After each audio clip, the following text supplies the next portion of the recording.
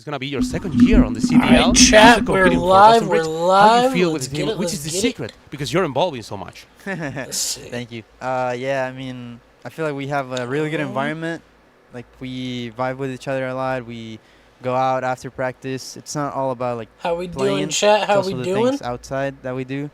And, yeah, I mean, I'm just happy to be playing with them and grateful to be in this position right now. I'm sorry, but I have to ask you for the secret. I mean, you have a secret, and we know it. Because you hit the record with the ace on Search and Destroy on the last map you played. Yeah. Let me know how you did it. I want you to do the same. Honestly, I don't even know. When the map ended, I didn't realize I had that many kills. And then after the match, I was told that I got the record. So, I mean, I didn't even realize I was killing that many people. But it was a team effort. Let's see, chat. And this is going to be your first time playing on a stage, on a Spanish stage. I'm going to do Let's swap into our mother song. Let's talk on Spanish. Vamos a darles una lección de español. Y oye, lo primero, vas a tener aquí mucha gente hispana que seguro que te van a estar apoyando. ¿Quieres mandar un mensaje a toda la gente que te seguirá tanto desde casa como también los que te siguen aquí en el escenario?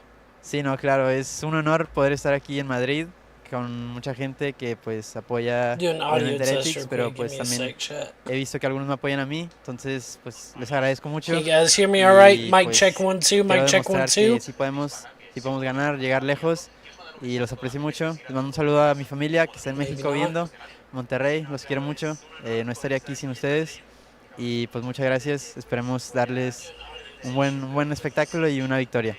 Muchas gracias. Esperemos que así sea. Muchas gracias, Snoopy.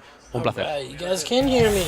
Let's so go, great chat. to have Yuli part of the show, and of course, awesome to hear Snoopy speaking his native language. So happy he is right now on this Boston Breach team, and you heard it from him. In game, he doesn't even notice how much work he has put in. Let's talk about the Boston Breach and how they've built around this star player, Miles. Well, I mean, he was a gamble, I think, in that roster, and he was obviously a player with a tremendous amount of individual skill. All right, let's get it. Let's get it. He hadn't delivered yet. I think this is the rise of Snoopy. He's more confident in game. He's more confident out of game. You can tell that his communication skills have improved. His game knowledge, everything is there. He's surrounded by good coaching staff, and he's surrounded by good players. Miles, as good as Snoopy is, Ant was saying it's maybe the best Boston Breach lineup we have seen in franchise history. Ant, why do you feel that is true? They've had world champions on the roster in the past. Yeah, I mean, I think just the roster composition makes sense this time around. I mean, you talked about it before, like Priesta and Slasher, they're accustomed to being on championship teams. They have a really good system, not building around a young rookie, right? You look at this team, and they're going to cater to his play style. And they've stayed together since last year after EWC, and they look phenomenal. You can see in the interview, he even said, like, we just hang out. We have a good time together, and it's paying dividends. It helps that you have Purge on the line. We'll talk about him throughout this series. But right now, let's turn our attention to Selim Draza and the Tiny Terrors on Atlanta FaZe. This is a squad that is known to top the regular season leaderboard. They're always in that first seed. This weekend, they enter with their lowest seed in CDL history, number 6 overall, technically the underdogs. It was actually unreal. Like the beginning of the Hex season, guy, Atlanta his FaZe stream caught up all even. of us off guard, I'm pretty sure. And the biggest thing was that the ARs weren't performing. And then we go on break, we come back, and they come out, slam everybody, and win the minor, and they beat our best team, Carolina Royal Ravens. So it's putting everybody on watch. Atlanta FaZe, honestly, favorites, even though they're technically an upset. Last time these two teams met up, it was just a week ago. It was a 3-0 for Atlanta, including a 3-0 on this same map, protocol control. Boston Breach. One of those players feel down. good. Do you with the red cards? Yeah. The double red card to start off. I mean, one, you got Snoopy, like you said. He's in his sophomore year. You want to get him confident coming early on. These are their best hard points and best search destroy so far. So you feel good there. Ali, we have seen so few 3-0s. This was one of them. I expect red card, protocol, Skyline, protocol. What happens on Skyline and protocol? Who has the edge? I completely agree with you. Honestly, it just depends which of the SMGs are going to come out hot to me. I have to lean Atlanta FaZe just because of that protocol we saw from them was so dominant, but Skyline is a big opportunity for Boston Breach if they get there. It's time to make it official and lock in our Scuff pick'ems, and I will go first. We're going FaZe. I'm dominating with a one-game lead. Atlanta FaZe is going to win this one. Miles, the Ross squad? I'm also going to lean FaZe. I think they've got what it takes. A hot Snoopy is one thing, but I think as a team, FaZe just got it all. Ali, you got some time here. Walk me through how this series plays out. How this series plays out, I think it becomes an early lead from the Atlanta FaZe. I think Boston battled it a little bit in the search and destroying the control, but I think FaZe closed it out on that Skyline hardpoint. I'm going to go with the FaZe boys. 3-1, and which game does Boston win? Boston's probably going to win that map number 3. Nameless. If you know, you know. So I'm going Atlanta FaZe. 2 times it. What does that even mean? Chris knows. You know? What did you say? If you know, you know. If you know, you know. Atlanta Face, If you watched, you know. Yeah. Atlanta You're a Face real does one. not go away. We got the crowd filling in. What's up, everybody? Thank you for making it out to day 1 of 4 here live from Madrid. Woo! This is the Yeah, first major of let's the go. 2025 Call of Duty League season, and we are about to kick off this first match in just 30 seconds. Yuli's going to be bringing out our teams. There's a lot to look forward to. Nameless, for anyone at their very first LAN event, what do you need to do while you're here in Madrid? You need to stand up and get hype, okay? Let the players know it when they make an incredible play. They feed off that energy, and the match just gets that much better. As a former player, I loved it when the crowd got into it. In the middle of maps, after games, bring that energy, man. Ooh, and stay quiet during the 1v1s in the Yeah. No. Give away. Also need to get Giveaway. Listen, when they're defusing the bomb, all right? That's what I'm talking That's about. fine. But in the 1v1, like, build that tension, okay? Yeah, But the also- silence is tension. Well, between the noise and the silence, make sure to take care of your voices, because by the time Saturday rolls around and you're like, I know. who's going to win this series? I'm like, you need some water, and you need some kind of like tea. Honey. You need something warm and safe on And that. if Let's I go see you get leave the coffee restroom here without in washing just your a hands, minute. we're going to have a problem, Yeah, yeah. Spain. Let's get into Yeah, this dabs, one here in dabs just only. a moment. But first, a reminder of the bracket. Here is where we are at. Our teams have made it into the top 8. They're in your winner's bracket. What does that mean? They have 2 lives. You lose once, you drop down to elimination. You lose there, you're out of the tournament. We have some serious money on the line, but this will also impact your overall COD champ seeding. Boston Breach versus FaZe. Loser of this one drops down to Cloud9. Oh, Is that a tough next matchup? Are you worried for either of these teams? I don't know. I do know that Mac has actually injured himself. Thankfully, it's a below the waist injury. That sounds weird, but he hurt his knee playing basketball. He's absolutely fine to play, but he's in a degree of physical discomfort. Below the waist injury. No, wait. But the last time Mac was injured and sick on stage, he had a flu game and was like absolutely slamming. Do you guys remember that 2 back years in ago? Vanguard. That was Way a long back time in the day. ago. That was a long time I don't know ago. if this one counts, but hey, look, Cloud9, we'll see. We'll see how they perform. Again, they've had some interesting runs online. We'll see if we get another triple out of a Van nade. I don't think it's going to happen, but hey, we'll see. I think I'm most excited for the Gorillas, man. They have a lot of fans here. Like, we're talking about teams in the losers bracket, and also, like, they're just a roster you expect to be a lot better, right? We've seen good moments in maps, but 3 world champs, like, bro. can we win some series? And I want to see them go crazy. What do they have? 1 win coming in? Yeah. It's not been good. It's not not bad. looking good for them. Has their work cut out for them. All of our teams, though, from today will be coming from your winners bracket. Up next, we'll have Toronto facing off against Vancouver. It's literally Surge. going from You're gonna bottom see to Carolina top. versus LA Thieves, and we'll In this close order. out the day with that top My match. picks are I got Austin FaZe for the taking first on one. Miami Heretics. Got I'm Ultra told for the we're second just waiting on matchup. one player who got nervous Thieves before for the this match. We are matchup, and then almost obviously ready. Let's talk Optic for Atlanta sure. here for a moment. It's for sure Selly. Celium? Yeah, 100%. We're taking bets. You think he gets nervous? I think everyone gets nervous. That guy He's is nervous dialed. because he cares. That's why. But again, I think right now Celium is in possibly the finest form we've seen so far, especially in Black Ops 6. He's a force to be reckoned with in every situation, every single mode. The Celium Index is something that, again, it's such a deep cut, but it truly is a statistical anomaly, an individual who does things that no one else can. We love Celium. Do Simp and Abizi both need to go positive for Atlanta to win? No. No, I think for me it's probably Draza. I think when it comes to Atlanta FaZe, he's not only had the most pressure, but also the most impact when it comes to this team. Because you talk about filling in that 4th player role that they've been shuffling for so long, and they thought it was going to be Draza. Then they fell short. Then they go to EWC. Then they win EWC. They start the season. It's really slow, and now he's performing once again, and they're winning. So I think that's going to be their X factor. I like that call out. On the other side, we got Purge from Boston, and this is Damn right. We used to call him the Damn unsung right. hero, but then we all started hyping him up. He's actually living up to the hype and then some. We saw a 45 and 20 game from him on Vault. This guy has takeover series, but how do you get a consistent performance from him on LAN? You've had a consistent performance from him online. You just got to bring that right over to LAN, right? Bring that same energy. I mean, when you talk about this team in HP, he's leading the team in damage, something that nobody would have expected Look at the hops. when you looked at this roster composition. He just looks comfortable, looks confident, and more importantly, he's been taking over search and destroys, like taking over. And even in some of the search losses, 14, 15 kills for the L, so Purge is that dude. The players are ready. We hope you have your pick'ems in because they are locking right now. It's time to kick off our first match of the day as we send to the stage with Yuli. Welcome to the first 2025 Call of Duty Major. Bienvenidos a Madrid, amigos. Han sido casi 5 años desde la última vez que tuvimos la oportunidad de tener un evento de Call of Duty aquí en Europa. It's been almost 5 years from the last time we got an event like this in Europe. Let's prove to every single one that the European crowd is nothing compared. We are going to cheer for every single team, we're going to cheer for every single one, and we're going to prove that we deserve much more events in Europe. And now, let's get ready and let's give a warm welcome to Boston Bridge!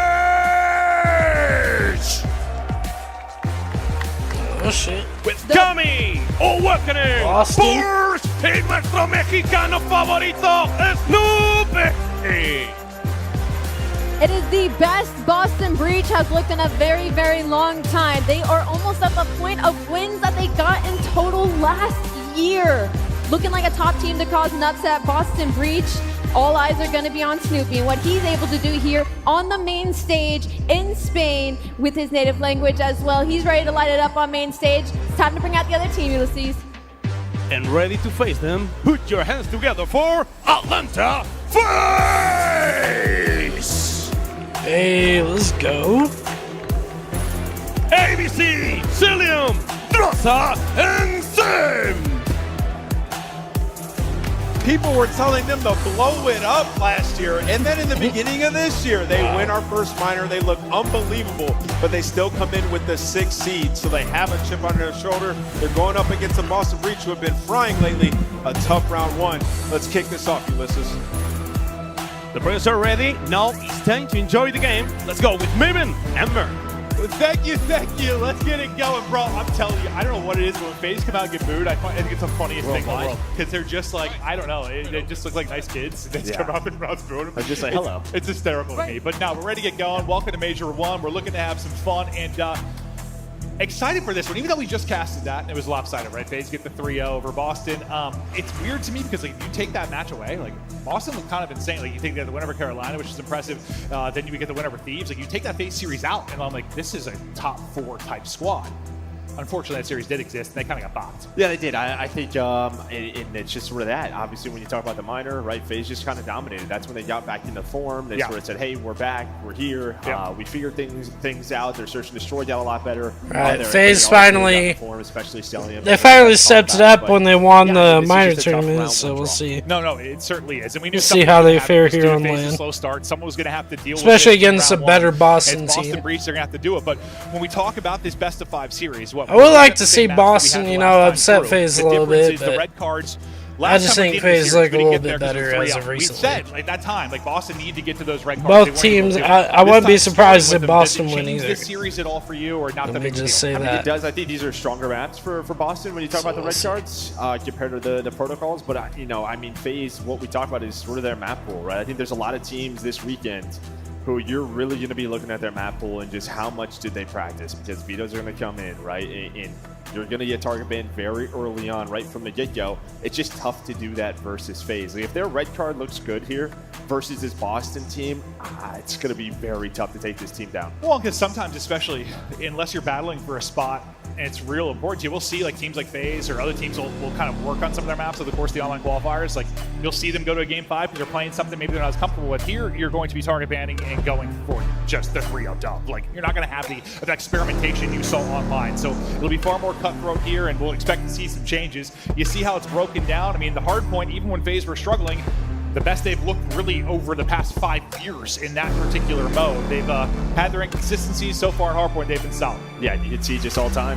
They kind of dominated this last win for Boston was almost 800 days ago versus Atlanta FaZe team. All right, here we go. Let's get into it, chat. A lot in the positive department, but that certainly is a wild one. But away we go. Major 1 in Madrid kicking off. FaZe Breach to start us off. Red card and an 8 from Abizi to get us rocking and rolling. But Cell is the guy that really seems to get right back into his comfort zone. He's been a lock for the numbers, and well, maybe the best player in the world, the best player on time, all time is Sip, and this guy, I mean, he just doesn't really lose in round 1s. You don't see it very often for this FaZe team. No, I think the big thing with Cell, right, when we talk about his stats, it's just like, it's a timid dashy stats-wise. Maybe you can throw in Scrap, but right now it is very much a Jackal world, right? We're starting to see 3 subs.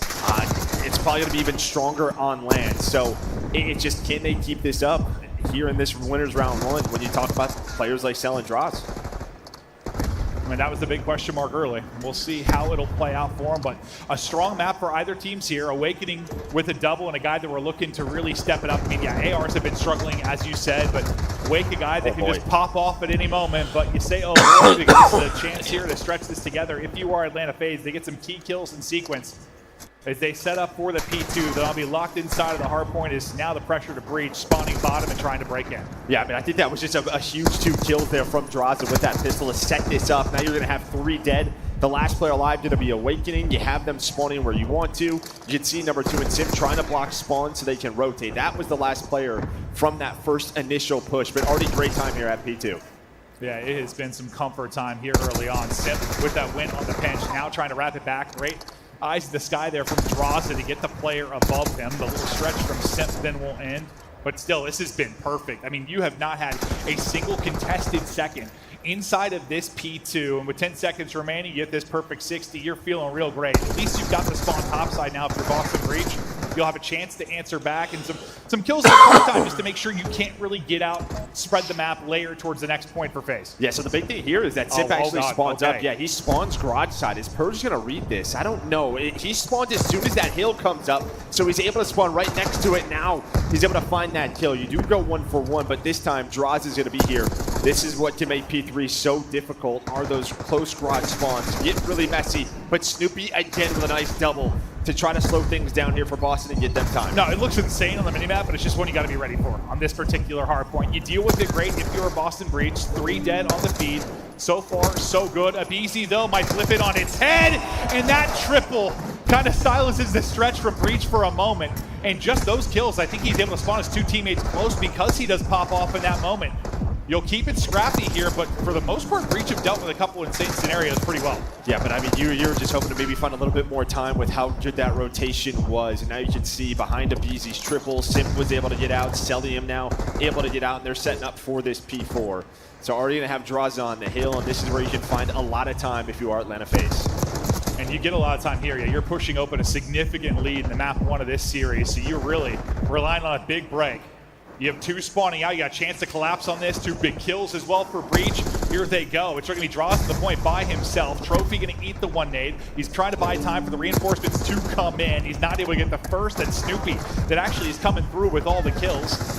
Nice sequence from Breach, and they're able to get in for now. But of course, it's Abizi that at least gets 2 again to keep it mixy. He was the guy really throughout the minor was Abizi. Like, I mean, he kind of got them rolling, right? It was obviously that Sim, 1 versus 4, but Abizi has been so consistent throughout the year. And again, another multi-kill for him. Some split spawns coming for Boston Breach early in that hill to get them on the time, but you're still going to have a 30-point lead as we head to P5. Yeah, they got like 2 openers plus the split. And next thing, it's like a 4-on-1 collapse. Yeah, it went about as good as it could. Trying to find the opening on the other side was Abizi and Draza. Cammy and Snoopy not allowing it to happen, but you will have Celium playing off the headies here and trying to shut it down in and around the hard point. Is everyone vying for control? The Tiny Terrors, though, go big. They're able to get 3. Last guy kind of out deep is Cammy. He's going to get picked by Draza, so you'll have a nice setup, 40-point advantage for FaZe, and a good position for them. Yeah, there is Cammy kind of going for that pinch, but Simp was able to read it. So just all the kills right now in the feed have been Atlanta FaZe. The ARs come out. Simp's going to pull out a 3rd one for this hill. He's going to be on 5 in a row. He's leading the way with 18 on the map. And this was the problem for Boston Breach. The last time these 2 teams played was just a slaying. I think Snoopy was around -20. Awakening was right around there. They kind of just got dominated when it comes to the slaying department. Yeah, Simp up to 19 now. Well, he's been getting the slaying done, but also a couple hard points. He's been that guy that's kind of dealing with that spawn out, making sure like the big flip doesn't come in, trying to read spawns to get kills. He's been able to do it all. On 20, another one for him through with the headshot. Lee just slowly building. Like, what's scary territory for you here? Like honestly, like I think they're kind of lucky this isn't worse. I mean, when you look at the scoreboard and see outside of Snoopy, you're not getting much production.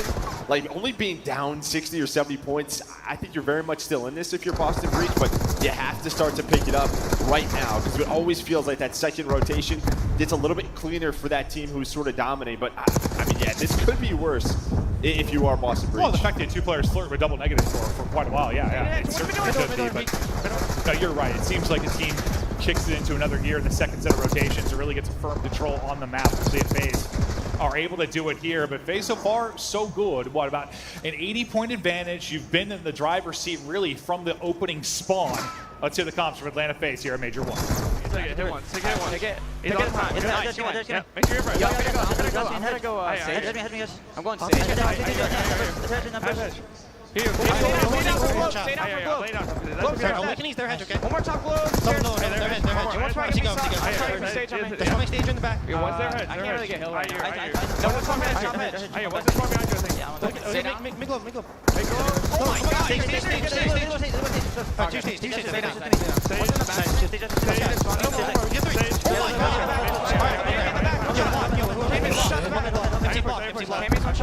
My bad, chat. I'm trying to still share the stream and shit. Helmet.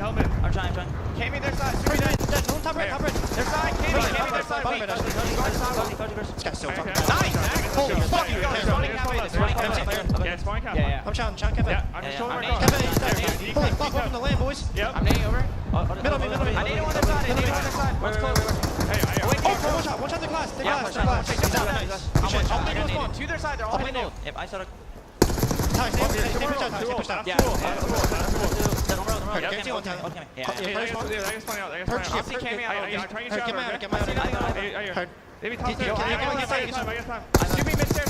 awakening mid in one stage, going front left. I missed that. Nice, Chris. There's spawning in the back. I think two spawning in the back. Go mid-stairs. He's weak, mid-steps, awakening. Two.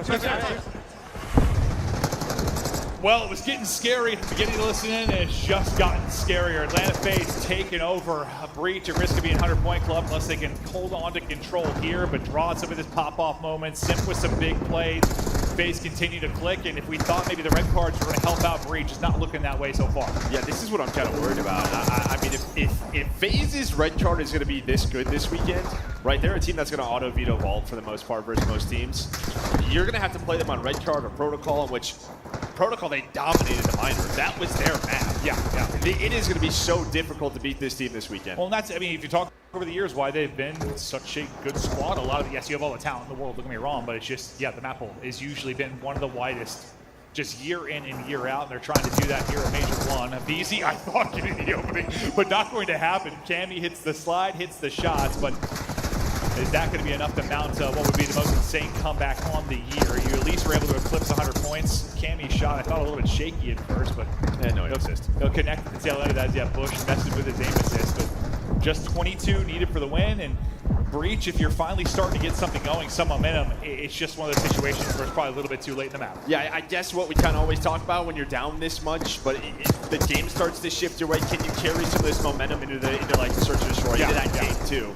Still a chance. If FaZe going to get in any scrap time, going to put them that much closer from winning map number 1. Yeah, FaZe are taking this map 1. It's get rid of the frustration. Get warm and get rid of the frustration. You're probably like pissed off. You're getting slammed. At least if you're starting to light it up in the feet a bit late in the map, you start to feel good about something. But you'll be 10 away from the victory here as our next hard point pops. Simp approaching 40 on 35 right now, and his Purge gets a double. It'll be him trying to answer back with a multi of his own, and he's able to do just that. 2 for him. Teammates now in, and that might be the one to decide it. You're spawning out pretty deep from the point if you are Boston Breach. All control here to Atlanta FaZe. A real team effort there. No bomb from Self. You didn't need it. Everybody putting on. Map 1 is a blowout. As Atlanta FaZe dominate the red card. All right, FaZe. Take the map 1, hard point. As good as Boston Breach has been, this was just like the one probably toughest matchup for them, right? We just saw it, and it just feels like we saw last year. Like matchup-wise, if you go from team to team, and for whatever reason, well, I mean, a lot of people have trouble with Atlanta FaZe, but this is just one that doesn't seem to go their way. And just for anyone, really, like if you were in that top 4, this is the one you didn't want to face round 1. Like, you were hoping it wasn't going to be Atlanta FaZe you're going to go up against. That's just due to what that 1-3 start that they kick off the year in. So now, more pressure to Boston Breach to try and answer back. If they thought maybe the change up in the order of the best of 5 map set was going to help them, it certainly doesn't there. FaZe go up, 50 to 60 early and really never look back. I mean, that was just a dominant one. There's not much you can take away from it from a positive standpoint for Boston Breach, other than maybe the guns got a little warmer towards the end. Yeah, I mean, Soupy had a pretty solid game, but I mean, you just look at the stat lines. Simp just from the get-go. Draws had a couple of big multi-kills. into the amount of non-traded kills that those two have. They just set the pace. I mean, maybe like the one big damn Sim 38 and 21. Where like you finally had some control. Almost shot the 40 bomb for Boston early on in the game. But I mean, it's still a 30-point game right from this point. It's just like as soon as that second set of hills got going, they just did not find many kills. We're wondering when FaZe is going to turn it on. One of the slowest starts, if not the slowest start they've had, is that core 3. When you talk about the inception of the CDL, it was surprising. I mean, there are a lot of, listen, here, they get booed as they come out. There were a lot of people that were very happy that they came out struggling early, but it just feels like the break happened, and then it was just a totally different team. And you know, you just wonder what it is, if they were, you know, playing the game wrong fundamentally, or if it's, you know, we suspect it's more, listen, that core 3 is playing together a long time. We're talking like 6 years. To stay on top, and yes, I know they haven't necessarily won the most events every year, but you've been on top. Like, you've had the most CDL points. You've been a contender year in and year out for 6 years. I don't know, man. It's just hard to do. Sometimes you just have to remind yourself, like, we got to do all the little things we used to do that took us to get here. We've got to communicate better, whatever it is. Like, they may just had to iron some stuff out. Yeah, I mean, they're like married couples. Yeah, I mean, that's right? just like, what it is. When you play together this long, like, I'm sure a lot of it was just little stuff that other teams don't have to worry about. Or like if other teams do worry about it, they make a change. Whereas this team is just stuck through it through all of it. Yeah, here's that game flow from map number 1. You just see sort of the middle, right from that P4 to the P2. They just kind of flatline this Boston breach, and I mean, you get a massive FaZe just from the get-go, and that just gets you the map win. Yeah, that'll they be dominated that on one. a map like Red Card. But now we get to Search and Destroy, where we'll see if Breach can bring it back. A look at how the maps are going to break down for it. But for those in attendance, those at home, welcome. We're looking to have a whole hell of a lot of fun. If you're on the West Coast, good morning. I know it's interesting for us here. I made it through pretty well though. Like how you doing? Like jet lag wise, I'm good. okay. I'm good. We had a plan and it worked. We did. We got stayed here. awake. We stayed up all day. We walked around park. We did some shopping with Allie. We went exploring. But that first day we got here, Tuesday? I was a zombie, but we stayed up all day. That's all we had to do. We made it tonight, and we're good. We're locked in now. I was working. You know me. At least we haven't been here for years. Wait, is it like 2019 was the last time? Yeah, 2020. Yeah. But I used to be. You know me. I got it bad. Like jet lag, I was always bad. I never like followed that rule of staying up. I just come in, like, oh, I'll take a nap. It'll be fine. Then 8 hours pass, and you're just screwed up. But so far, so good. Feeling good. Yeah, that might be a thing with the players too. I mean, it's not something we're going to talk about much because we don't know who's dealing with it, but. You gotta imagine you've competed across the pond. No, I would expect some upsets, honestly. Like, yeah. I mean, is that big of a deal? Yeah, no, 100%. I mean, it just really depends. But yeah, I think these guys sort of take care of it. But you can see right here, just sort of days since the last win. I mean, yeah, you have FaZe and Optic there at the top, and then it's Ultra, but it's been over a year for them. My God, we'll see what upsets we'll get this weekend. I don't know. I mean, we were kind of, I feel like a couple weeks ago, we weren't really sure how things were going to shake up. We weren't really sure where the separation was. I think we still have a lot of question marks. Like, we're not sure how good Ultra is. I don't know what I think about Thieves. I think my gut tells me we're looking at like a FaZe Optic type final. Like, they seem to be the two most consistent teams coming into the major, but who the hell knows? I feel like, yeah, I mean, it's those two since the break that have just looked like they know the game better. Individually, 100%. The stars are going off, but outside of that, yes, there is a ton of question marks. Absolutely. Across the board. Carolina's starting to go the wrong way. This Boston team, outside of this FaZe matchup, how well do they play? Vancouver Surge is on the up and up. Like, there is just a lot of shifting parts. All right, another red card. This town Surge. 3 straight, so it's like, who knows? They might be a team that turns up on lane because they're competing from Vancouver. Like, I got no idea, but hopefully it's going to be entertaining and a whole hell of a lot of fun. But map 2, answer back time now for Boston Breach. They want to avoid the O2 hole because you're thinking protocol. I mean, we go there for the control. It was a 3-0 slamming, so they need to get this map. They need to. And you saw the records there. This is really where FaZe struggled early on in the year, but then started to turn around since the minor in the Search and Destroy. But Breach getting aggressive over towards B. Now, Bomb is still in spawn, so this is really just maybe a Faker just clearing out the room so Snoopy can get here. We have one player in the back, but all of FaZe are here. They have the info. They're not seeing anything A side. All 4 players from FaZe in position now to defend the B side. Yeah, I mean, he's just laying there that entire time to set up the trap, and then he goes ahead and pounces. Cammy does get one to bring it back to 3 versus 3, but quickly that'll go away. Now they are just swinging on the final player. FaZe able to strike first in the round 1 as they collapse on him on A. I mean, that's all info, right? I mean, you see nobody outside, and Somebody's calling it. It's a B hit. Everybody rotate. All 4 players. You give up that outside bomb site. You're all here. I mean, you got some forward space if you were Boston Breach, but yeah, they just get caught. Bomb wasn't there. And yeah, I'd say it's just like if you have that space, well, you have to act quicker, or you need to show something at the opposite side. Like, what needed to change? Well, I think maybe you show some info on the outside, but it felt just like maybe they were playing for some info. That it's just Snoopy with Bomb wasn't really there. It was just really a 2 versus 4 on the site.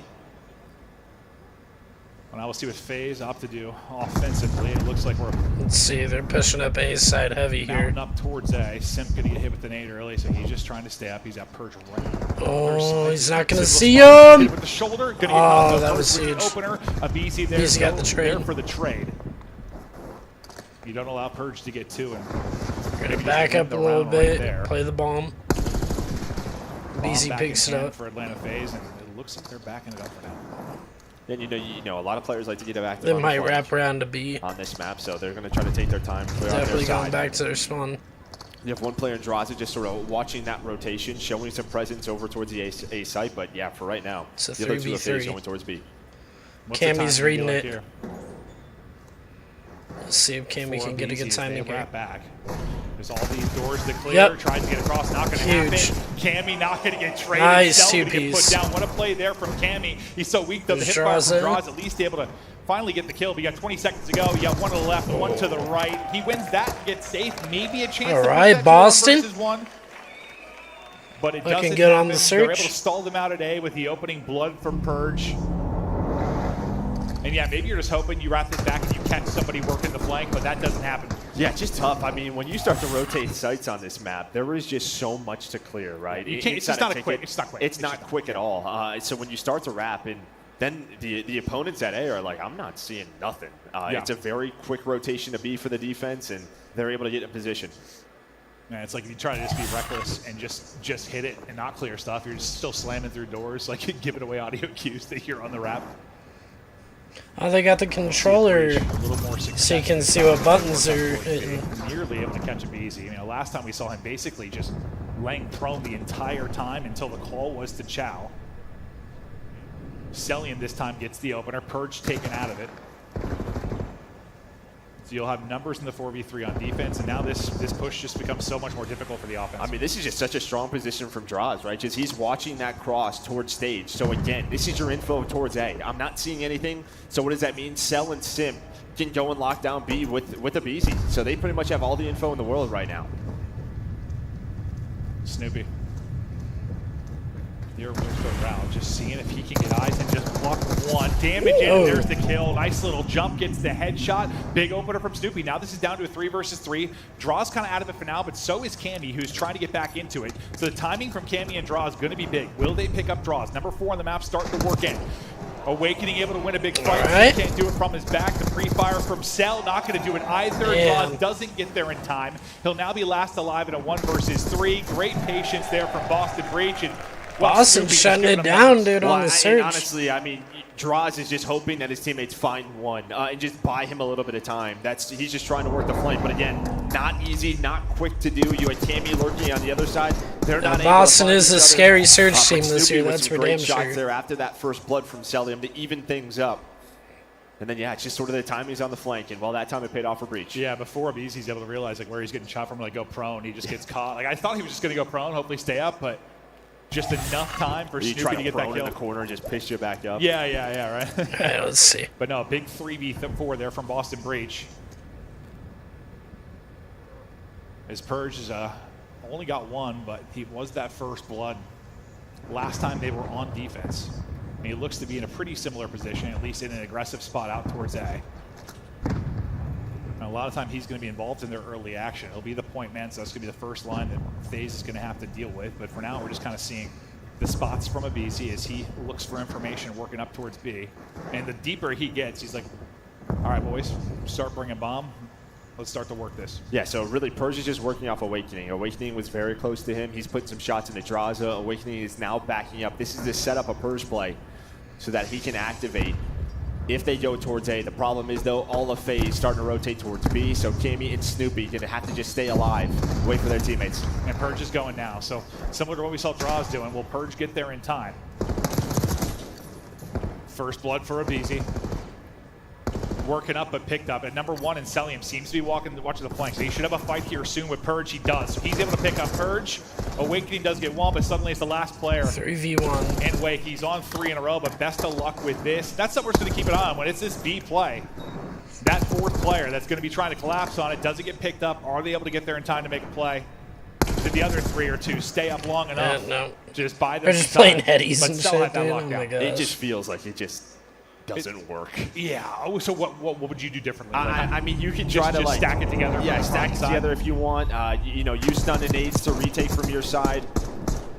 Or yeah, maybe like a double flank where you try to pick off Celium and then collapse from that way. But it just feels like every time there's a B play, like we've seen flanks work on A, right? You take their top window, you have like this crossfire come in, but this B flank from time and time again just feels like it takes so long. And well, throughout this map, each team has lost it. Yeah. Wasn't time and time again on the bingo card? Was it? It might be. I haven't said sexy yet, and that doesn't count. Okay. Well, got one. That doesn't count, Ant. That doesn't count. 2-2 though in the search is Breach. Tried to answer back to tie it up 1-1. I was pissed when I found out Chance didn't bring his sweater though. That just hideous purple and black one. It's gorgeous. Yeah. It's gorgeous. To his grandmother, maybe. Oh! Drazda brings it back to a 3 versus 3. Awakening gets another one as he's up to 5. He died on a 3 spree before heading into this round, so he's had some great stretches for Breach. So they'll have it planted with numbers 3 versus 2. Abizi though. Oh, Abizi. He's just gonna go. Finds a great one. Chow's the second one as well. He'll be weak from the fight with Simp, so he's able to turn this into a 1 versus 1. 30 seconds to go. Cammy versus Simp. Or Abizi, sorry. Cammy hasn't shown. There was, again, this weird timing with Abizi. So Cammy has no idea. He's going to check it, but Abizi does not have a lot of time. 20 seconds. What is the timing like going to be for Abizi? Oh! Just doesn't hit the shot, and now Cammy just trying to play his life, but gets taken down. Gotta run. Now it is a foot race to the bomb. 7.5 to the fuse, and Abizi able to get there. I thought it would be closer, honestly. But That's crazy. A couple seconds to spare. He gets 3 in the round. And yeah, I thought the route he was taking through lobby, I'm like, this is going to take too much time. But like, luckily for him, the second he gets top to second, like he gets eyes on him.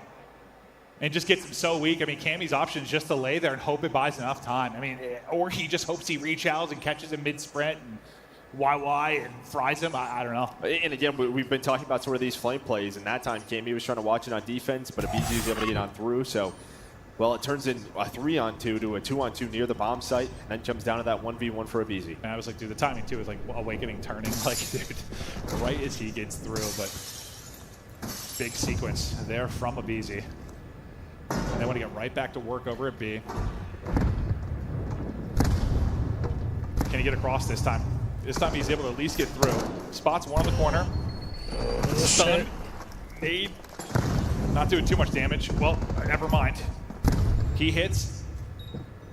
What, Purge at the door, also hit down to 44 himself. This is a switch up though. All 4 are here. Nobody working the flank. So Cell is by himself. You have numbers for now. If you are Boston Breach, but yeah, Cell gonna rotate over. He knows the play. 30 seconds on the bomb, and now Purge gonna try to take his route.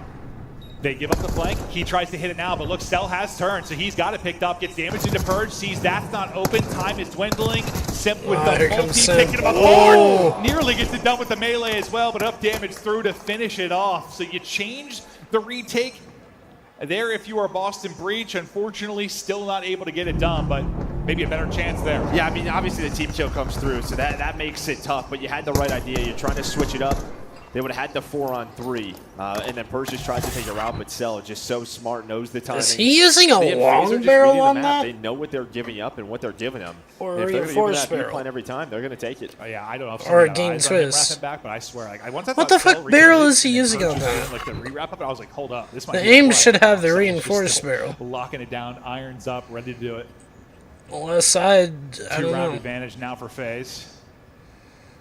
Let's see more people using that reinforced barrel. I know that. See what the offensive hit and how it develops now for Boston Breach. As they slide across. Some shots coming in from lobby. And you're playing this pretty passively in your phase. You really back this up. So A site kind of open. You're obviously going to be able to get shots in, but oh, now they're starting to push it back out. Simp inches his way forward. And again, just all info, right? So you still have a BZ playing B, but he's not going to see anything. Everyone else from FaZe going to play towards the A site. 45 seconds off, and well, you go 1 for 1 at least. I'd say you're challenging Cell with the AR from that angle. But now Snoopy, it's his turn to get active and try to make a play. And well, he's going to make it. He's going to find Zip. Awakening finds Draws, all down to a BZ. He just played so deep defensively. If you're FaZe, a lot of map open to breach, and they take advantage of it. But a BZ, he's already had a clutch. I say, don't let the man do it again. This time they shut him down quickly after he gets 1. And that was one of those rounds you really had to win if you were Boston Breach. Yeah, and they just take their time there. Right there does Boston Breach. I mean, Awakening's the bomb carrier, and with 20 seconds left, he doesn't want a BZ to find an opening to make a clutch play, right? Maybe catch someone on the bomb planning it. He just stays there, waits for Cammy to rotate, able to find the last one. But as you said, yeah, much needed round there for Breach. And we'll see. I mean, this is the big question, though. They work that B plant. How do you deal with it if you were Boston Breach? You've tried a couple of different things now. Do you set up early, deal with it, and then FaZe just hit A, though? Well, it looks like they're sticking with their same strat with Persian Awakening out here, right? Persian's going to try to lurch on one of these staircases, go right back to his setup. Bait Awakening, so they've kept it very similar. But he's not going to find a kill. At least there's a team kill from a 1 for 1. Awakening just going to get out. Oh, my God. Doesn't quite get out. The reach-out in. He just could not escape. At least he got 1, I guess. I mean, it looked ugly at first when Simp got around the corner. I thought he was just going to get dropped instantly, but you have numbers if you're FaZe. The map kind of flips on its head now. And FaZe looking to wrap this all the way around towards B. Snoopy just got info. So you know the last one's here, though. No, Sally for that pinch right there. Dude, Sally, I'm got him. And now it's all down to Cammy Bomb being Read it like a book. He's in a position maybe, but yeah, he's going to have to open a door. Can't get the first or the second. Looking tough in FaZe. Again, 5-3. For a second, I thought he's catching the bomb planter, and then maybe he's got a one-on-one for a second. Cell is going to have to track back. It's so let's see what close happens here. to Cammy maybe catching them, but not going to happen. And yeah, I mean, just the fact that FaZe were able to take out Purge, then also like Awakening just could not get away from that with his life. You take numbers early, wrap it, get bomb planted, and control things from there. So far, they've handled their post plants. We'll take a look at it one more time. There's a BZ, he ends up getting 2. And yeah, he just gets so much damage into Awakening here. Like, I don't know. If he had help there, maybe you play your life a bit, but I think he's by himself. And you just know he's spreading out. He's trying to catch a timing. Yeah. Kind of what we were talking about earlier. Like, that's your only option. Like, the what can do in the 1v1. You lay there and hope the time pays off, or you just catch somebody. Oh, shit. I mean, Kenny's 1v2, pretty good example recently. He pulled off on Hacienda. Like, just catch someone and smoke them. But first blood again to FaZe. Numbers, though, down to a 2 versus 2. Salim's using the reinforced barrel. Cell trying to trade shots, not going to happen. Hold up, Boston Breach keeping this alive. All in draws now. He's nowhere close at all. Still a lot of time to it, 50 seconds remaining. FaZe can take the 2-0 edge with the round win here. Breach can continue to push this. I mean, you had a nice setup there from a BZ and Simp, but it was traded effectively. And then again, this Draws starts to work the flank and Cell gets caught. So he's into a clutch scenario. He has a good read on it. He's able to spot one. Is like checking maybe Awakening is watching that cross, but he's prone. So nice little off angle there from Awakening. 5-4, 5-4. He had the read, but you said it perfectly. Awakening just lying in wait. Kind of like what happened to Snoopy in the last round. Like thinks he catches the time to get across and not able to do it. So they get within one again. Other tab. Wow. Just can they pull off back to? Oh no. Yo, yo, yo. This is Skibbity Ohio. FaZe up, read my chats. What's up? Uh-oh. Chrome is breaking down a little bit here, as you can see. Just have to relaunch it. Thank you for tuning in. How's it going, Mr. Burr?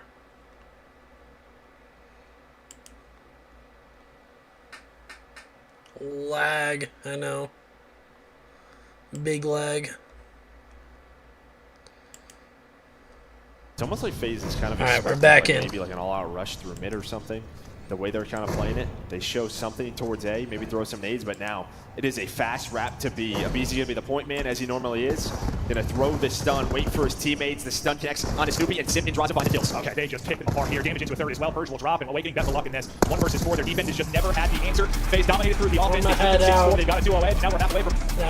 Thank you for leaving a like, Mr. Burr. If you want, you can stay tuned in. FaZe won that search, as you can see. They're up 2-0 in the series.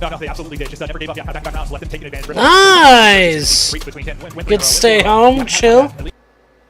That's what's up, that's what's up. Yeah, 2 and 10 on a Purge, 4 for... Dang, Abizi went 11 and 7. Category 7-3, that's a big deal. 7 non-traded kills. Caught in a lot of the plays, right? He tried That's to crazy. shut down. He tried to like work the middle of the map quickly on. Yeah, if you want, you know, stay in here and chat and chill. And do I have you as a moderator? Like they know how he wants to play. They want to take him out. How do I make you a moderator? If we shut him down the opening, we have the best opener in the world in Abizi. That they're going to be add as they're moderator. Pretty good. They're able to do exactly that. Just dominate the early rounds. And Purge, just who's been far more consistent this year. There's nothing. It's been tough for him at 2 and 10. No, I mean this is a team like, you know, FaZe. They just they're watching a lot of prep, doing a lot of VODs, and sort of like, all right, who do we need to shut down on these maps? Who are the playmakers, right? Here, I'm making you a standard moderator. That name, right? Make sure they know where Purge is. Certainly. Well, before we continue on to our map 3 and see if FaZe can shut it out with 3-0, we're gonna kick it back to the desk quick to break down our first 2. Thank you, gentlemen. This one WW? looking even worse than the previous meeting between Boston and Atlanta. You saw a beatdown in that first hard point. Welcome back to the desk. I got Alley Cat and Nameless as always, and today we have a very special guest with some fantastic hair. Miles the Ross Boss. Thanks, mate. Why are FaZe booed wherever they go on This is in Spain right now, This team Greg. is so good. Well, I don't know. This is crazy. Well, they're fans of as passionate as their haters. That's all I can say. I know there's a lot of Well serious FaZe fans out here, but hey, the biggest FaZe fan right now is me. I love Sim. He is unbelievable. Yes. He took over map 1. Yeah. It was a very, very, you know, a classic Chris Lair performance. I enjoyed it a lot, man. He was there picking up points. He was there picking up rotations. He was getting the kills. All right, sounds good, Mr. Bird. Thank you for dropping by. I think that map 1 was just later. Like Love I said, you it too. was a big opener. Atlanta FaZe usually comes out really, really hot during these weekends, and then sometimes kind of taper off near Sunday. But for me, like, it was just unreal. The P1s and P2s of Atlanta, they outscored them on P2 like literally 90-5. So Boston Breach a really, really slow start out of them. But I'm happy to see Draza and Sip spawned in the map 1. Nameless, I know you're a super fan of Awakening. You have been for multiple years. He just had a terrible game 1. Do you think he can bounce back in the respawn? Well, he bounced back in the search and destroy. He was playing phenomenal. We'll get into the search here in a moment. So, yeah, I have faith in him. But, yeah, when you talk about Atlanta FaZe, crazy performance. They're hard to play against. I mean, they pick up on things the other teams don't. You're watching the ticket hill right here. I mean, both times just phenomenal on this hill. All right, chat, while we're on this little break here between the games or between maps, I'm going to go use the restroom real quick. I'll leave this running and everything. I'll be right back. Bombs like that on you. 98 seconds of hill time as well, over a minute for Simp. These two are cooking. And map 2, though, some games you just see a BZ get shut down. This was not one of them. Or no way, if map 1 was all Sim, map 2, it was all a BZ. It was all a PC. I mean, he's called the First Blood King for a reason, or the First Blood Demon, depending on which side of the coin you want to go for. I mean, just the aggression that he was setting on so early, because it was just defense after defense after defense, and then it's that one attack round where BZ just literally flies into B. He has no fear. He's checking every corner. Nobody's trying to contest him. He ends up dying first, but it's just enough pressure to allow his teammates to get that bomb down and win that round, and that was the momentum change to that map number 2. Yeah, I mean, their attack rounds were awesome. Yeah. They had a lot of great B pushes, and, you know, it's very hard. It's like, what do? Do you flank? Because then Celium's watching it. He's going to pick up on that. Or do you just stack it, and then Abizi's going to pick you apart? And that's kind of Atlanta FaZe thesis on the map. It's like, okay, Abizi, go work it, play for information. We're going to use our attacks, and we're going to clear B and get the bomb down. It worked every single time. And then Miles, the clutch was just unbelievable. Hey, that's the icing on the cake. Another thing for me now is seeing land for the very first time here in Black Ops 6. It looks crisp. It looks clean. It does, Our players are taking the advantage of that very, very low latency. Players like Abizi, players like Celium. I'm challenging. I'm going to hit as many bullets as I possibly can. I mean, moments like that, the clutch is a great example of that. That's not as easy to do online. You got to get a little bit of magic. But on LAN, it's pure skill, and it's all good. Is there anyone on Boston that could just like realize that and flip the switch? It seems like Snoopy's not having an issue. I think any of them could do it, right? Yeah, I mean, we've seen huge moments from them, and like you said, we watched it. Awakening bounce back in that game to Search and Destroy, but now you're down 0-2 up against Atlanta FaZe. Like, this is a tall task. We've seen these players have reverse sweeps before. It starts with control. Protocol. Oh my yeah, I was going to say, let's take a look at the bracket because with Protocol Control coming up, one of the few 3-0s we have ever witnessed occurred on that map. If Breach drop this next game, they go all the way down and play Cloud9 at the bottom of that elimination bracket. Yeah, that's tough. I mean, everybody likes to bully me when I say that Cloud9 would be a hard pick, so maybe they get their warm-up here to drop down to that Cloud9 and then push their way through the elimination bracket. But the biggest shock for me right now in Boston Breach is like Snoopy started the warm-up just a little bit, but we've got to get more out of Purge. You know, he's been around the block before. It's a very uncharacteristic performance out of him in map number 2. I predicted Boston Breach to win this protocol. I think they bounce back here, but I do have Atlanta FaZe still in 4.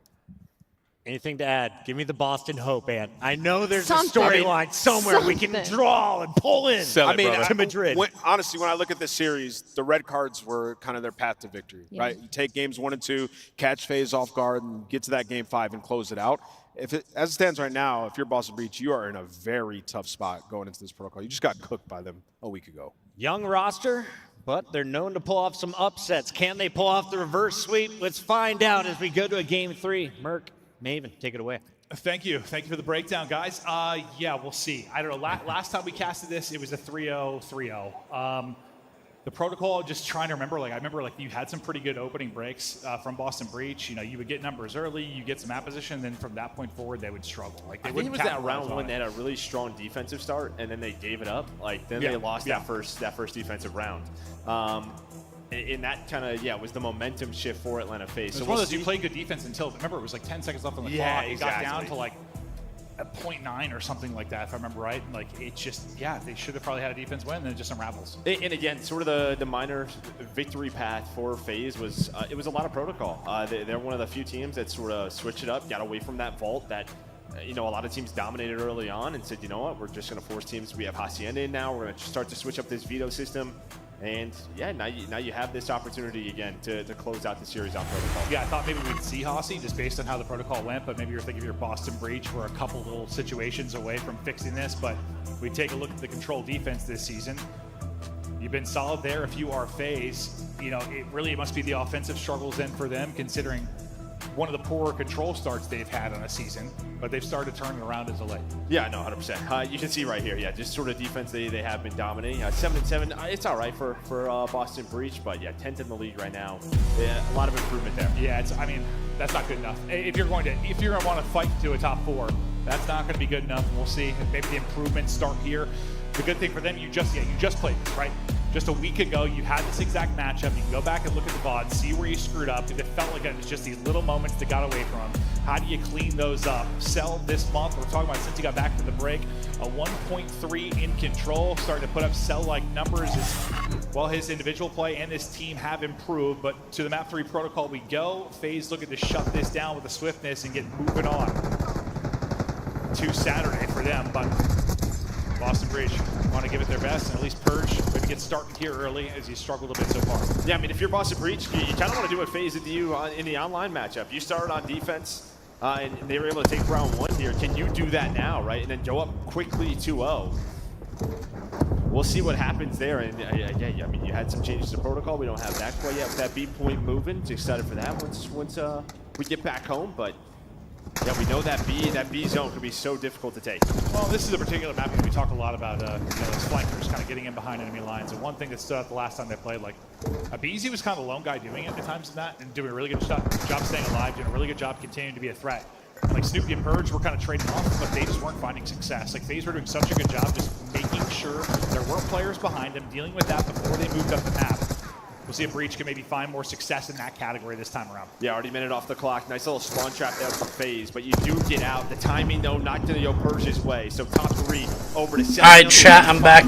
Just saw his stats, and that is going to be all 4 dead. Not the round 1 you wanted if you are Boston Breach. You don't even have a tick of work right now on either point. Yeah, and Cammy and Awakening are in hell. They're both 0-4, just getting choke slammed on spawn. This is going to be one of the more dominant rounds you're going to see. 24-11 in lives. This is a slaughter out the gate. Wow. Protocol has been all FaZe. It continues here. That is diabolical in round 1. Like, FaZe is tearing it up on that, dude. Yeah, I mean, That's only the first round? That one. Like, Right, good job. Guys, it was tough. Let's just go again. Let's just do the same thing to them that happened to us, right? Like, that's how that goes. Hey, guys, it looks like we're going to losers. Bro, I don't know. Like, yeah, I mean, there's nobody talking. What do you say after a round like that? I mean, we've all been there, right? Like, Dude. if you're an AR player, you spun up on attack and protocol, you gotta run up some stairs into a sub. It's just not fun. But that's like the longest stretch I've seen of like spawn slam. We've seen like a wave or two of it, but that was like a solid minute, bro, of just getting slammed. Yeah, 0-10. That's not good. Woo! Selden die. Yeah, that's pretty good. Holy hell. Well, let's see if Breach can fare better offensively or if they've just mentally been cut out of this one. Snoopy does get some openers. Now he gets this position. This is where FaZe were pretty good at dealing with it. Like, you let him get one, maybe two, but don't let him get lost. Don't let him play his life a ton. They deal with it pretty efficiently. But as they try to get out towards mid-map, that's going to get shut down pretty quickly. Simp's going to be really the only one out. Cell still playing passively here. He's got a streak to work with. He wants the double-digit streak. He's able to do that, and he's now out to 10-0, and we got some classic Cell gameplay. Yeah, he's got a Hellstorm if he wants to use that. But yeah, I mean, really, Sim's just going out. He's just pausing the clock, and Cell's just pretty much saying, I don't want to lose this building, right? Because that is when bad things happen. So, yes, it's very slow. He's playing for himself, but just trying to allow his teammates some room off spawn. He's also hitting shots like that. Yeah. That will be 3 dead. Awakening be the one player alive, just trying to stay alive mid-gun. He does a pretty great job finding a second there to allow Breach maybe to still progressing on A, though. Like, boys, I think I'm not going to die this map. Yeah, probably. Play for it.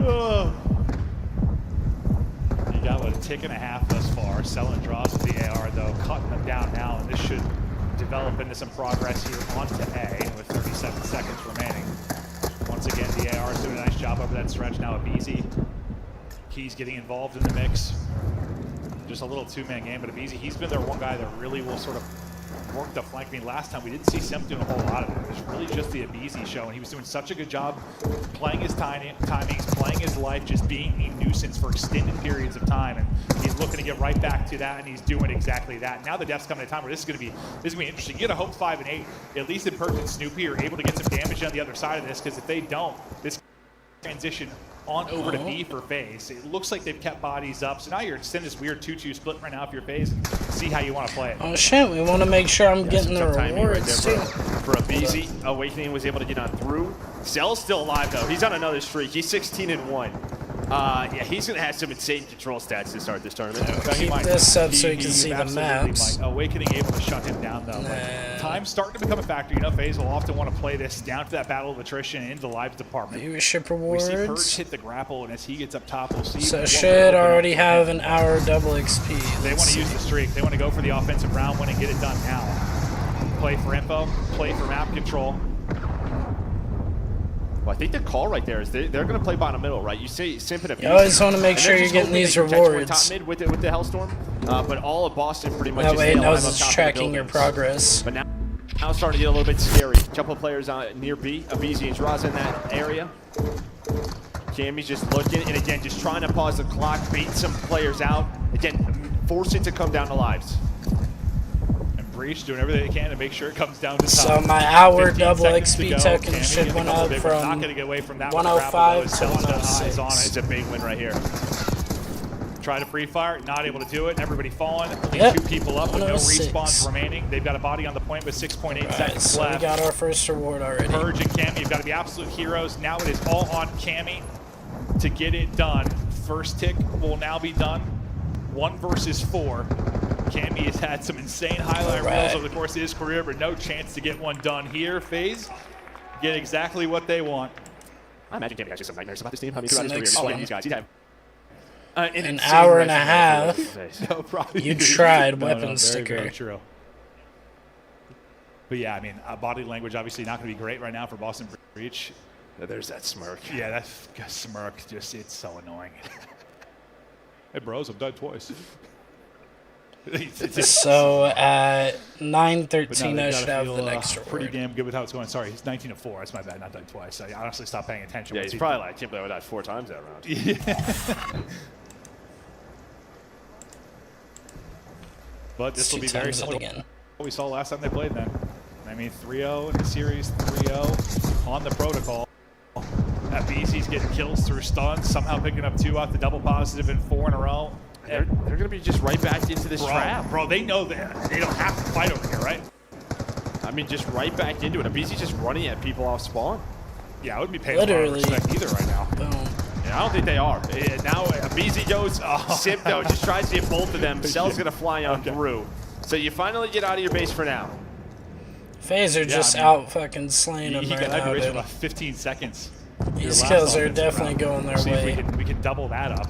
Maybe get a tick. Maybe one. Yeah, but now Draza, he's found the opening behind it. Damn, dude, Kemi's in a blender right now, dude. He's going double negative. That's not good. And yeah, you at least get a tick. Maybe working on more. Maybe get a little too aggressive there if your face just looking to shut it down. Confidence is flowing and they are sending it. Self trying to finish one. I kept waiting for the Cammy shot to come in, but he's in a fight of his own. There you get 4 dead. Snoopy's able to pop a triple, so maybe some life being breathed into this team. Boston Breach will get that minute extension. Maybe. Lives will be about even, but a lot of time to work with. You still have the hard work to do over at B, but obviously way more success here. Just kind of calm down the nerves, like, boys, we can do this. Yeah, they just can't have a sort of a 3-4 down moment, right? This is And see if they can pull it off, Chad. normally what we see. It can be very difficult to take this B point. Purge, though, going to find the first, and a quick trade. But that will be 3 dead. Here we go. It's just going to be the 2 on it for now, so we're not moving all that quickly, but Awake. Phaser losing lives. We'll take down 1. Pressure going to start to build, though, as Draza gets a kill. Snoopy trying not to let him get across, though, and Awakening's thinking the pressure is going to come from maybe top middle, so he's trying to back up trying the to catch staircase, up. but Simp finds a chance to peek there from bottom middle and shut it down. Boston's getting Snoopy's good force progression will on this, also so. come to an end. And getting aggressive on the other side will be 1 and 4. That'll be Cell and Draws. They're trying to maybe get them in the spawn trap again as a BZ gets another multi. Yeah, I mean, Zip sort of got that first kill and then just kind of left it to his teammates. He was able to get pushed up. Now, he still has Cell there. They're going to read him going this way. You have to take some longer routes if you are Boston Breach through top middle. This might not be though, good. He's just going to flank this. He's going to spot a lot from this area. And, well, he's going to find 2. That will be a 3 dead. Snoopy's going to be on the flank. Wow. Trying to work it, but the rest of his team is going to have to read get him on like spawn. a book, dude. Yeah, we'll see what the timing ends up being like with him. Okay, Snoopy at least able to pick up Sims. They'll be worried about that in a second, but the rest of the teammates kind of pinned in. Yeah, they're just doing acrobatics, omni movement all over the place to try and get out of harm's way. FBZ chest bumps 1 and he'll end up falling, but Cell from up top still got eyes on the point. He just hits up and Zip. He's not ready for that one. We got 30 seconds to go. You need just a little over a tick. And it's just still a lives conversation, though. Even if you're able to get onto the point, you trade effectively. You've still got that edge if you are FaZe. Stun hits everybody. BZ somehow through the stuns able to get out of harm's way again. And they just can't go 1 for 1 here if you're Boston. I mean, you're down to 4 lives now. 1 for 1s do not help you. There is a couple of straight kills on that side, but only 3 lives remaining. Didn't have to get on the point with 6 seconds. They tried to, and well, it is all over in the winner's bracket for Boston Breach. Atlanta FaZe come in. Wow. Business as usual. FaZe barrel right through him, 3-0. Would have expected Boston at least pick up 1 map, and then. Boston Breach's number and now Boston moves on to losers bracket. Very tough one for Breach. It might be a very tough one for a lot of teams. That's just back-to-back 0-3. So I think we'll be seeing them play tomorrow. Yeah, I mean, like, you talk about the strength of Breach and what they've shown throughout the year. It's really behind, like, sort of the sub-duo, right? Like, Snoopy had some pop-off moments. Persia has had. Yeah. And, I mean, the sub-duo on the other side is just better. The best to ever do it. Right, so Sif and Avizi, they just kind of shut that down. You don't allow their playmakers to go off, and you should see what it does to this Breach team. Yeah, no. It really puts a lot of pressure then maybe on Cammy and Awakening to have monster maps, and well, you still have a tough matchup there if you are Boston Breach. That's a a look at how it went. Cell slows down a bit, I guess, after that 8-0 start. Really a full team involvement there for the FaZe roster. Everyone flirting with negative to double negative on the side of Boston Breach. You had no answer from what FaZe was bringing. Just dude, they flipped the switch since the break. They're right back to looking like one of the scariest teams in the league. Felt pretty confident. It'd be like them and Optic probably making a run to the final. It's still looking like an opportunity to be that. Yeah, I mean, you won both the red cards, then you dominate the protocol control. So, I mean, this is just, you got what you wanted, I guess, map set wise. If you were Boston Breach, you get the 2 red cards early, still lost it. Yeah, no, we talked about before the series, like we thought this was going to look much different. Just due to the fact that 3-0, usually you see some different maps. When we saw it was the same, we were pretty surprised. The only thing was the difference in order, and I think the first thing I said to you was like, is that going to matter much to you? You're like, probably not. Like, no. FaZe are good at red card, and it didn't matter. I mean, at least it's what the Skyline being map 1 last time was like a 22-point game or something like that, right? It was a really, really tight one. No, that was kind of a very one-sided game. Yeah, You gotta say that. No, it was. It is. Yeah. It's just not all FaZe that competitive. FaZe look kicked their much shit better. in right there. And that's why it's tough to trust teams. Next like one is the Boston Battle of Breach, Canada. Carolina right now. It's just Ultra tough versus Surge. with some of the losses. Like, do these Toronto teams struggle to versus take make a Vancouver. run deep on a Sunday? I don't know. Yeah, now you drop down to play a Cloud9 team that, I mean, there's knows? some individuals on that team that get going. They can win some series, but you'd expect Boston to get through there. Yeah, I would think so. I mean, Cloud9, not good at all. I would think they do. We'll see if this one ends up hurting them too much, though. They're trying to recover the next couple of days. With the venues starting to fill up, the fans starting to get fired up. This is going to be a fun weekend in Madrid. We hope you guys are enjoying the show so far. We got a ton of matches to come. I know that one. Listen, we came out a little flat with our first match in here in Madrid. It wasn't a really hotly contested one. It wasn't all that close, but we got the flags out. We got the chants starting. Shirts are going to be is that the Gentlemates? I love it. I love it. No, that's actually amazing. Yeah, they literally don't play today. But let's keep this energy going all weekend long. I am Gentlemates squad there. Yeah, that is loving it. sick. The It's green beautiful suits. here in the venue. Is more fans are starting to trickle in. Yeah. I mean, we just ramp up over the course of the weekend. I mean, This is Thursday dope. and This is Friday, dope. We get our winners round 1. We look at the start of our loser bracket, but really Saturday and Sunday is where all the magic happens. But we're getting ready to get to our interview. The guy that really popped off The in French series, started off community, perfectly shout out with to control. He's got Gentlemates. the annoying little smirk. He pisses you off. Dude. We've got Sel. Celium. Well, I'm here with Celium. First of all, welcome to Madrid, Celium. How it's been for you the first days here? How do you deal with the jet lag? I mean, it's exciting, you know. I mean, everyone here speaks a different language. It's all different. So, I mean, I'm hyped to be here. And talking about you, you look completely different from the first 2 weeks. What do you work on? I mean, everything, to be honest. It's trusting our teammates and hard work, to be honest. Just that's all it is, hard work. And now talking about the next round. Who you would like to face? Which team would you like to face on the next round? Who is it? Do you know? Yeah, Atlanta or Vancouver? Who is it? Atlanta or Vancouver? I'm down to play Vancouver. I think they're a good team, so I'm down to play Vancouver. Well, let's see. Good luck for the next matches, and thank you for the interview. Well, Atlanta. let's go with the desk. They are Atlanta. Thank dude. you, Yuli. Awesome stuff there from Atlanta FaZe, the first 3-0 of the major. They And need to what work on a the announcers. shockingly fast one this was. Brutal. That was crazy. Brutal. We got our scuff play of the game. Miles, can you just walk me through what Celium did to these kids in half 3? Nothing I mean, which part, Chris? I mean, that entire map. The 13-0, I think. Yeah, look, this was an unbelievable spree. We were talking about this again. It feels like Black Ops 6 LAN is a different beast. I mean, everything is connecting, and the pace at which FaZe play out, the way they control the map anyway, is one thing. But then the way they play the game individually and how tight they play, that is the difference maker right now. This was a smacking, as Celium was everywhere. Honest to God, let him pull in the heart. He's already got advanced UAV. Let him do it. Let him set a kill record. Let him try and drop a It's like nuke. they already have one anyway, right? What are you going to do, disqualify him? What are you going to do? Let him run. Let him fly. He's a peacock. That was like the perfect display of what we always say, how talented they are and how smart they are, all coming together, just absolutely wiping the floor of Boston. Boston had no chance in that series. No.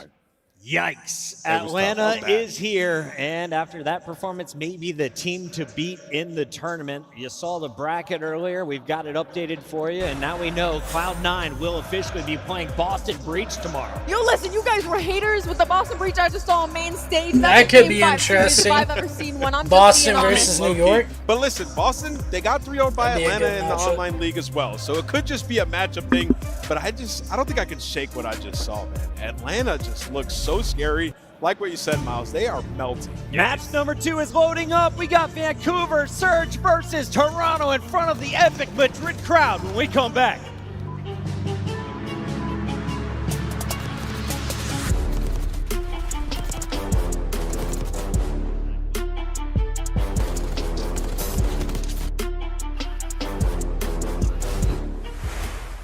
Upgrade your game with the Scuff, the official controller of the Call of Duty League. The Esports All right. World Cup is an official How we partner of feeling, the chat? Call How of we Duty League. feeling? Check in. How we doing right now? Oh shit, here we go with the browser.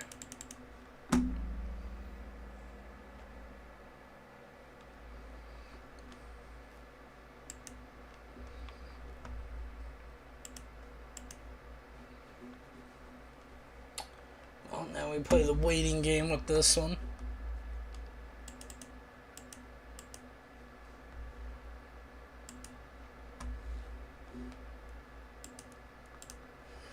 Alright, let's relaunch that real quick.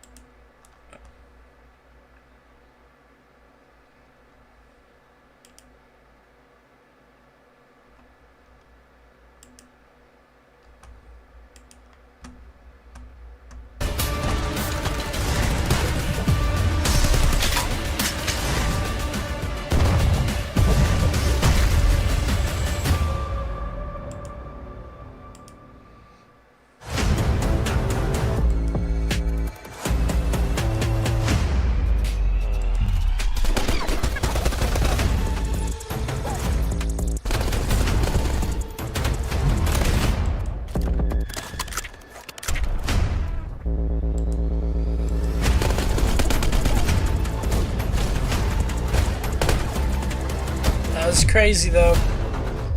First hard point, red card, 250 to 128. The Surge went 6-4, and the Protocol they won 3-0. Pretty dominant performance from FaZe.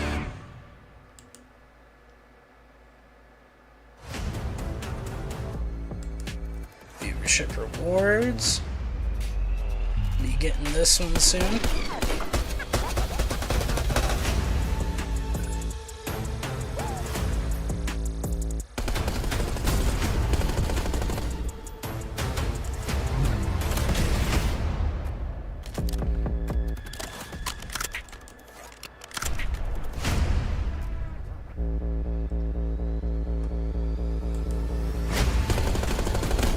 Between matches here, we can watch this too. Nail biter after nail biter. No. Good try, boys. Oh my god.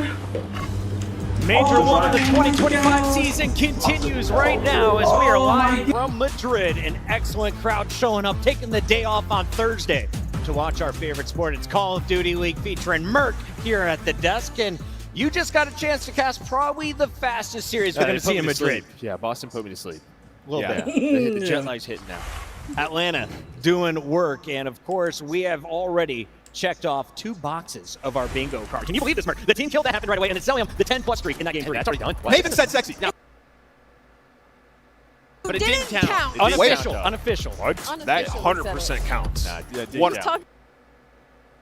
Production's bingo card. lying once There's no again way. in Maven's favor. I'm telling you, there's something going on. That's crazy. This is the start from Celium 12-0. Abizi with a takeover search and destroy. The first bloods were all in favor of Atlanta. Boston sent packing to the losers bracket where they'll face off against Cloud9 tomorrow. But this matchup now should be a good one. It's the Canadian Clash. Toronto, who was in first place for most of our qualifier, going up against a surging Vancouver squad. Let's start with the Ultra.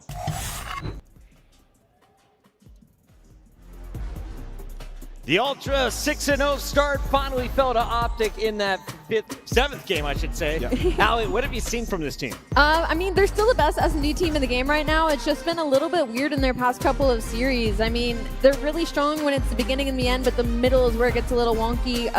Their S&D, again, still best team in the game. Joe's rocking a 1.32 right now, alongside Beams with another 1.32. My biggest question for them, though, is if they can continue that on LAN, right? That's always going to be the biggest question. We saw a little bit of Joe DeCeves last year on LAN, and he was an absolute monster. So I'm hoping to see that on this main stage today. Yeah, I think for this team, like, I'm just waiting for them to figure out their Hacienda in all 3 game modes. Like, they have some very strong maps. You look at like HP and Search and Destroy, but it's kind of thin, right? So Hacienda has to get added. Then we talk about this Toronto team. The respawn's not incredible. Like 12 and 11 across the both respawns combined throughout the season. They've really relied on their Search and Destroy. They've went to a decent amount of Game 5s. They're good in Game 5, don't get me wrong, but for a team of this type of talent, you want to be able to dominate some of the middle or lower pack teams in respawn as well. You know, I mean, this is a team with a foundation with Clue Nice and Insight. All right, chat. In the coaching That's staff, sick bong normally they hit get here. better at LAN. Like they do prep well versus teams. Let me know what you're but map smoking pool, on yeah, in the it's a chat. big I'm question mark smoking for on Ultra. some On the other side, we have some Vancouver pies cream Surge, right now, who I so- wrote off after their first Some few pretty good, series. bud. Then we found out, oh yeah, they're playing all the way from right. Vancouver, Cheers, Canada. chat. Maybe Cheers. this online match thing is a little tough. They have shown some grit, though, and the team today is now in our top 8 with a chance to make a run. I just feel like their story has been built up so well because they're kind of like the 50-50 team with a lot of potential because Control's been their strongest game mode, even though we thought this team was going to be an S&D star roster. And then we saw in their most recent series, like they've kept all of their hard points within about 50 points. So and they've been playing from Vancouver and been very vocal about that as well, of how difficult that's been. So now they kind of set that expectation, like you're going to all these Game 5s, you're getting so close to beating some of these teams and being an upset potential. Now you have the opportunity to actually do it. Joe, sometimes we just have interesting matchups where one team has the edge over the other or one team struggles with a certain play style. How do you feel Vancouver Surge matches up against Toronto Ultra? I don't think they match up very well because I think you're a Surge team that kind of is relying on Search and Destroy. When you sort of look at this lineup with what 04 and Abuza was doing last year, and we're talking about this SSD team in a year now, but this is Start out with Skyline right? Hardpoint. You can see what Moving protocol to a on both of Hacienda those Search. for Vancouver Surge. Protocol Getting that Control out of there. again. This is going to be the test for Ultra. Hacienda Hardpoint. Yeah, I mean, it's Then a a test Vault for both. Search. I mean, Yeah. you look at Vancouver, they haven't played Hacienda Search. It's a pretty good or map Hardpoint, set, right? actually. So it's going I to like be very that. interesting. And then for Toronto, we've been asking them, like, what's your map pool going to look like come major time? They're going to answer those questions literally in this series right here. So far, our special guest is a perfect 100% accurate with the pick'ems. Can Merc keep the spree alive? Where are you going, Merc? I'm going to go Ultra. You're going Toronto Ultra? Then why not? Go Home Ultra's a major, safe pick. Toronto Ultra, I too choose you. Alley Cat, where are you going? Upset potential, but I think I got to stick with Toronto Ultra after seeing that map set. Any Vancouver love? I'm going Toronto Ultra as well. I mean, we're at their We're home so major. boring. I'm expecting this crowd to get lit for them. Ultra gets it done. We got a little bit of time before the players are ready. So And they are let's the home talk team. series. Yep. 3-1, 3-2. I mean, 3-0. listen, if we get the 04 3-0. that we saw in the last couple series here on that stage, then they have a legitimate chance, right, to take this one. He's been unbelievable in Search and Destroy. They've improved their first bloods. That was where they were last in the league up until their final 2 matches. They improved that, their conversion afterwards as well. So if they can do that and win that first Search and Destroy, maybe they steal a respawn and we get a Game 5. Allie, let's take a look at Toronto's last LAN victory. When did they win a whole event? Well, it's been over a year. Take a look at this thing, 367 days. They're due for one at their home major, right? Oh, Yeah, they are major so one. due for that one. And like I said, they're Modern very Warfare set up 3. right now in this bracket to do so because they've already gotten a win over the Surge, even though it went all the way to a Game 5. And when we saw those maps and modes, they have a very strong advantage, especially in the first 2 maps. We're talking 3-1 on Sky, 2-0 on Vault. So for Toronto Ultra, the path to victory is so far so good. And Merc, I don't think I was even working on the show when Surge got their last tournament victory. So it's been over 969 days for the Seattle, now Vancouver Surge. What do you need to see from this lineup to go deep in a tournament run? I feel like now 04 has those LAN reps underneath them. You got some leadership and Charlie Hixie joining the squad. What do you need to see? I think you need to see Nasty and Hixie elevate their game. To put it simple with you need 04 and Abuza to continue to improve and do what they do. But if they want to get to a final, if they want to, try to win an event, I think you're looking at sort of a complete team. And just talent-wise, Nasty and Hixie, yeah, they have to be better. The Surge are starting to light up the search and destroys. That has been a difference maker. But if you're looking at Toronto's road, they have been the kings of Game 5. Ali, what has been the difference for Toronto's search? The difference has just been the slang, the pressure. Their attack has been unreal. They're the best attack team in the game right now, and that's not to knock their defense because they're also top 2 there, but it's just been unreal. Like I said, Joe and Beans are both rocking a 1.3 right now. That is the 2 new additions to this roster, so you have to point that the difference is in them and sits with them. So that also puts on a pressure and 6-game winning expectation on them to do streak, the same thing here then on lost the to home Opti. crowd. And does Toronto play down to their competition? Because I'm looking here, Surge at the time were not very fierce back in December. Heretics and Rocker, similar situations. Yeah, I mean, I just think that, they're a search and destroy team, and this is what you get. This is what your series are going to look like, right? And to Ali's point, that's the dynamic you have. Kleenex and Joe Deceiv's unbelievable in that game mode. It's hard to deal with both of them, and that's why they're top 2 in the league at finding that first blood. On the other side of the matchup, you have Vancouver Surge, who we didn't have a ton of faith for right away, but then they beat the Heretics in that game. They've been doing all right lately, They though. went on to beat the Falcons, but the real 3. surprise was Jan. That one was kind of an easy one. Ago, they this took one down was the Royal huge for them. Ravens, and then another when game they 5 beat against the Rocker. Rock. I mean, similar to Ultra. I know, that's what I'm saying. I could see them. I I could see them being Ultra. They go deep. So this is when we're talking about the matchups. At the same time, I think you Ultra's expect them to beat the best search team in the game. It's their home the tourney. previous match that they win against is a perfect example of these are 2 good S&D teams, but Toronto Ultra is just slightly better, and that's why that series went to a Game 5. That's why it was so close. So to me, in this series, this rematch, Vancouver Surge have to win the respawns. They don't do it through the search and destroys. Well, they didn't last time they played them, right? They won games 1 and 3, so they won 2 respawns up against Toronto. Hixie was one of the best respawn players in the lobby, by the way, in that series. And when you look at all the other series, it hasn't been the case. He's actually the guy that really needs to step it up in the respawns. And they talk about it all the time, we wanted to play sound Call of Duty. We want the fundamentals to be there. You also got to find some kills. I mean, there's no way you can come away from that base series and you'd be like, they just played fundamentally perfect. That's why they dominated. No, the gunning was also there, right? So for Ixie, he does need to step it up. But yeah, as of late, this has been a different roster. And we have mentioned plenty of times they are playing from Vancouver. They've been vocal about it. This is land. And now with those fundamentals and new and improved 04, they have a chance. We got to talk big picture here. What is on the line for these teams? If you're Toronto Ultra, you already have 60 points towards COD champs, right? Only the top 8 teams are going to make it to champs. So Toronto feeling good. Surge, you've missed out in the past. How do you feel right now, Joe? I mean, I think after 3 wins in a row, you're feeling a lot better. You never really want to start off the year already thinking about that. We have to earn some points. I mean, you got to a winner's bracket, so that just means you have 2 lives here. Even with a tough matchup, there is a chance. I think the next one is going to be in this winner's round 1. An hour double XP on the weapon XP. The Hixie rematch? It is so go from 156 to 157 by the time we check. He's going to want to make a statement here. Appreciate your patience, chat. We're waiting for the players to finish their setup on the stage. As you can see, they're at their seats getting everything finalized before map number 1 and the best of 5 kicks off. Where are we at? Well, this is winner's bracket round 1 in our double elimination tournament. Winner gets the award of playing Atlanta FaZe in the second round. We are going to have a banger winner's bracket. Yeah, I mean, this crowd for Toronto Ultra, I mean, if they do make it there, are going to have to get extra hype because FaZe looks scary. One other thing to note in this series, as you see Beans getting up out of his chair, there's a lot of pressure on him, in my opinion. I mean, coming into the season, there's already pressure. You're filling the shoes in for scrap, right? You got to lay down that damage. So by 9:44. And he has delivered. But we haven't seen a lot of massive land performances from him, right? It's the best team that he's ever been on. And they're at their home major, expected to make a win. You're expected to win this series. So for Beans, I think he's got a lot of pressure, man, and he's got to pop off early. Joe, this is one of my favorite parts of the show, where we bring out the players, get them ready, then we send them backstage to get ready for round number 2. Toronto Ultra, it's their home major. Do they have anything special in store for us? In the past, highlight for me was Scrap pushing the squirrel out of the way. I don't know how you can top that one. I'm not sure. I don't know. I'm sure they have some parts of the show where we bring out the players, get them ready.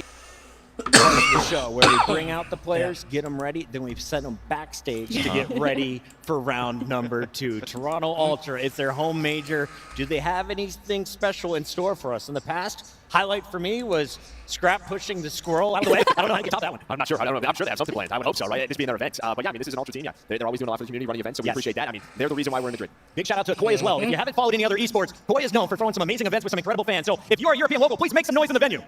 There we go. Filling up in here. Hey, Where the Yanks at? And the Americans make their way all the way to Spain. Woo! I guess, Scotty. We got like Why y'all booing us? Love it. Hey, why not? We're in their country. Deal with it. My parents decided to. All right. I'm told the players are almost ready. I'm so ready for this match to kick off that I'm already thinking about what tapas I'm going to eat when we're done, because it could be another 3-game series. Final prediction starting at the end. Who wins? How many games? Yeah, I think it's a game 5. I think we get all the way to that vault. I think we've seen some great improvements from Vancouver. Yeah. Excited to start out on that skyline. Can go either way, but yes, I think it's game 5 and Toronto Ultra. Alley Cat? Ooh, game 5 is a good call. I might have to agree with you there, just because that Hacienda Toronto Ultra is sitting at 0-2, so that's a big opportunity for Vancouver Surge to maybe tie that series 1-1 and force that map number 4. So I agree with Dan. I think I'm going to go to game 5. I think Toronto Ultra is going to take it. And Merc, I saw you preparing your answer, which means I have to throw you a brand new question. Who is going to be the MVP of this series? Who is your player to watch if you're a fan at home? I'm going to go Joe DeCeves. You know, they kind of talk about Beans and sort of maybe the pressure for him to sort of be in the star lineup. Like, this is his second year, right? He's coming off a top 4 at CHI Champs under the LA Thieves banner. And this is sort of like, can he make that leap, right, to be a star alongside Kleenex? Joey D picks Joey D. That's my guy. We're going to give our players a minute behind the scenes to collect themselves. When we come back, we're kicking off match number 2, the Canadian Clash, Vancouver versus Toronto. All right. Upgrade your game with the Scuff, the official controller of So the Call we're of on Duty. ad break. The Esports World Cup is an official partner of the Call of Duty League.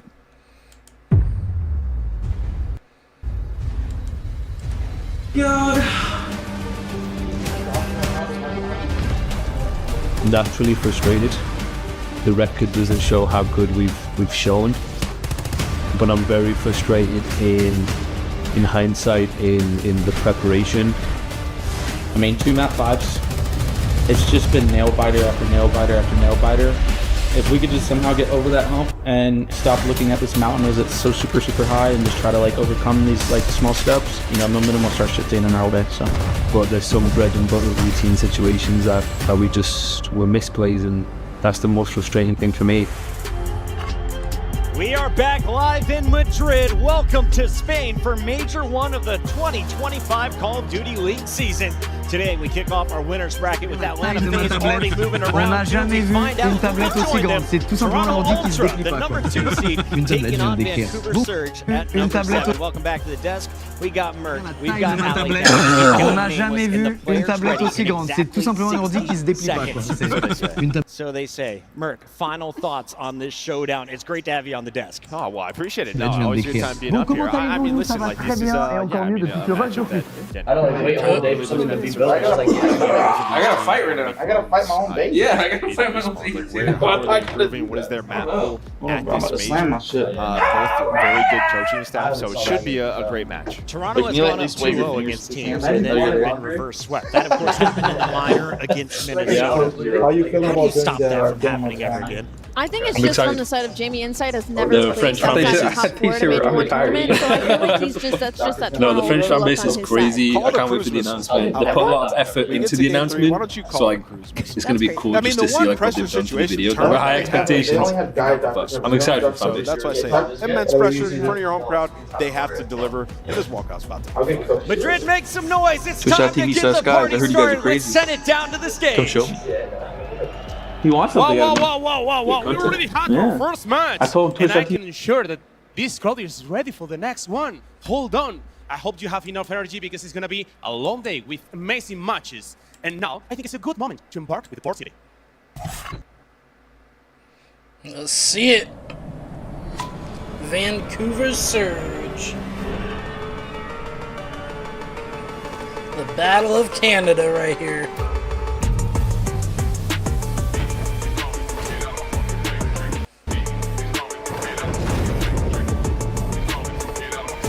Their intro is pretty sick.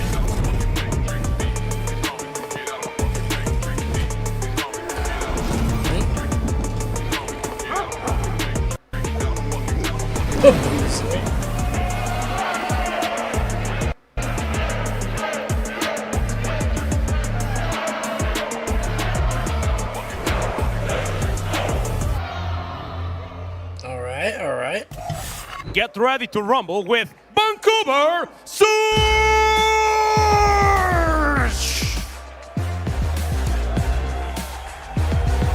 Yeah. With Citiform, Aviosar, Dixie, and Nasty! The Surge have gained some momentum lately, winning 3 straight series, 2 of those being in the Game 5. They figured out their Surge looking good. I like the jerseys. And 04 and Abuza have been slain. Trying to put it together here on that stage and make a run on land. They couldn't wait. Maybe they can do it. But they got to go up against Toronto. Let's bring them out. We'll see, chat. We'll see. Make sure to drop your predictions in the chat. Friends, get ready to kneel on our king's return. Awesome. Toronto to Spain. This is their home major. And they're hosting champs too.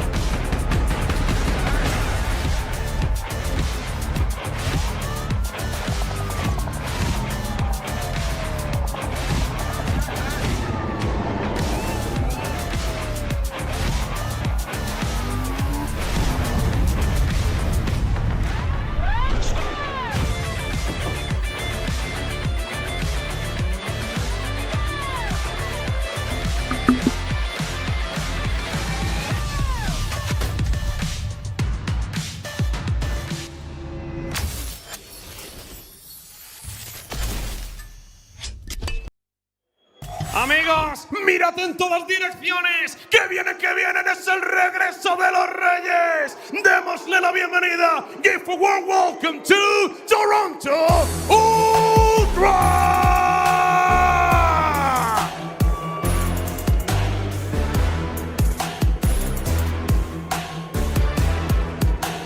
They're ready to shine. They're ready just coming in the middle for us. The Kings are back and ready to chase his first victory. Let's see if our hosts are ready for the show and ready to rumble.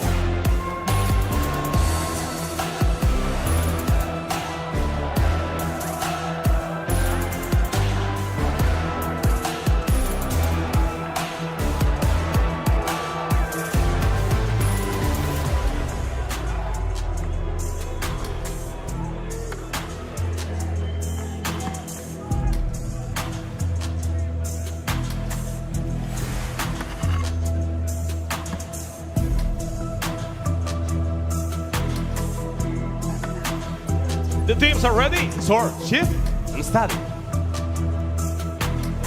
Billy Sticks so much.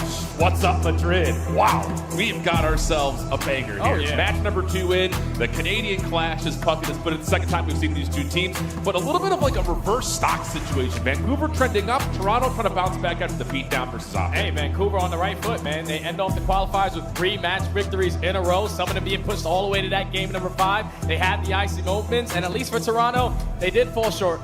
Off going 7-0, but you lose to Optic Texas. And the way that you lost it, though, was kind of devastating. You got out-rotated, out-fundamentally played in the hard points. You get outclassed in the search and destroy. Toronto with the white jerseys, you need to make sure okay. you come out swinging. Big time. And I think Namos put this really perfectly on the desk, talking about the fact that this Toronto team has hard set vetoes for hard point and surge. Yeah. Big question marks surrounding the Hacienda. Oh, they came I through love the the crowd, fact that okay. Vancouver will allow those maps to come in because flat out, if you're talking about an underdog story here, how do you beat Toronto? Put them on their most vulnerable map. So now we're going to figure out, is that going to be an issue for Toronto this weekend? The only reason why it's their most vulnerable map is because they played only Minnesota Rock on it. 2 losses in Search and Destroy, losing 6-3 and 6-2. Not a lot of success early on in their first bloods. And then when they got to that hard point, just simply get out-rotated. For a team like Toronto, we watched them in HP. They usually suck at rotations when you talk about that category. But I just think that they have, when you look at the best of 5 series, opening up with a Skyline hardpoint, which has been a bread and butter HP for them to start this one off, perfect way. Yeah, and I think the other part about this too is, like you mentioned, let's just put the number on it. Toronto's the worst team in rotations right now in the league. But when they do rotate successfully, they're the second best team at holding. So, Skyline why is hardpoint. Toronto struggling? They're just not playing the macro game correctly. That needs to change. Here is a look at some of the overall numbers that we were kind of already talking about. But Skyline, I will say, has been a moment of success for They're this not round showing a couple of different Skyline, times. And I think on the other side of things, talking about where they showing found the Hacienda. success, you need Hixie to show up in a big way to kind of counteract these SMGs on the Toronto Ultra. WTF? Oh, that's why I'm super excited to watch this Vancouver team because the death cuts on it. They play all the way from Canada. Yeah. That's the difference with how you're squaring up against teams that are on the opposing side of the world. Why was it just showing Hacienda? Skyline. Vancouver have added it to their map pool recently, but Ultra, they love this one. Indeed they do. Hixie okay. down low, not getting the better of Clinic. Starting off the races 3-0 to start. Toronto already breaking open the hot tub hard point. Top bedroom, the next play here for Vancouver. And they're being suppressed pretty darn nicely right now. Just the high ground control for Toronto looking clean, and Kleenex is 4-0 to start. Love the initial break off right there from Toronto. They would execute every single kill. Kleenex whips out that third AR. Try to maintain his positioning over towards B1, but the spawns do flip, give Vancouver an opportunity, and they are able to seize it. Because now there's still 20 seconds to fight for it. Yeah, really clean so far in terms of a secondary attempt here for Vancouver. 15 seconds means that Vancouver likely just trying to lock down this left side of the minimap. And so far, so good, although Ultra are working on it. Joe DeCease, nice little slide and a win on 04. Now can start to influence the spawns, but Hixie holds tight, and we're going to get a block of the spawns to the back. Yeah, it's just effective trade after trade. Vancouver not allowing them to completely take over this side of the map, but Ultra chain 3 kills in a row. Flip the spawns out, and Vancouver now forced to break on in. This is where Ultra are usually flawless at, though. On a map like Skyline, their hold percentage is #1. They average about 35 points every time they're fully set up. Well, so far, the first 15 has been good. Vancouver working on the high ground, though, and actually 04 will crack the code up top, trying to turn his beans, but shut down. 04 now off the reset. Up high. Kleenex still off to a really hot start, 9-1. Cut short of the cruise initially, but still, Toronto regained possession of the hill with still 28 seconds to fight. Yeah, it's just that timing right there from 04 and that gunfight onto Beans. If he kills him literally a second earlier, Ultra Swan all the way across the map, but him just finessing his life allows his teammates to reinforce through the backside. Another 3 dead. Ultra starting to pull away with this game. Still 15 seconds here at P2. You already have players off the rotation. This is great news for Toronto, seeing Kleenex have this kind of a start on land. Because I will say, at the beginning of the year, he looked like a player that very well could have built an MVP resume on this title. Slowed down since the break, but here on land, 12-2, first map in. Wallbang from Nasty turns it into a double. That works out nicely. Kleenex shut down by 04. Gets Vancouver into the time. Yeah, this is where they got to take advantage of this. You know where they're all spawning right in front of you.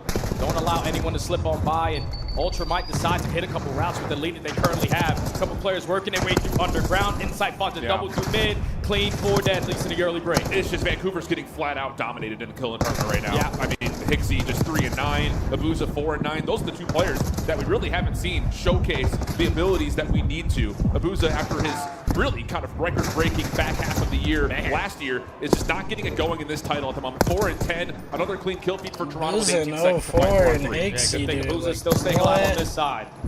Even though his teammates the 3 SMGs on their team early on for the like, final 15. And if you're Ultra, you got to start thinking about that rotation. Players hitting routes, and all getting cut off. Now the next man up is going to be Kleenex through underground.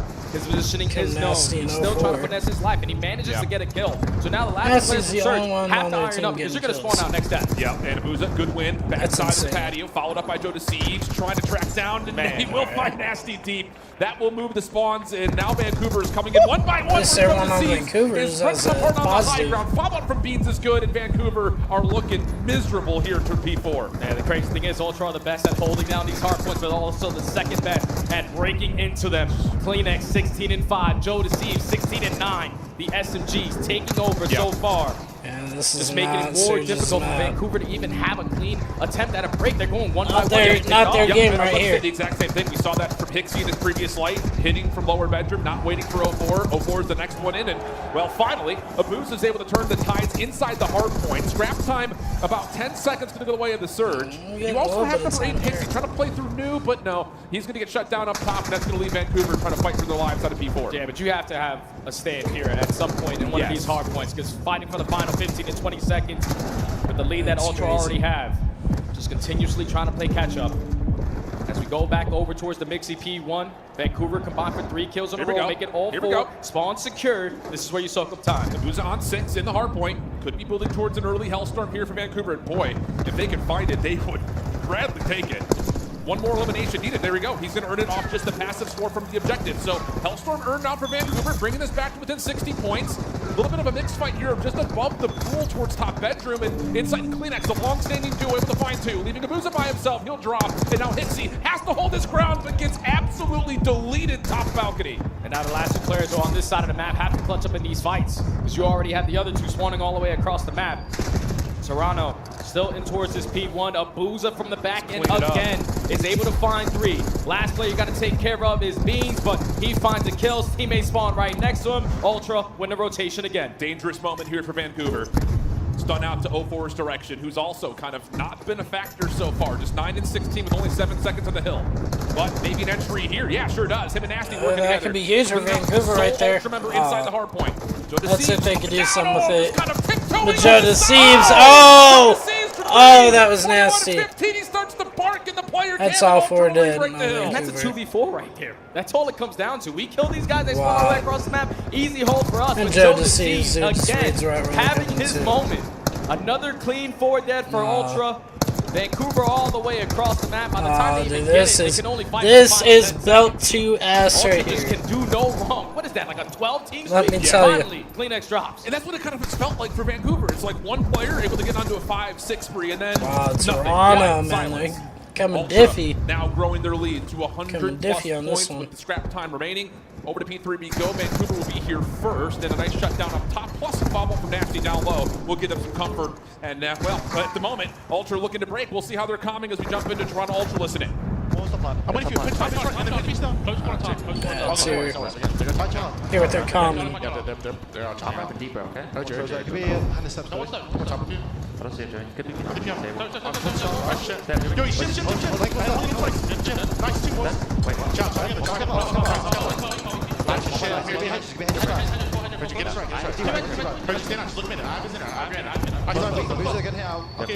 Yo, right on 4 we come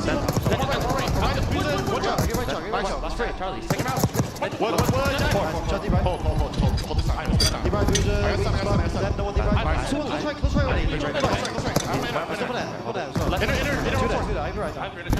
Stun now. Stun one.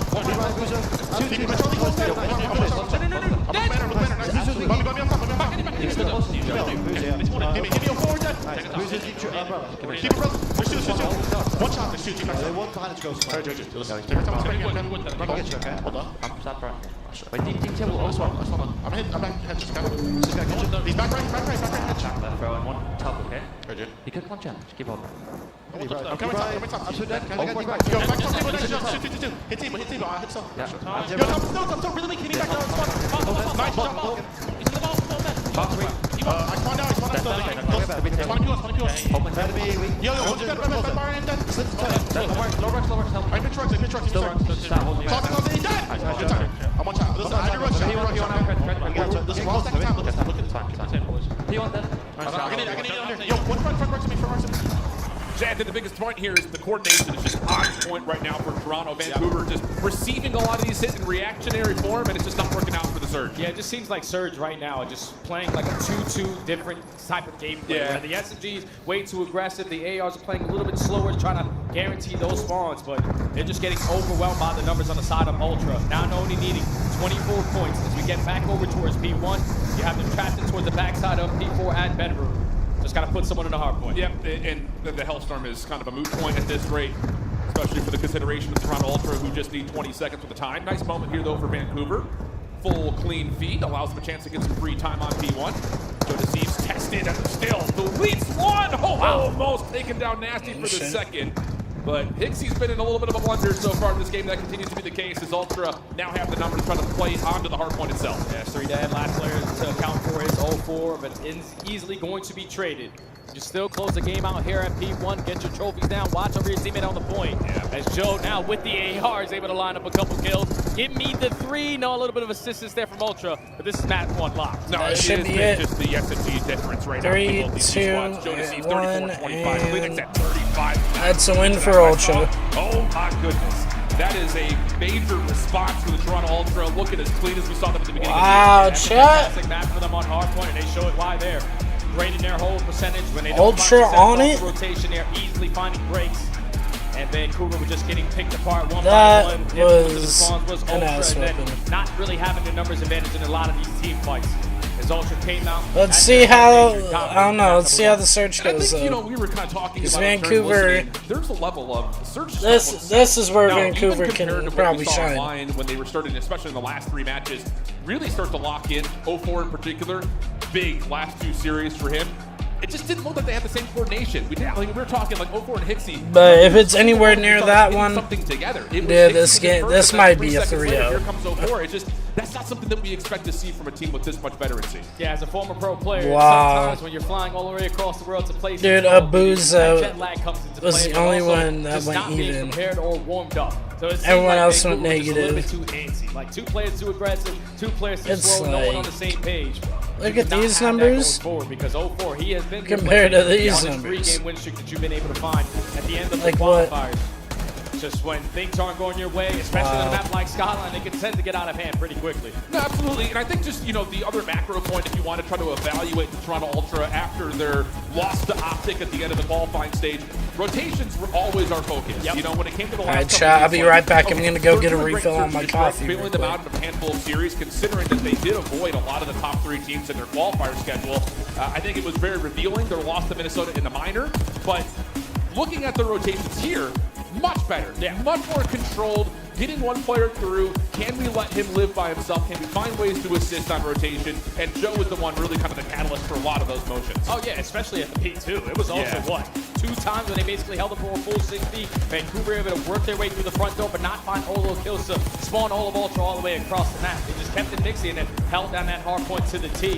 You go about 50-50 split, talk about those rotations, but the breaks were also a big part for Ultra, especially at those P4s, because you saw how hard Vancouver were playing for it. From that P3 to P4 rotation, it was only the SMGs basically attacking it towards Bor. Abuza was camping towards the back to try to hold down that side, to chain it over towards P4, but then you're just simply getting out-rotated. You're simply getting outnumbered in those engagements, and you take a look at the game flow, yeah, it just wasn't even close. And I think the other part about this, like, in terms of, and we talk about this a lot as a talent team, like right now in this major, it feels like a lot of the focus is spotlighted on Atlanta and Optic. They look like the most dangerous teams right now.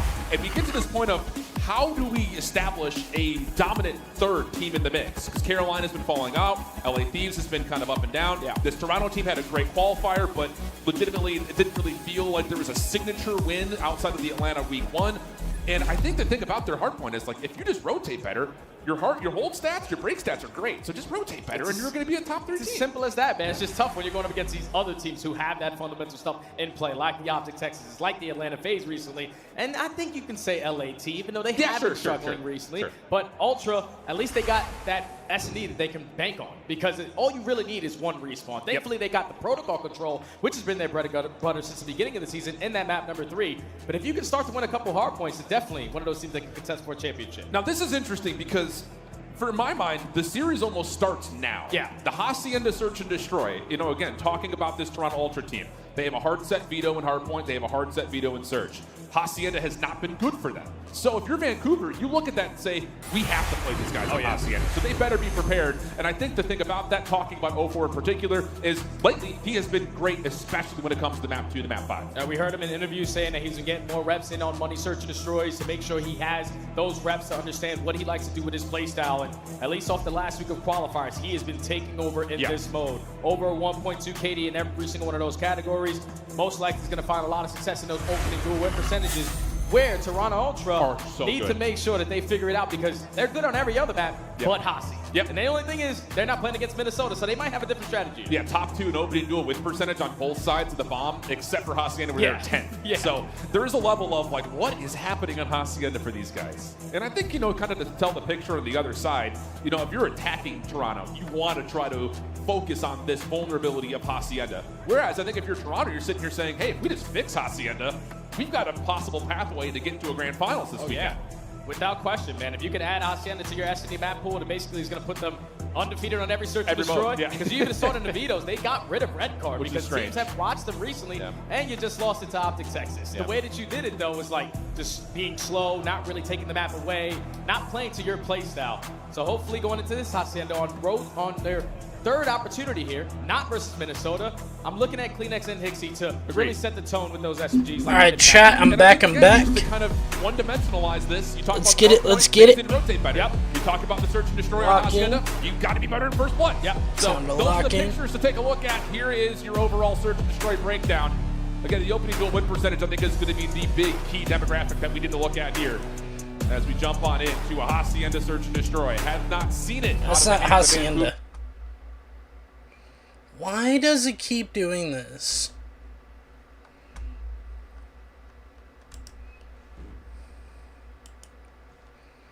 Like, something is up. The big key demographic that we need to look at here. As we jump on into a Hacienda search and destroy. Have not seen it out of the hands of Vancouver yet. Pressure their attack is about this picks advance system for Vancouver, because there's no info on what they're going to throw at you so far on Hasi, but you know what Ultra have been struggling with. So Ultra going to be the team early on the attack. Curl already starting with the aggression right about this. Oh, good pressure. But he still finds the first shutdown. But early 3v3 inside, holding over the fireplace, has a multitude of things to look at, and there will be a little bit of contact, but everyone will stay alive. 3v3 we got. Yeah, Inside has a lot of info already, though. That's 2 plays down towards the top, so you can notice still roaming through bottom middle, is able to take care of 04. I was thinking Ultra with all that info, probably going to hit that rotation over towards B. Once they find that pick, I'm going down at A. Yeah, advantage. I think the thing about that, too, is you're evaluating, who's the other player? He's probably playing the island, so easy for the call on the plan. 3v2. Nasty, who is trying to work together. He's amazing about this timing, but is very responsibly holding on to this top secret position. Shots are out, finds Booza. Now it's just down to Nasty. 1v3, he's been seen towards well. Yeah, there's just no way he gets through this. First shots are decent, but he's about to be completely collapsed on. Nades are coming through. We're trying to extend outside the map. Not going to work. Yeah, easy round right there for Ultra, even though the first blood went in favor of Vancouver. The immediate response right there that turned it into a 3v3, but then Joe Deceives doing what he does with that SMG, taking space away, finds that second kill onto 04, and then bomb site's free. You get it down. Just putting on the pressure with the submachine guns there, dude. That top secret window to get away from him. 1v3, even though those were 1v2. Just no chance there. Ultra, that's crazy. I like crazy. your call, too, about Insight finding the information first, and then Beans rotating over and making sure that position stays held in the post plan. So, again, good focus for Toronto. Dangerous search and destroy team. The only vulnerability has been here. But Joe Deceives with the opening 3 kills has them starting off pretty solid. And how about this? A little bit of a delayed play here off the defense through this rock hallway. Insight first to drop. Tough battle here for Hixie, but he's got help. And a teammate comes through this, puts this round out of question. Yeah, that's tough right there, because Insight gets picked off. He's holding that nade to try to help out Kleenex, because he read the pressure early on, but he gets picked. Kleenex falls at rock. A teammate isn't going to help the situation. An easy round there from Vancouver, even though it was like a 3v4. Yeah. Because there was 3 players attacking towards the right side, 1 working his left side at the island player. But when you find that initial first blood, also led by a team kill, easy round there for Search to tie it up. Yeah, really strange, I think, on the defensive mindset there, because it's a delayed peek over rock, so you really don't get the information of how many players are pushing over through Lambo, and the 2 players pushing through the rock hallway just don't get there in time. So, a little bit of a weird setup that time around, but we go 1-1 nonetheless. Ultra on their next offense, going to split their focus. Insight just going to try to put some noise over towards B. Oh, that nade is going to connect. So information already gained. Abuza just going to lay on down. Puts down a couple shots, has to reposition now. But Ultra currently with a lot of A control. I'm just curious where the bomb carrier is, because if he has top secret, let's just get the bomb down. Oh, double swing here over through connector. SMG's trying to play off one another, and it works out okay. 04 though gets stuck. It will be a 2-for-1 exchange favoring that of the Ultra, and now they know they can rotate back through mid. It's going to be a wide open B play. Nasty will find 1 on the transition, but we're going to go 2v2 with likely a post plant here for Ultra. Yeah, bomb's going to go down. So now into 2v2. Nasty and Abuza attacking from different angles. Gonna have a one-on-one gun. There's 7-on-4 right here. Timing on Abuza, but he's just gonna wrap back and help his team. Kleenex and Nasty. Moment of pause here for the surge. Hitting through the doorway at the same time. Look at Beans' timing. Just misses the look at it. Kleenex pops open, finds the initial shots. Can he finesse for the second? Doesn't need to. His teammates right there for the help, and the Ultra will secure the 2v2. Just great heads-up play to hit that rotation, read where the pressure was coming in. Once it turns into a 2v2. But then the timing's come into play there. It was a split push initially for Vancouver. Said, screw that, it's going to waste too much time. And they wrap back and then give up that mid-map control. Beans takes it away from them. And then Kleenex in the perfect position to at least find 1, sets up Bean for the freebie for the number 2. And that round really just is broken down by that 2v2 bottom connector. Yep.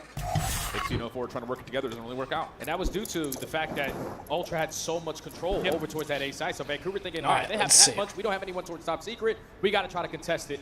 But unfortunately, that bomb wasn't getting planted, and Ultra were prepared for those gunfights. Interesting setup here. Vancouver trying to put a trophy system down towards the front side of A to see if that can maybe move the defense over. It has a little bit, but I don't know if with this is not good news. Oh boy. Inside's going to shut down the bomb plant, and now Ultra can re-rack this completely. Tough moment here for Vancouver. Inside gets the info. Okay, there's another player here. He's able to recover the bomb. But in a man disadvantage. Kind of try to even up the numbers. A not able to hit onto anyone, but they chow through the front, knowing that Ultra have the numbers to trade it out. And a clean 3 from Kleenex to close out that round. That's a tough play call right there for Vancouver. You lose the first blood. Most importantly, you don't have an exit. Nope. And I think it's one of those situations where, you know, I think in reflecting on that, you just back up to Lambo and try to just reset the space because all those Toronto nades hit, and that's where it just turns into a complete kerfuffle. And that's the thing about backing up to Lambo. They didn't want to take that risk of someone from the opposing side on Ultra already in that position for playing for that rotation. So they trapped themselves on the site. Ultra able to use their numbers and just send it on in. As Kleenex now finds himself on 5 in a row, but Ultra now up 3-1. A lot of options here for Ultra on the offense. Beans is playing by himself over towards center. Going to mad dash right to the middle of the map here. Nasty Dixie. First 2 kills come through quickly. Joe is stuck on the fountain. He will also drop. So now it's just down to Beans for 1v4, and that is just flat out a 4v3 at mid. Yep. Vancouver just said, all right, screw this. We're just going to take mid map away from you. All the gunfights go their way. So now Beans left in a 1v4. Gets picked off. Or 0-4 at least, you know, it's a 1v4. It's not really his fault if they lose this round. But, yeah, I think we're all kind of thought they were going to clutch that. Almost with a little turn to turn the game. That was something. An effort, but yeah, that's just flat out a 4v3 at mid.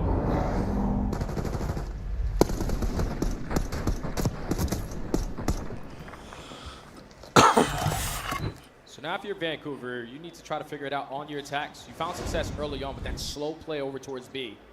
But the adjustments already coming in from Ultra as we take a look at the replay. The fact that Beans almost finds that third kill there. Yeah. Could have potentially had the most insane 1v4 we've so far seen on the season, but Vancouver secured that round. Stop the bleeding. Back to the attack they go when they're sending everyone this time to top open. Should be some sort of a double AR setup on these window crosses, but no, it's Kleenex for the first. Insight traded away, so we'll stay 3v3. Yeah, 0-4 is actually pulled out an AR. Hitsy, a nice little timing through the rock hallway. We'll get the numbers advantage back to Surge, and 0-4 has seen a cross here. So this should be some sort of a commitment to let's just get together, play a 3v1 on one of the 2 sites. Yeah, everyone work together, play out the trades. The timing might be good enough for Beans. Look. He's got the first for 3, second on the top of the bomb. Whoa, fade away. Pushes Beans off the angle for a moment. Helps on the way from Kleenex from the other side, though. Beans pistol out, shut down by Hitsy, and the exit is available for Surge. They got plenty of time to play with this round. Oh, man, I thought Beans was going to get a lot more done off that pinch. But now in the 1v2, Kleenex playing for the rotation. 30 seconds to go. Might have contact here to start us off. Picks out the AR. Unfortunately, you probably want to use the Jackal for that instant trade, but players holding hand in hand. Vancouver secure the round. That was a little too close for comfort. A little pop-off fadeaway. Beans seeing the flip side of the Omni movement. But Hixie, much better here in the Search and Destroy 6 and 3. And again, this is one of those moments where neither of them are even checking the, you know, to check the same corner, which is just one of those moments you just don't want to see that. But Hixie, nice little turner, able to lock things in, catching his former teammate Kleenex in between weapon swaps. Oh, Hixie had 9 HP too. All right, 3-3.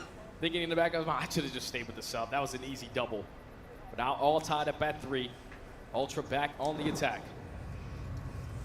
They're working their way over through B, and there's no one here to contest them. No, not at all, because it looks like Surge want to try to play for the wrap, maybe either through connector or maybe further towards, well, they get aggression over towards the A site. Nasty just kind of playing Overseer on the B point.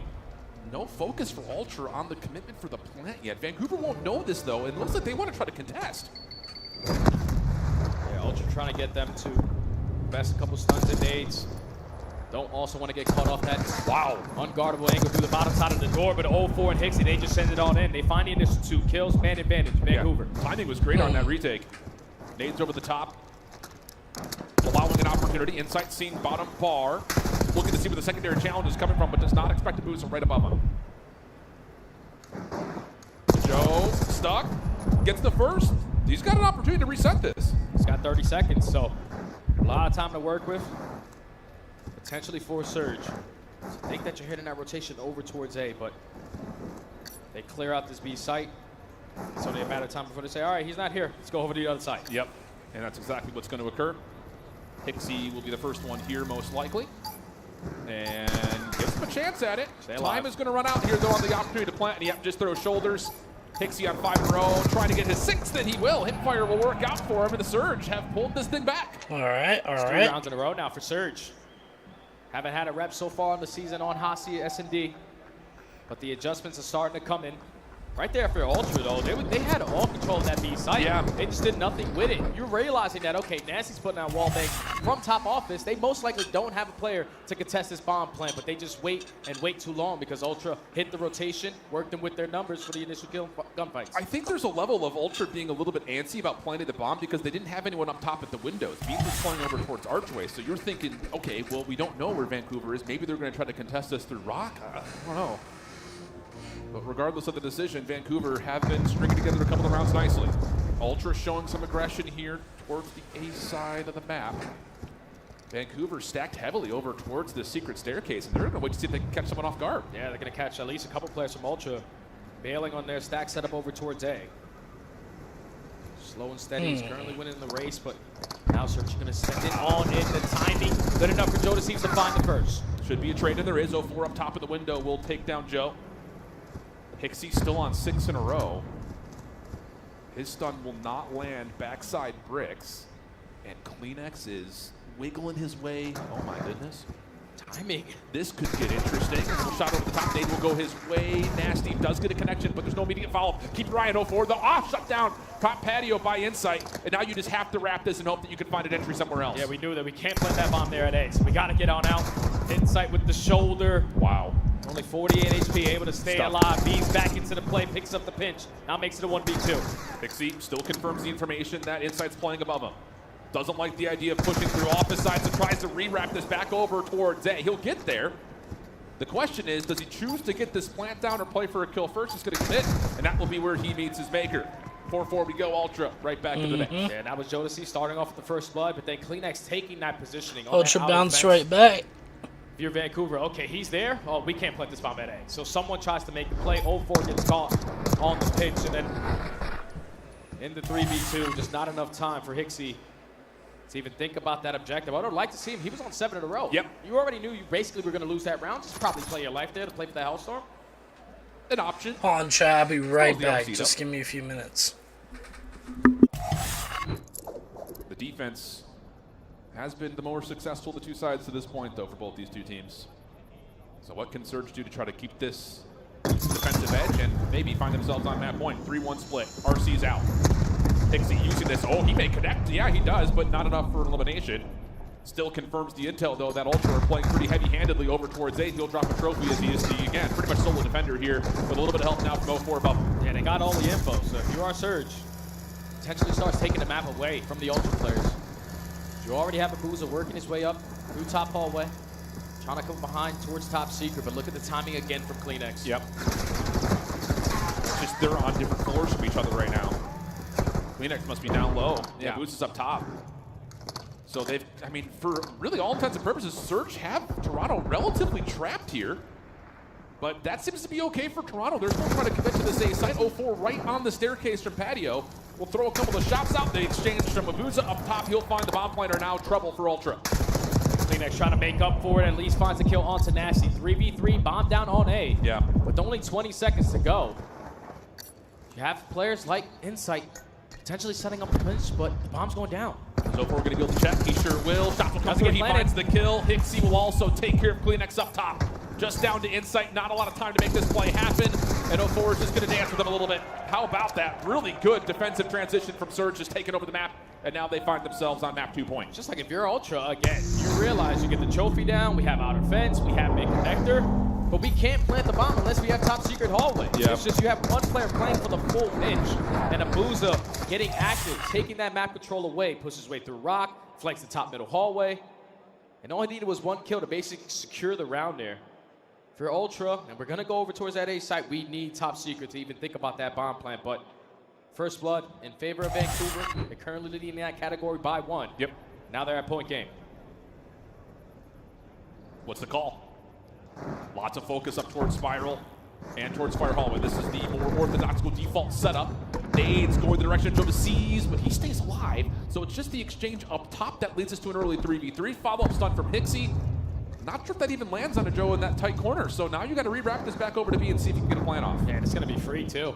There's only 1 player in Kleenex who can potentially contest from top office, but he's going to use that RC and rotate its way over towards B, but that bomb's already down. Yep. And now a little bit of a scramble here for Ultra. You've got 04 still playing behind the setup, but Ultra are trying to rewrap this. Can they find the timing to hit? Do they have any nades left? Try to open up the site. Inside finds the first. Wait, Joe finds a second just in the blink of an eye, and now they know where 04 is. He's the last one standing. He's got to focus on so much at the same time, and he gets caught top hallway. Joe finds the kill, and we're going round 11. Yeah, that's the worst thing that can happen there in the 3v3. Both players that are playing the bomb site, corner to corner, get picked off. How? Because 04, he pushes through Boathouse. He knows that he's going to try to time this flank play, and Kleenex was sort of aware of it, but once the 2 players drop on site, 04 is in a very, very tough situation to be in. He has to try to make a play, at least finds one, but then instantly just running straight towards that site because in the numbers disadvantage, most likely someone's on the bomb. 100%. He gets caught. It's just so puzzling in that post plant that both Surge players fall individually on corners where we just need to just exchange this evenly. Or even those shoulders. So we're just finessing a little bit of your life. That allows 04 to get activated on the pinch, and he could have been the closer right there, but now we go into a round 11.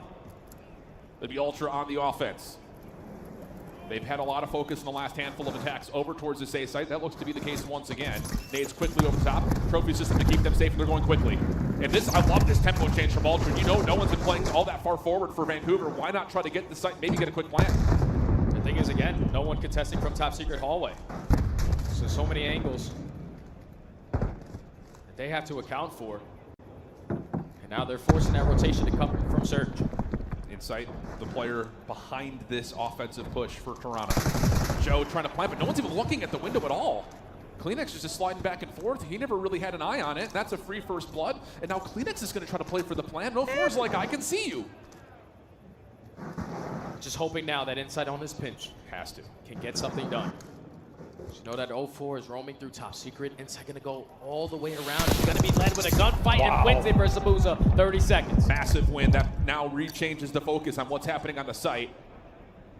Nasty 04 up top. Hixie behind the play. Shots start to come through, but no tags. Nasty has to re-clear out Tin with that gunfight win from Insight. So a lot of confusion here for the Vancouver retake. They're going to opt to go around the back, clear out Tin, then hit this from the front side of the play. Just down to can they find the next piece of contact because Ultra are just staying covered. Time is ticking.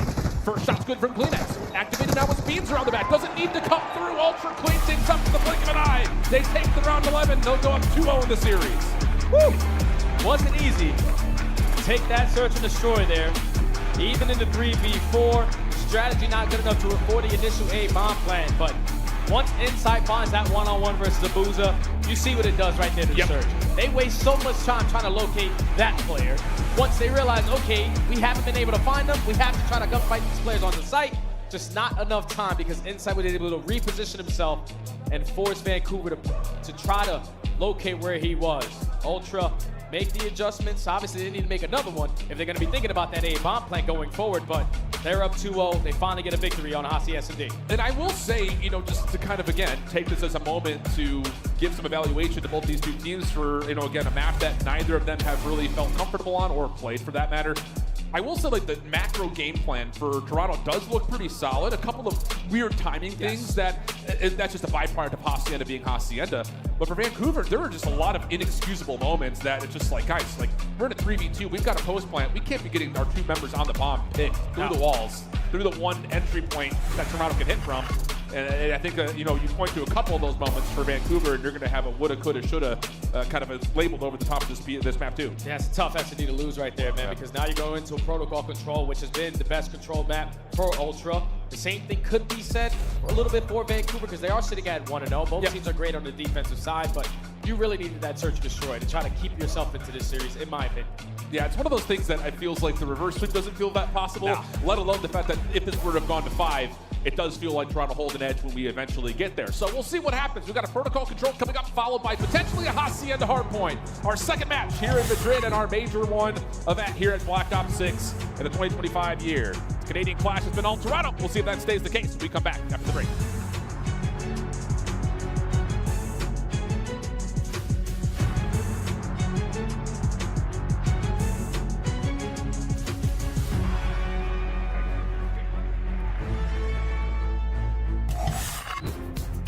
The Esports World Cup is an official partner of the Call of Duty League. Upgrade your game with the SCUF, the official controller of the Call of Duty League.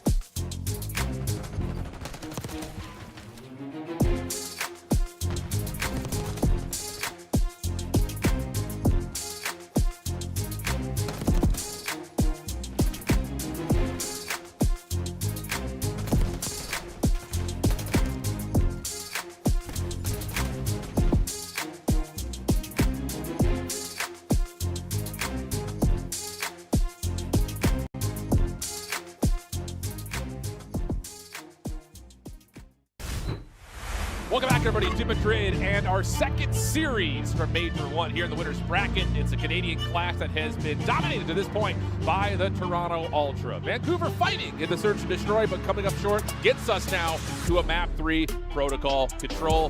Jay, just talk to me, brother. What are you thinking? I think Ultra are going to be feeling pretty damn good if they spawn against some protocol control, because it's been quite some time. This is basically the beginning of the season. They are flawless on the defensive side, have yet to lose one of those rounds. They don't really give up a lot of segments on defenses, and on their offenses, they are the second best team at averaging the segments on their side. So this is going to be a tough match right here for Vancouver. It's one of those things that I feel like for Toronto, we talk about how sometimes they play more of the objective versus the kills type situation. They found success with that. That comes out a lot here in the protocol because they're not afraid to stack immediately, get the ticks done, get yourself at worst around 5 defensive advantage. Vancouver on the other side, though, I feel like we haven't really seen them as a full squad wake up into this series. take the break, get settled. We need to see the SMGs start to really find some confidence on the map. Especially on a map like Protocol, where we saw it at least in that last series, when Simp and Abizi and all of Atlanta FaZe were able to do to Boston, trap them in the back of their spawn, and basically, like I like to say it, put them in hell. Yep. Like, that's as simple as that. You cannot afford that to be the case if you are Vancouver. The slaying wasn't there in map number 1, but you need it here to stay alive in this series. Big time. And I think the thing, too, is, hey, we talked about Abuza, and maybe he has not had the same start as he had kind of continuing from the finish of last year, but in Control, he has been a lockdown AR. Will that be a factor for Vancouver as they will start things off on the defensive side? Toronto looking to try to play this largely through mid-map. A little bit of a delayed hit, seeing if they can catch Vancouver out on their push forward. And, well, they get a look at 0-4, but can't quite tally the kill. And now Toronto over to the B zone. Slowly working on that first segment. They take down 0-4, was roaming towards bottom comms, and that's already 3 dead. Kleenex, the Toad setter, with this SMG in hand, allows his team to secure this first segment. You have spawns all the way across the map. If you are Surge, this might be the second one guaranteed. Yeah, I love this. You got Goodness Eves kind of playing bodyguard over towards the tower, and then you've got Beans up top to make sure no one hits the ledge. So the only place that Vancouver can contest from is from bottom PC, and wouldn't you know it, that's where they find the success. But now you know Vancouver's playing through PC, we can hop over to the A zone. So again, the split focus for Ultra strong to this point, but the kills are making things difficult now as Vancouver starts to get towards the Ultra spawns. Well, the good thing is they're trading out in the back of their base, and the player who's pushed out in Beans finds success in his one-on-one gunfight, so he's able to hop right back on towards that A point. Oza, okay, he's been Mr. Control for this team. 3-1 start. Insane gunfight there versus Kleenex. And he was late to the party, too. Hello. Between weapons, and now he takes care of Dota Seeds. Stun out. He will be caught in the corner. And Ultra will have this as a chance to keep the clock paused with one member over on A. Quickly dealt with by 0-4. The second tick going to be depleted. And now panic mode as Ultra really only have B to reside towards. Now you don't want to waste a lot of time. Wrap back in towards 10. Trying to push your way out through top heli. Trying to work this overextension. You still have players roaming through bottom comms. Don't know if that second segment did get locked. I think it sure did, yeah. It did. But 30 seconds to go. Ultra need to try to extend this game clock. Yeah, just the 3 ticks for now. You're going to get insight onto the A zone. He may get a second tick here if he can stay alive a little bit longer, and he's going to secure it. Wait a second. That's pretty massive in terms of, again, tick progression, plus now you got the stack behind it. Abuza will only find 1, and this could be an extra 60 seconds, and it will be with Insight winning that gunfight. 13 plays 12 with a minute 23 in the clock. Now Ultra up by 1 life. Need to start off by taking this mid-map away. Effective on the trades. Now you have players working this overextension. Insight going to put himself in a position towards bottom grandmas, hoping that his teammates can find a couple kills so he can play for the spawners. This has been clean, though. Toronto now have the numbers advantage. Everyone's swarming on to the bottom level at B. Third tick being worked on. A pinch potentially in the way from 0-4, but we'll get here in time. He gets shut down, and with that, again, like we talk about, Toronto just stack, put the pressure on, and get the full offensive tick control. Wow, unbelievable start for Ultra. It's so difficult if you're Vancouver, because you're thinking, okay, we're finding 2 kills, but the other 2 guys are keeping the game clock paused at the other point. This seems like Ultra have like 6 or 7 players on the map when they're playing a little bit of protocol, but when it came down to this final push to extend the game clock, it was Insight finessing on the point. Turns into a one-on-one, wins that gunfight towards top grandmas, and then just way too much pressure. And also, great awareness to account for everyone on the side of Vancouver. Correct. Because 0-4 was in a position to contest it, but he instantly dies as soon as he peeks that window. So, fantastic opening offense there from Ultra. Yeah, you tell me I'm missing 1, I'm looking behind me on protocol. Especially if it's 0-4. Especially if it's 0-4. So, really clean offensive look from Toronto. It'll be a 3 spree carried into the round for Beans, 4 for Insight. Pending the scoreboard is correct, which looks like it very well may be. Early pressure from Kleenex, traded by Hixie, and Vancouver are looking to establish early control over towards A, but that gets shut down as the ARs for Toronto win the day. 2-2 so far in the split.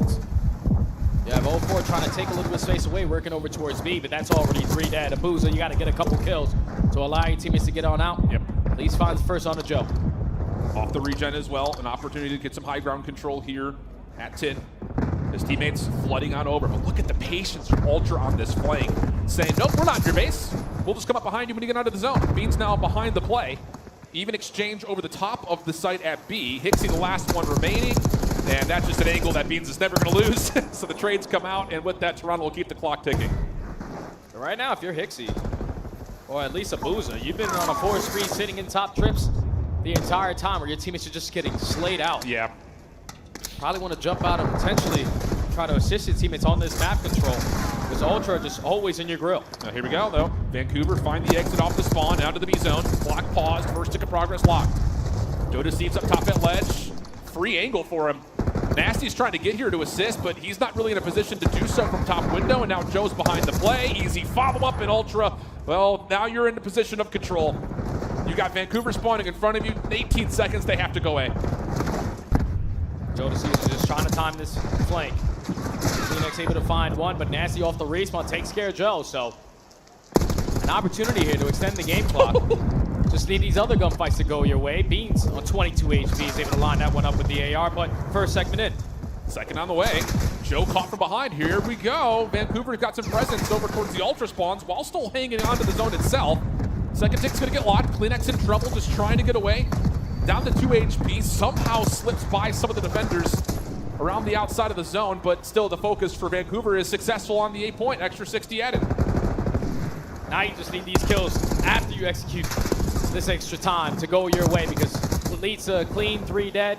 You already have Ultra in your spawn, but thankfully you're able to line up a double to work your way on out. A minute to work, Griff. You only need 2 segments, and all the kills going their way. And this is a really good setup. You're going to have no focus up top towards ledge, so Booza has to keep his eyes on it, but you've got PC control. Can you get here? Can you stack? Here comes the dive down. Ultra try to challenge. Kleenex able to find 2. Beans shut down on the zone itself, and Hixie, the last one remaining, is just going to hold on to PC. Yeah, you just want to hold control off bottom bunker. And now Kleenex, your job is potentially come up behind him or play for these players on spawn. Too bad Joe Deceives is already thinking about that. Kleenex on bottom, comms clears that out. That second segment does get locked, but 9v6 with 40 seconds. Yeah, and again, the positions of control for Ultra very, very, I would say, dominant here in terms of what you need to clear if you're Vancouver. And they may just avoid playing through bottom comms and try to rewrap this. You've got Hixie on a route right now. Lots of focus up top here for Vancouver, but both those players get dealt with, and now Toronto can just keep their eyes on the zone itself. Kleenex off 5 in a row. Deals with what very well may be one of the last contestants for Vancouver. Abuza is going to have to make a hero play. Yeah, how many more can Abuza find? He knows there's at least 2 players coming off a respawn. Clean. A freebie there at P2. You're giving yourself another chance, 5 seconds. Here we go. They can contest this through stair side. 2 players for Toronto playing over the top, and you got a stack here. Hold on a second. Hixie can watch the cross. He finds the first. Nasty gets the second. 3v1 situation, but Nasty down low is dealt with. Ooh, it got close. Vancouver with the stack nearly gets the 3rd tick, but Toronto capitalized at the right moment. Take advantage of their situation. I think it all starts with that initial break attempt there at that B push when Kleenex flies on in, finesses around boat, allows his teammates to clean up all those kills, but then just dominating towards bottom bunker made it more difficult there for Vancouver to work their way on out, as they were able to earn 5 segments there. Back at the replay, obviously in this situation, you're starting to panic a little bit, especially when kills are not going your way. Yeah. Once it turns into a 1v3, easy trade there for Beans on the hop down. You give up 5 segments, but you secure the round, and now up need to 1 more round. Yeah, but I'll tell you, man, Kleenex just able to find the toe tags. Beans falling down, finds the second. That was a very winnable round for Vancouver at the end. Now they've got to pull off the Giga reverse sweep. Get 3 in a row here, the control plus map 4 and map 5. Kleenex is already in respawn. Oh boy. Ultra off again, hot towards this offensive point, but they will get cleared off the A zone, and that forward pressure has been alleviated as well. And now if you're Ultra, you got to reinforce your way over through B now. You don't want to waste time wrapping your way back over towards 10. Kleenex, your job is to work your way slowly out of spawn. Try to catch these players who are working on these deep pinches. And at the same time, you have Joe Deceives roaming through top grandmas. He opens up with a kill. Now everyone from Vancouver has to turn around. Clean shots from Kleenex! My! Snaps over and deals with 0-4. That's 4 down. And here goes Ultra again, stacking the point. 3 members on. First tick done, second quick to be finished. A little bit of presence here, though, from Surge, top ledge. They can look down into the point, but that's not what you want. Nasty has to try to contest. He will be dealt with. Hixie, a little follow-up, will finish off the exit, but it comes at the cost of an extra 60 seconds for Toronto. Now Ultra have a minute 45, up by 2 lives. Segments probably won't even come into play here. They just need 1 set of kills to go their way. 2-2 so far on the split. Abuza holding down top mid gun. Needs to keep this position his way. Nasty trying to create some havoc out of the Ultra spawns. Not going to work out. Abuza following up. You need kills, though, first, if this is going to work. That's the problem, as Toronto are just holding on to mid. little bit of a contest over towards A. Booza trying to help out from the bottom. Beans meets him at range, though, and blows him off the map. So now you've got insight on the zone. First tick is done. And they still know that Hixie's behind him. First segment already locked in. Hixie slides his way out through front 10, alleviates some of the pressure there for that first skill fight. And now allows his teammates in the numbers advantage to just fly on in and trade. But Beans with that double, don't know if he secures that second segment. Yes, he does. So only one more needed for Ultra to get a 3-0. I feel like that gunfight right there summarizes this entire series. Just trades that should happen that are not happening. Down to 60 seconds, though. Vancouver still fighting. Insight close to being able to get onto the zone. Has Nasty in his way. Slides on. 0-4. Backside. That's going to be enough. But that's all 4 dead. 12 plays 9. 55 seconds to Booza. Oh, top ropes actually gets cut down. 0-4's also pushed back. So the spawn presence not enough for Vancouver to keep them held back. Yeah, just stay alive in their base. Makes it more difficult for Ultra to even think about a play. But 0-4 with the repositioning gives the comms that one player's already in our top grandmas. I don't know how Nasty gets caught off guard there, but 0-4, it's now your job to take care of Joey D. Oh, good transitionary focus. Finds the shots to lock things in. Now to the AR. Clean stuff from 0-4 on 4 in a row. Abuza behind the play as well. Could contest from the top side of windows. Plus also put some focus onto the Ultra spawns. That works out nicely. 9v3. It looks like Surge should be able to convert on this defense. No more respawns here for Ultra. Has to be literally perfection here if they want to stand a chance in this round. They at least start off with 3 kills, so they're giving themselves an opportunity, but there just might not be enough time for them to even touch that point. Yeah, Beams will jump on for now. Quickly dealt with, so Vancouver will extend the map and maybe the series, but it still just feels like those individual moments that we see, that one from Beans in particular, should not get to, does get to. And now it calls for Seattle to have to just be absolutely dominant here around 4. Yeah, because what, they're down by 6 segments? I think so, currently? yeah. 2 segments do come in there at A, so they stepped up in the slaying there. It was great routes out of Abuza. This time just being the player to work that overextension, to work that deep pinch, and not really allow Ultra to fully set up around that 8 point.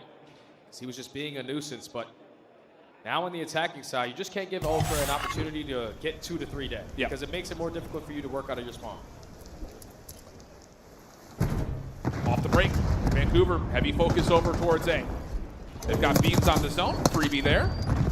And they expected Joe DeCizzi playing over to the middle. 0-4 eventually finds him, and hold on a second, they can actually transition this back to B if they want to. 0-4 seems to just take this as momentary control from the high ground, and whoa, okay, how about this? The SMG starting to light things up for Vancouver. And 0-4 gives that comm right there to Hixie. Okay, there's someone pushing our deep left. Play for that kill. I'm going to play for the guys off spawn. So the communication right now for Surge is clicking. Second segment already secured. You're up by 6 lives. This is a totally different Surge roster. Yeah, sure is. Kleenex able to contest though. 0-4 trying to come back to the point, shut down. 3 straight eliminations for Ultra. Now using that as an opportunity to get forward defensively. But Hixie has stayed alive throughout this transition. Bean slides into the action, only finding 1. Kleenex trying to follow up on the exact same route. Should have a freebie here on Nasty in the same breath. Joe DeCeves does clear out Booza. So again, it's just, where is Hixie? There he is. We found a P2. Ultra looking to isolate, but Vancouver quick to help him out. Yeah, Hixie just playing his life beautifully. Finessing on that side of the map, allowing his teammates to work this overextension because the players on Ultra have to put focus on him. Second segment already secured. Third segment on the way. Nasty does get picked off, but you still have 1 player on it in Hixie. Kleenex tries to dive forward to contest, able to find 1. Joe DeCeves takes care of Abuza at the middle of the map, so he will work on depleting some of the progress towards this 3rd tick. More focus towards, again, trying to catch players off spawn. So far, so good. Gets a secondary read, backs up. Good finesse here from Joe DeCeves and turns that into 3 in a row now this life. Up to above 30 eliminations as well. He's had a great match. And it got the indication that the last player at least is going to be sent towards bottom comms. But Joey D is just taking over with the SMG. Another 6 streak. Hit it in map number 1. Only 20 seconds now for Vancouver. Yeah, Joe, I think just called game. Stunned up, front side arches. Semtex to follow, but 10 seconds left. Joe is still going back and forth, almost able to find Hixie, but he will be dealt with. Last 5 seconds. Kleenex is right there waiting for Nasty. No worries at all. Ultra 3-0 Vancouver with a really clean protocol control. Whew. I said, finally we get some of the respawns that we like to play. And this is what we're able to do. Dominate in map number 1 on that opening skyline. Clutching up in the Hossie search and destroy. Potentially now add that to their map pool going forward. But the protocol control, even though in some moments it got a little scary, the closing factor, especially how dominant they are on defense. Now 6-0 on the defensive side so far on the season. The SMGs just really brought it. No, really did. Yeah, really did.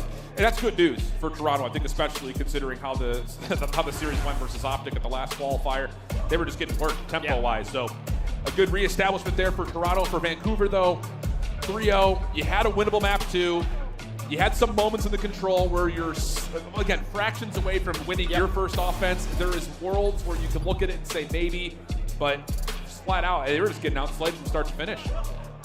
Can't have that, especially going up against this Ultra roster who basically bring it every single time in a respawn. Being 25-20, Joey D 34-27, 24 non-traded kills with 4K damage. That guy was just roaming in your base. And look, he even has 20 kills on the offensive side. That is very, very typical because they got offense success in round number 1 with no trophy system. So Joey D was all over the map. Yeah, also just the segments captured. Again, we talked about it. Ultra very much so an objective-focused squad. We see that with the hard stack. No need to see how they're going to play the Hacienda hardpoint. But I guarantee you, Jay, we are going to see this Ultra team have to play Hacienda hardpoint at some point this weekend, especially if they continue to make these series as mixy as they do. Hopefully they win a rotation, man. That's all it comes. We put ourselves in a position to set up at these new hills. We're going to stand a pretty good chance of winning the map. Does this series give you any power influence towards how Ultra look in the weekend, now looking at this updated bracket? Well, they're going to go up against FaZe next series, so that's going to be tough because FaZe love themselves some protocol control. Fair. They also love themselves some Skyline, so that's going to be a tough matchup, but the good thing for them is they added a Hasi S&D. Like, that's the biggest thing I'm going to take away from that series, that they were able, even with all the mistakes that they threw in that Hasi Search and Destroy, still able to walk away with a 6-5 victory, so that might come into play versus the top dog in Atlanta. I think the vast majority of people out there who've been watching the CDL are looking at this bracket and assuming that it's going to be in Atlanta in Optic Winners Finals. It definitely feels that way, but after watching these two teams 3-0, I think there are levels of, yeah, maybe this matchup could kind of go the same way it did during week number 1. Now, granted, again, Atlanta was not the same Atlanta in week number 1 as they are now, but regardless, 3-0s for both of our two teams as we head down over to the stage with Ulysses and our post-game reaction. Thank you very much. I'm here with Ulysses. First of all, welcome to Madrid. It's been amazing to have you around here. Do you have any time to have fun, taste any Spanish tapas? It's definitely been a lot of fun. You know, we went out to eat in, like, I forgot the name of the restaurant, but it was great food here, great cuisine. I love the city. It's great fans. You know, it's been awesome. Obviously, just see them. Look at the crowd. All right. Toronto Ultra take that series. Fans, all the different teams. We have Gentlemates up there. And those guys are insane as well. Shout out both those the guys. Search and the Control. You guys are awesome, by the way. Sorry, I stepped away for a moment. You're awesome. And also, you and Clinks on the first map. You know, just catching some Z's. First of all, you're having fun. But the second one, tired you did it. Chat. You rolled that much. Yeah, you know, it's land, bro. I got to have as much fun as I can. Powering through it. I literally love it. To. I love it. Like I said, playing in front of the crowd is just insane. And after the first match, Selim said that he would rather prefer to play against Vancouver Search. Do you have any message for him? I mean, there's a reason he wants to play them against instead of us. It'll be fun. It's gonna be banger. Yep. Well, let's go back to the analysis desk after this interview. Thank you, Joe. Thank you. Version 2 getting the job done today. That is a beautiful look at my guy, Alan, who just had a fantastic cast. Bring the lights up and start the party. Ooh. Original Joey Dramatic. D, how did you feel about your call? You said the new Joey D was going to be the MVP. He popped off. I mean, I think probably between like map 1, him and Kleenex really paved the way, but map 3, he goes off. Yeah, so I'm pretty happy about that pick. I like what we saw there. Nameless, you were commenting during the interview, Toronto may have a new faceman. This guy knows how to work a crowd. He's already pandering to the gentlemates. Yeah. Purple's hanging together. Yeah, he's got the crowd rooting for him. Yeah, Jonas Seeves, he's a lovable player, man. And, you know, his rise over the last year and a half has just been awesome to see. Some great placings at the end of last year, really got confident. And that was the storyline of him as an amateur player, was like, once he gains that confidence, he's going to be hard to deal with on that main stage. And we saw it throughout that series and the stamp in that game 3.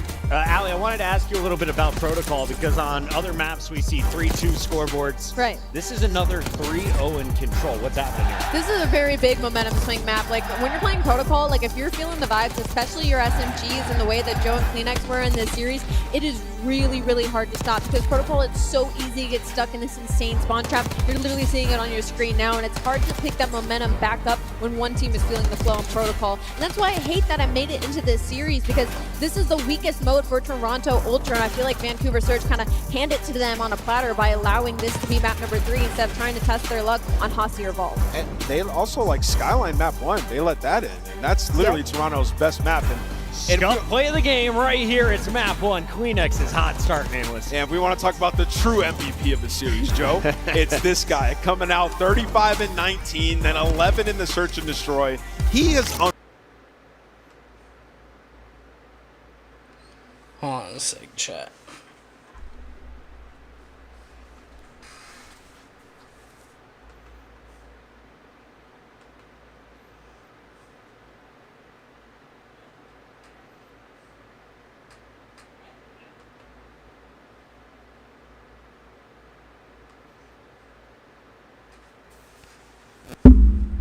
Alright, had a little bit of a technical difficulty there. My PC crashed, but we are back to business.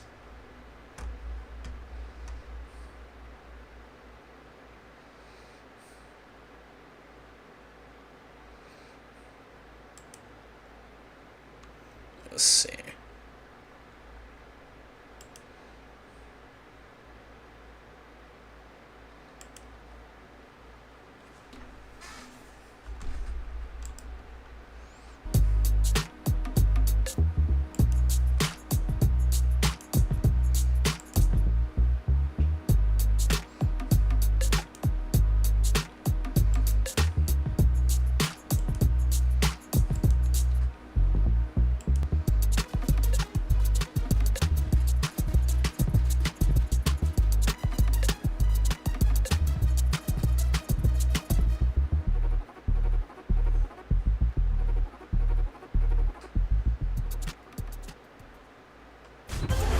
And we are back live in Madrid. Make some noise, everybody. The fans are going crazy, and Jetmates aren't even playing until tomorrow. I love it. We had a little standoff between the French fans and the Spanish fans making noise in the venue. We have some Americans making a few tunes, but I feel like this is day one, and the energy is already here. Alan is back.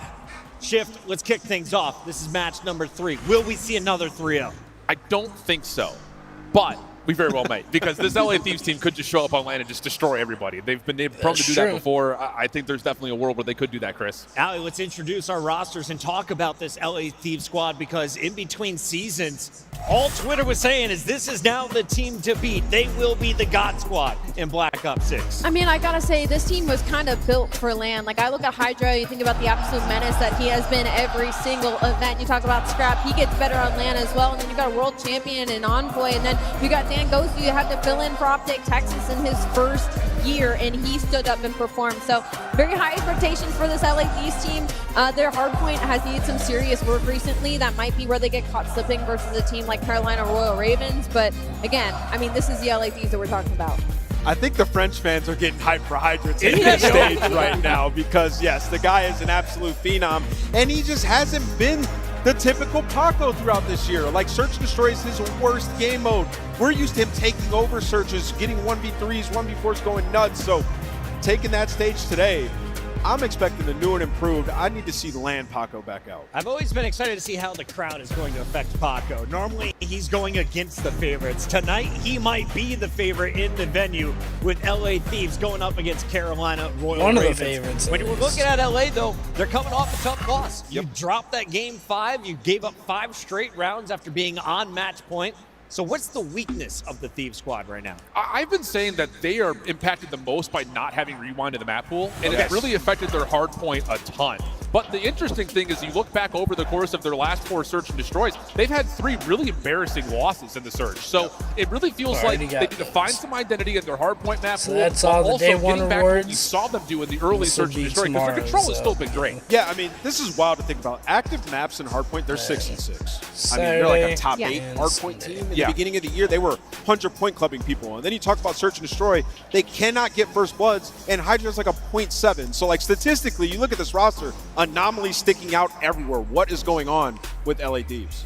So, Ali, first hard on the point other was a side, fucking we have ass Nameless's whooping for favorite sure. team in the whole world. And They go by the name this of is the pretty Carolina Royal close. Ravens. Sergio They must feature have won. I thought it was TJ Boston. Haley. I was like, what are we talking about? Toronto just sold I it feel out like you on gave that up on search. Boston after the most recent loss. And then- I mean, that might team be is still true. winning. Troll dude is another All right, walk asshole. me through this lineup, though, Ali. What do you like about what Carolina has put together? I just like that they kind of were the Shit's underdog crazy. team coming into this season, and then they ended up being the best team in the world for a couple of weeks. But the issue now is kind of like, are you guys actually slipping, or other teams are just catching up? But I will say, from the side of LAN, like, Slasher gets 13% better on LAN. That is a really fun, stupid statistic. He gets 13% better. So better, though. Is that very just in this good. game or throughout his That whole is from career? last year. That is from last year from Katie. Small He gets sample size. 13%. Very small sample size, but it's a fun fact. I like that fact.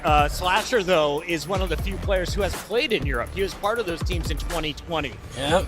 Does he need to bring anything special to this land, knowing that we're overseas, or is this just the same game, different setting? Business as usual. I mean, if you're Slasher, you've been great throughout this year. This is a team that has, they've had tenacity, 4-1 in Game 5s. Very typical. They got top 2 in our minor tournament. And, despite everything, like, as of recent, they lost a couple matches, but they got the train back on the rails. You saw versus the Heretics, where their hardpoint looked so much better. So for Carolina, every team has had turmoil. How do you respond? And they got to make a run here. Go ahead, Alex. I think the only other part about this is, this Carolina team, I think, surprised us by where they were in the rankings. But you have to keep in mind, this is one of the easiest qualifying schedules that there could have been. You had a weak phase team at the beginning of the year. You struggled versus Cloud9, but then you come after the break, and it looked like they didn't really have the same mojo. They got top 2 in the minor. Yeah, but who did they play? They played Cloud9 to 5 and Optic. Played Optic. Yeah. You beat FaZe. You beat Optic. You played Boston. It wasn't an easy schedule, I wouldn't say, when you include the minor. That's fair. Is the scariest AR in the game wearing blue or red? I'm going red. Scraps in this lobby. Scraps in this lobby. Unless we're on Hacienda, then he's an Unless we're on absolute Hacienda, bot. he's the If we're on worst in the Hacienda, world. he's a complete nutter If you bot. guys answered blue, I was going to be so bummed because I was trying to set this up. Look what he has done. You heard him in his interview. He's ready to talk smack to anyone. He's ready to take on everybody. And against the rest of the league, 69% is a ridiculous number stat. Oh, it really is. And I think it's just the stats versus the rest of the league. Like, you just take Optic out of the picture, this guy is him. Well, Scrap is going to have a tough time on that map 1. Uh-oh. The last 700 damage. What Because are he's we been like doing? Hacienda hard digit point. kills on Hacienda hardpoint. They actually really need that map to be a part of the map pool as well. It's pretty thin. It's time to lock them in and make them official. Will anyone choose a team different than me? I am going I'm going LAT. LA Thieves. I'm wearing Carolina blue. And Carolina. I like the Carolina back half of this map set series. He lives in Carolina. I'm going I don't Ravens. disagree. I'm I going don't Ravens. disagree. You're going Carolina as well? Oh, no. I don't disagree that the back half of this series leans their way, but I will be going LA Thieves. I believe in Paco way too much. Nameless? I'm going LA Thieves in this one. I think they get it done. Paco's going to be unreal next day. 3 LAs and a Carolina first shift. Wow, Who's dude, they right? still It's got time the to find out same as we send it to the stage. record Julie, on take the it away. books. Hola, hola, hola, hola, Madrid. Hello to everyone. We're ready to go with the third match of today, and it's going to be a completely banger. But first of all, please secure your bags, everything you have around, because I heard that is carteristas, pickpockets, carteristas, pickpockets. Oh, the thieves.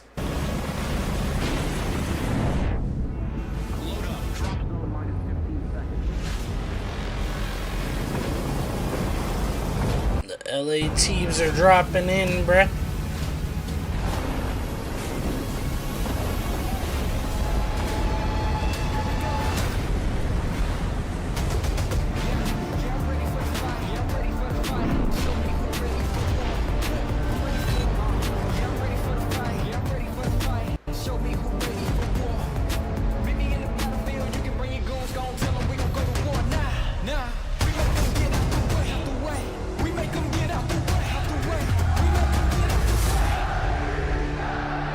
Common spawns, make sure we're counting names, talking to each other. Listen.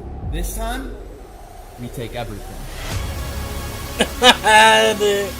the envoy. They're ready This to time, win or we take even to everything. steal it. Let's give a warm welcome to Los Angeles States! All right. They're ready! That's a little bit of a cheer. Ghosty, Hydra, and Squad! A team whose confidence rivals literally no one possibly a pretty fun good. fan favorite for the fans as they get loud as they take the stage. It is all smiles from the side of LA Thieves. The expectation was set so high. Yeah, now we dude. finally get to see what they are truly made of. They want to say they're going to take On everything, land, and let's it all see is it. going to start right here. Let's bring out their first opponent. I think if they win this, Optic play him tomorrow. If Optic win. So of course Optic will win.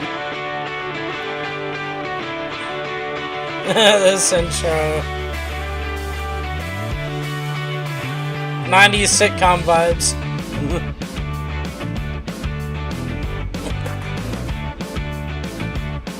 This is a cool little intro though.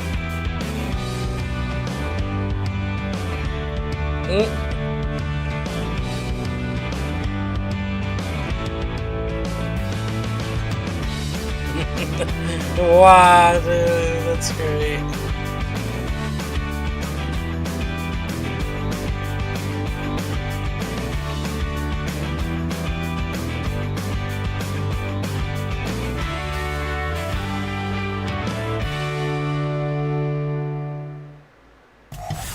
Be ready to fly with Carolina Royal Ravens!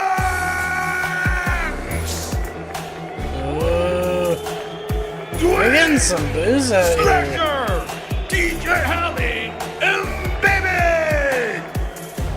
Alright, Carolina alright. have been one of the biggest surprises this season. Coming in, people didn't think they would be that good. Well, they have been unbelievable. They were number very one well, for a top two minute. in our minor.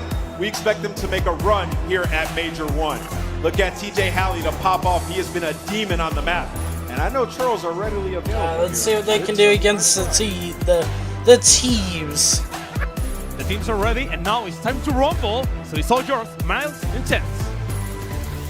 Muchas gracias. Thank you very much, Yuli. Hey, we have got a very, very exciting matchup for us here, chat. Again, I cannot believe how much love Hydra's receiving there from, of course, the Genovese fans who are in the crowd. It makes perfect sense. So very, very stacked against the Ravens here, mate. It's going to be such a fun time, and this is going to be the most competitive match we have had today so far. It has been a gauntlet of 3-0s, but I'm expecting these guys to absolutely put on a show. And for a day where SMGs have been dominant throughout the course of the year, they've stepped it up even further on land. So I know Hydra might have the support, but TJ and Gwen might just come out shooting. And Gwen, I think for me, is going to be the focal point. We saw his stats. Last year online, he was a god amongst men, our rookie of the year. On land, though, he would falter typically. Now he's got some vets by his side that are going to be flying with him on the map.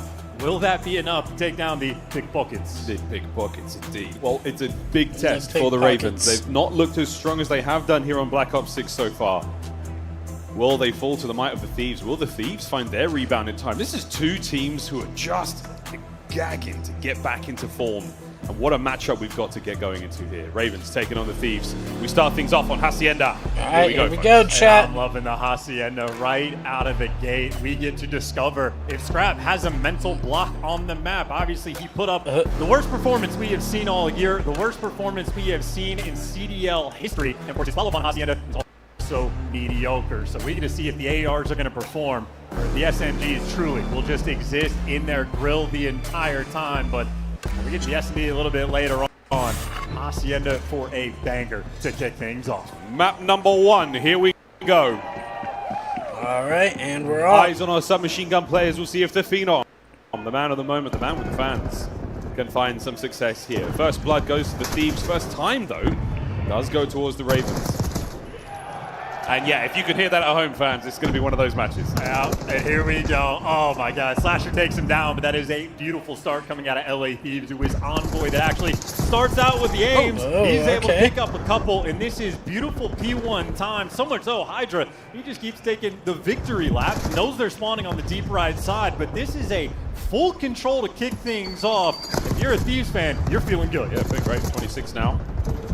Ravens with a bit of a bounce back. P2 though, top right-hand side of the mini-map is where we go to next, and in position already, it is going to be the Ravens. Hydra can't make his way through the front. It's Vivid who catches him out. The backline now, Ghosty. He and Scrap trying to make entry. It all comes down to Vivid again. Can he find any more kills here? He can. Can he get 2? He cannot. Nice work. The Thieves are in. And that is the AR players holding it down. And securing the back spawns. Hydra now on a freedom flank. He gets all the pressure in the world. They're trying to make a move, and he gets picked up, but he still gets the intel. For the AR players, it's all guns forward. Through the front they go. Scrap with a big nade. Now anyone from the Ravens able to make entry. Ghosty, watching the water hop. That's perfect timing. Should be able to get that. Easy reads to the front. Ghosty and Scrap all good. Thieves hold it together. And this is a perfect P2 hold, and again, Hydra just captivating and taking that space. He might not win the gunfights, but he clears out mid in its entirety. Makes everyone's life that much easier. Envoy even. I mean, this is just a comfortable game. Outslaying, outperforming right now. This is sheer and utter dominance coming out from LA Thieves, and they might be on top of the rotation. Hydra is pushing pace. Hydra's pushing pace. His timing's a little too good. Oh, that was huge. 4 spree for Ghosty in the hard point, 2 spree from Hydra as they make their way towards the new hard point. A foot race is on there, and the Ravens, they've got Hydra's opportunity to get a bit of a time here and even contest. Well, I mean, early time, but still the back line's going to be there at least long-term from LA Thieves, but that's 2 down in the feed. Envoy just wants to keep his life alive and wait for the reinforcements to come in. How about the minute in the hill that Ghosty soaked up? It gives him this beautiful gift. Oh, Slasher dodges the first, but doesn't dodge the second. Ghosty goes for the head. And now, Envoy trying to push the front line forward. Free and open hard point now as the LA Thieves, they finally get the break. Can they deal with the reinforcements though over to Vivid? Punches a hole, Scrap with a point. And he's got more kills than he's had for a while on this map. I mean, look, this is just setting the tone. Scrap out here performing as you pointed out, but Carolina just simply not given anything on the map. I mean, they were desperate just to get these final 20 seconds of Scrap, but of course, on that rotation, it is Dylan Envoy, always ahead of the game here, bright and early. He wants to get that worm at P4. Yeah, it might be jet lag, it might just be that ambitious attitude he has. T's trying to make entry. Hydra wins the fight, wins the hard point. And there's a pinch developing here, but the Thieves have complete control of the map. Here we go, through the front door. Hydra, can he deal with one? The nade's going to be there to push him back. Raven still slow on the approach. Can they find the kills? Hydra gets another, and that is a perfect hold through the front, and the pinch is secured as well. Yeah, and Slasher, last man standing, just not active on the map because his teammates all fall down. And now, here Ghosty and LA Thieves are steamrolling that was crazy. 13 out of the 23 of the Ravens. They have fallen flat. Yet to take flight here on Hacienda. And Scrap is soaring. Scrap is absolutely ripping. Here comes Scrap. The 3 in the feed. The Thieves are lighting up. Back-to-back 3 there pieces. Ain't no mental block here. Scrap Ghosty and Ghosty as the ARs running the show. Dude, Scrap on a 4 streak. Hydra on a 4 streak. Ghosty on a 3. Watch out, watch out, watch out. Now on a 4. Watch out, backing up. Scrap needs to play his life. I have a cruise. We can streak then. We should streak then. Oh, dude, he does got it. Yellow fist. I'm gonna hold the fire for us. In office, dead. I'm streaking. He can't go fire. He cannot go fire. I'm with you. Yo, one top close, 2 connector, 1 top open. Close. Vivid. Dad, I got 1. Close. Watch out, Vivid. Close, Vivid. Nice. Close fire. Half HP. You got almost turned. That's what P2. Missing wind. Probably waterfall. Could be They're anywhere. just shutting that shit down. Yo, 10 spawns. Secret. Nice. Yo, 10 spawns. I'm getting closed. I've opened. That's close. Open Slasher. Wow, another belt to ass hard point. He's jumping down time. Slasher. Yo, P2 wins us the game. Carolina did not look good on this one. Watch out. I stunned 2 front. Yo, I stuck him. He's dead. 1 front dead. Nice. Last 2 off. Yo, this wins us the game right here. Heard you. I'm loading secret and top spiral. Can I get help the lobby? Yeah. Can you look my secret? I can look top, Marco? Okay. I can help you front or just let me know. Gotcha. Make sure you show me the water too. I have a bad angle. I don't think I can hold secret, bro. Okay. I can hold secret. Can you look my top then? Yeah. Okay, well, one is low. All in the back. Top. All in the back. Top. Oh my god, top in the last 2. Top in the last 2. Both ARs. They're slow as fuck, bro. They're nervous. Wait, absolute. Close left still. He's hard flipping. I need him. Wow. Nice. Good cons, dude. They're just on point right now. He just ran 1 bullet, by the way. He went in the water. Yo, top mid, Gwyn. They can go side. Secret. I think he's side. Front dead. Hold front. All for front. If not for a nice break here, potentially the Ravens are still being slaughtered in map 1 shots. Yeah, Vivid nearly just doubled up his kills in that one moment, but I'm watching Slasher try to slide in and be the entry AR. This is an absolute slamming, a stuffing. There is no hope right now from Carolina as LA Thieves. I mean, this is an effectively Perfectly played Hacienda, every rotation on point, getting double streaked out, winning every gunfight in scrap, answering questions 20-7, 2 minutes in the time. He found that hill. Oh, he found the hill. He certainly found his form here on Hacienda finally. 2 now in the feed there for the Ravens as they fight forward. Anyone there to get on time, and it's more big wins from Scrap at the feet. A break in the last possible second wasn't there. 225 and climbing. The Thieves are closing it out right here and now. I mean, frankly, I'm worried I jinxed it, thinking this wasn't going to be a hot 3-0. With the way this is looking, this has been the most dominant hardpoint map we have seen all year. Royal Ravens, chalk it up. They're on the menu, and the Thieves, if not a steal, they are eating them alive. Scrap. Can't pick up the last 2, but you got to contest the final seconds. You're there for it. Quinn finds a couple in the feed, but he's down, out, folks. Wow. Map 1. The LA What a Thieves. dominant performance from the Thieves. Wow, that's a big scoreline. That's a tough one. At 47, the Thieves were there goes Steve. We've seen him have one of the worst performances on that map. That was unquestionably his best. Unfortunate for Vivid as well. It looks like he LA took a Thieves shiner go up 1-0 in the outside game, series. and now he just had to take one inside a game too. That was a bully beatdown, and we shouldn't even show you guys the stats because I'll tell you, it is not pretty. That is all 4 players positive across the board from LA, and the red carpet on the flip side. Wow. For multiple Double players negative. on Carolina, and the damage output not there either. Almost Ghosty another double could have fallen negative. asleep map 1. It would not have made a difference. Would not have made a difference. 250 to 47. Do not adjust your sets, folks. That is the 23 scoreline and from the 9. first map. And yeah, Scrap finally found Wow. it. There he is on Hacienda. Went to the lab, came out. A new man, Super Soldier 18 non-trading. Highlights here, folks. A lot of love here for the Oh, Thieves. that's got to be Chance embarrassing. It was nearly a perfect game. Yeah, straight from the opening break, too. It was Envoy pulling out That the has AR gotta really be just to embarrassing. set the tone. And, I mean, again, double streaked out ahead of every single rotation. And this is a rotation-heavy map. Next map is going to be red card break the search. mold in any way, shape, or form. Scrap is lining them up like Dude, they're if LA's absolutely coming out free. playing like that, Because dude. They absolutely were. Maybe Sim This could be had a the 3-0. wise words of the day. Welcome see to how they do land. in the It search is here. different than what we have seen in the qualifying stages. Yeah, the game is fast and furious. It's going to take a moment to adjust for some of these players, but Scrap adjusting very, very well again.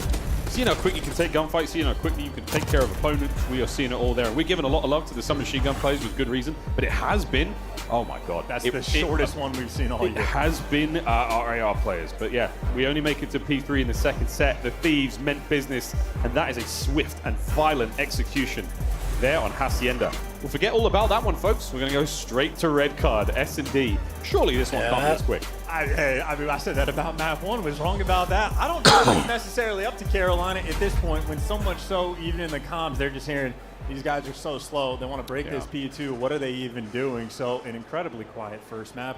One of the worst beatdowns we have had in the CDL. But for LA Thieves to see that success on Hacienda Hardpoint, long term, that's going to be a beautiful thing. But their S&D have had moments of faltering as well. So now we're just going to see a quick look at that as well. Well, while we get through map 2, we're also going to take a look at our bingo card, folks. If you're playing on like at home, plenty has happened here. We've had a 10+ kill streak, 100-point club there. We've had a team kill. I'm pretty sure we've had the crowd singing songs. I mean, that's been. Have you ever seen the mates over there? They're having a great time. We're game 5, round 11. No, not yet. Vehicle, where are you? Are you here yet? No, maybe not. We'll keep an eye on that though, folks. Plenty still to. There we go. That's what I'm talking about. That's what I'm talking about. No birds. And Maven has yet to say sexy, but Nameless. He is here with me, and I'm pretty sure he was close to mind blown after that map 1, folks. 47. He was close, but not close enough. He's almost there. What a match, though. Yeah, let's forget all about it and go straight to red card.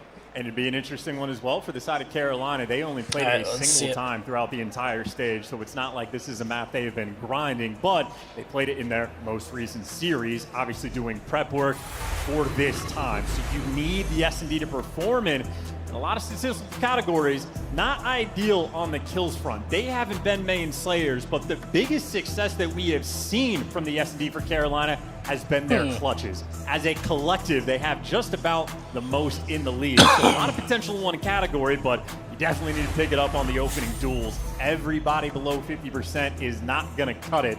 And I would say LA Thieves, has been a team you could capitalize in the first blood front. Hydra right now is one of the most blooded players in the league. So an opportunity for that advantage. But I just know I just saw a 50-point club, so it's looking dangerous. Si, senor. Well, by blooded, we mean that Hydra is typically the player on his team that gets killed first in these games. We'll see if that continues to be a running statistic here at Major 1. Search and destroy on red card now. We find out who's made of it. It's a one-map win so far in S&D. It hasn't been great for the Thieves, Chance. Again, their biggest pain point, they've had the 5-1 leads that they have blown, a couple faults here and there.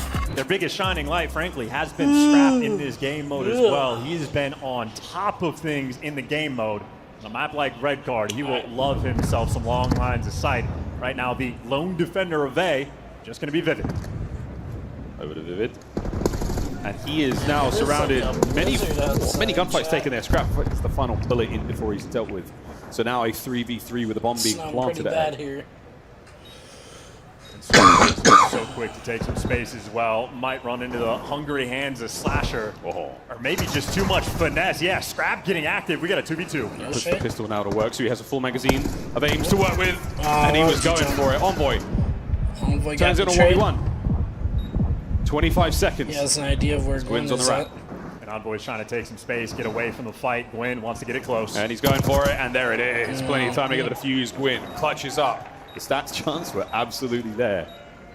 Gwyn gets the Ravens on the board. And yeah, the clutch absolutely been a theme for this squad. So Gwyn popping off there, and you got exactly what we're used to seeing out of Thieves as well, right? Scrap getting active, making plays, but they do not get the first blood. So it just became a trade fest down low. That is efficient work. That is the bounce back that you needed to see for Carolina. They are happy for the much, much slower pace. Chance to breathe, chance to rethink. Just over a minute that round took. A speedy one now as our boys make their way with bomb in hand. It looks like we could go towards the A bomb site, B bomb site. A lot of broad spread here. It's like an even split. Yeah, we have seen this sort of standard, setup from Carolina. 2A and 2B. Slasher, he loves to play for picks. And he gets the first blood, but then TJ overcommits, but hey, that's why Gwyn is there for the trade. The SMG duo working cleanly together. Right there. 3v2. Speaking about working together, it's Hydra and Envoy. It's the SMGs right now for the Thieves. And the battle against Gwyn, the dance is on and the coverage is there, but Hydra, oh, he punches it wide open on the pitch, finds one, and the trade is there as well. And now Vivid in a 1v2. I feel like Gwyn just got abandoned. The pace right there from LAC, just attacking them. But yeah, flip the map on its head. Vivid can operate on either bomb site. It looks like he's leaning towards A, and AR in hands, it's easy to understand why. Oh. And eyes on Hydra. Not going to get that pick, though. Hydra not going to give it to him. They'll play for the A site retake, a 2v1. All right, Hydra and Envoy, let's see it. There's arrow on the minimap, aware that the B bomb site plan could have been a thing, but now the battle is on. Nothing to throw at this. Envoy on the pinch. Oh, the tags from Vivid. But the nade is there, and the pitch timing is perfect. Hydra makes his way forward, and that will be the defuse. Yeah, okay. Kill feed's going to be, yeah, look at the numbers for the side of Carolina. The kill feed is going to get glitchy, so make sure you pay extra attention. We'll be keeping an eye on that, but what Envoy had an eye on was the round win.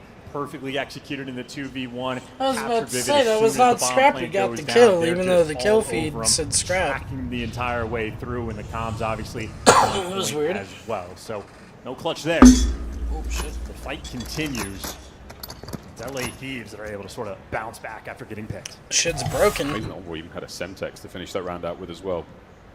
Fully equipped to deal with any situation there. Thieves on the attack, and we're going to B. Oh, they're moving. They're moving with pace. Slasher and Teach though. Oh dear, that's unfortunate. Well, we're talking about nades in a moment. Can Envoy make this a little bit easier for his boys? The answer is absolutely not. Ghosty last man left alive. Right. Ghosty though.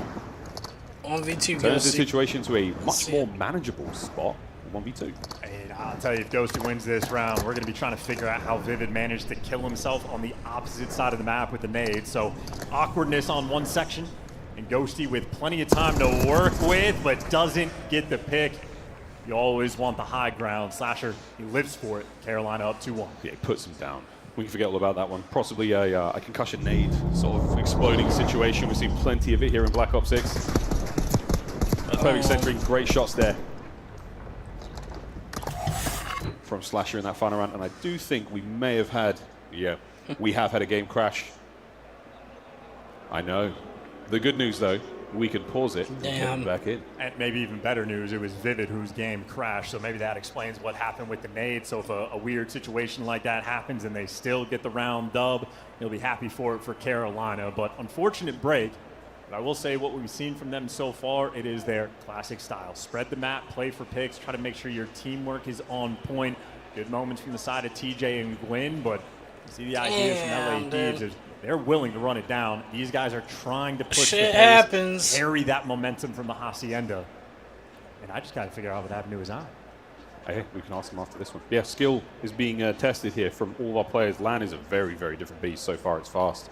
Players like the Thieves, teams like that, they've got good teamwork, they've got incredible individual skills. So you're trying to put the other team in a position where they have to simply outskill you at every possible moment. It's really tough. But Black Ops 6 has shown us anything. The skill gap is there individually. And some of our players are singing indeed. That man on your screen there, Gwyn, an absolute demon in the 1v1s. In the true focal point, I would say, for this squad going into the LAN environment, if you're looking at the course for like the year, Vivid is the guy. He's playing a new role. He used to be the fastest-paced SMG we had in League for many, many years. He's struggled so far to sort of fill himself. Here we go with the browser again.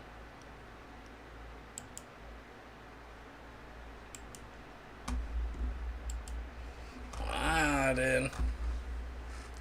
It's just not friendly today, I guess. For like the year, Vivid is the guy. He's playing a new role. He used to be the fastest-paced SMG we had in League for many, many years. He's struggled so far to sort of fill himself in the AR slot, but he's a player always willing to get in the mix. The Gwyn being the next theme, online to LAN. Online, he's been godlike. Rookie of the year we saw from the last season, but there was a distinct drop-off. If he can figure things out, now he's got Slasher and TJ running by his side. This team will become a lethal threat. I just know that 50-point club is a painful thing that stands out in my mind. So a lot of Call of Duty left to be played and a lot more we need to see. A lot more than we need to see. For now, though, we're going to throw to a very quick break while we get this lobby reset. It's 2-1 to the Ravens when we return. All right. Well, that's on break. We'll go on over here.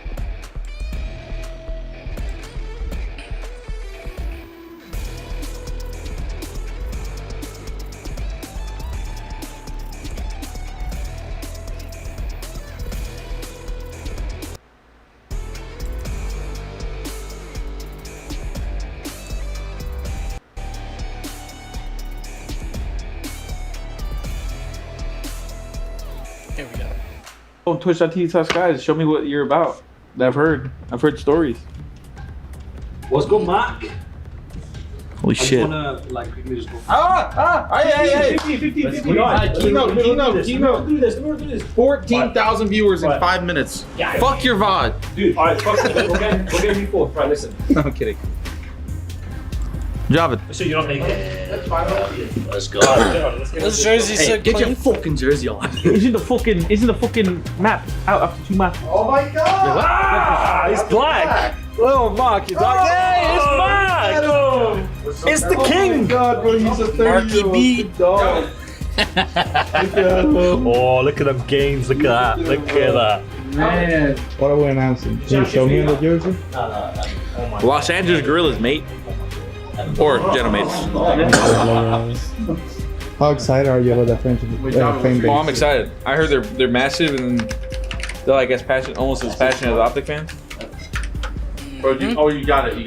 Which is great. Unavailable. The Optic fans are pretty crazy, but I've heard French fans are literally on the same level, so I'm like, holy fuck. I mean, yeah, even with the rumored rosters, like a bunch of Genomates fans coming in, showing love already.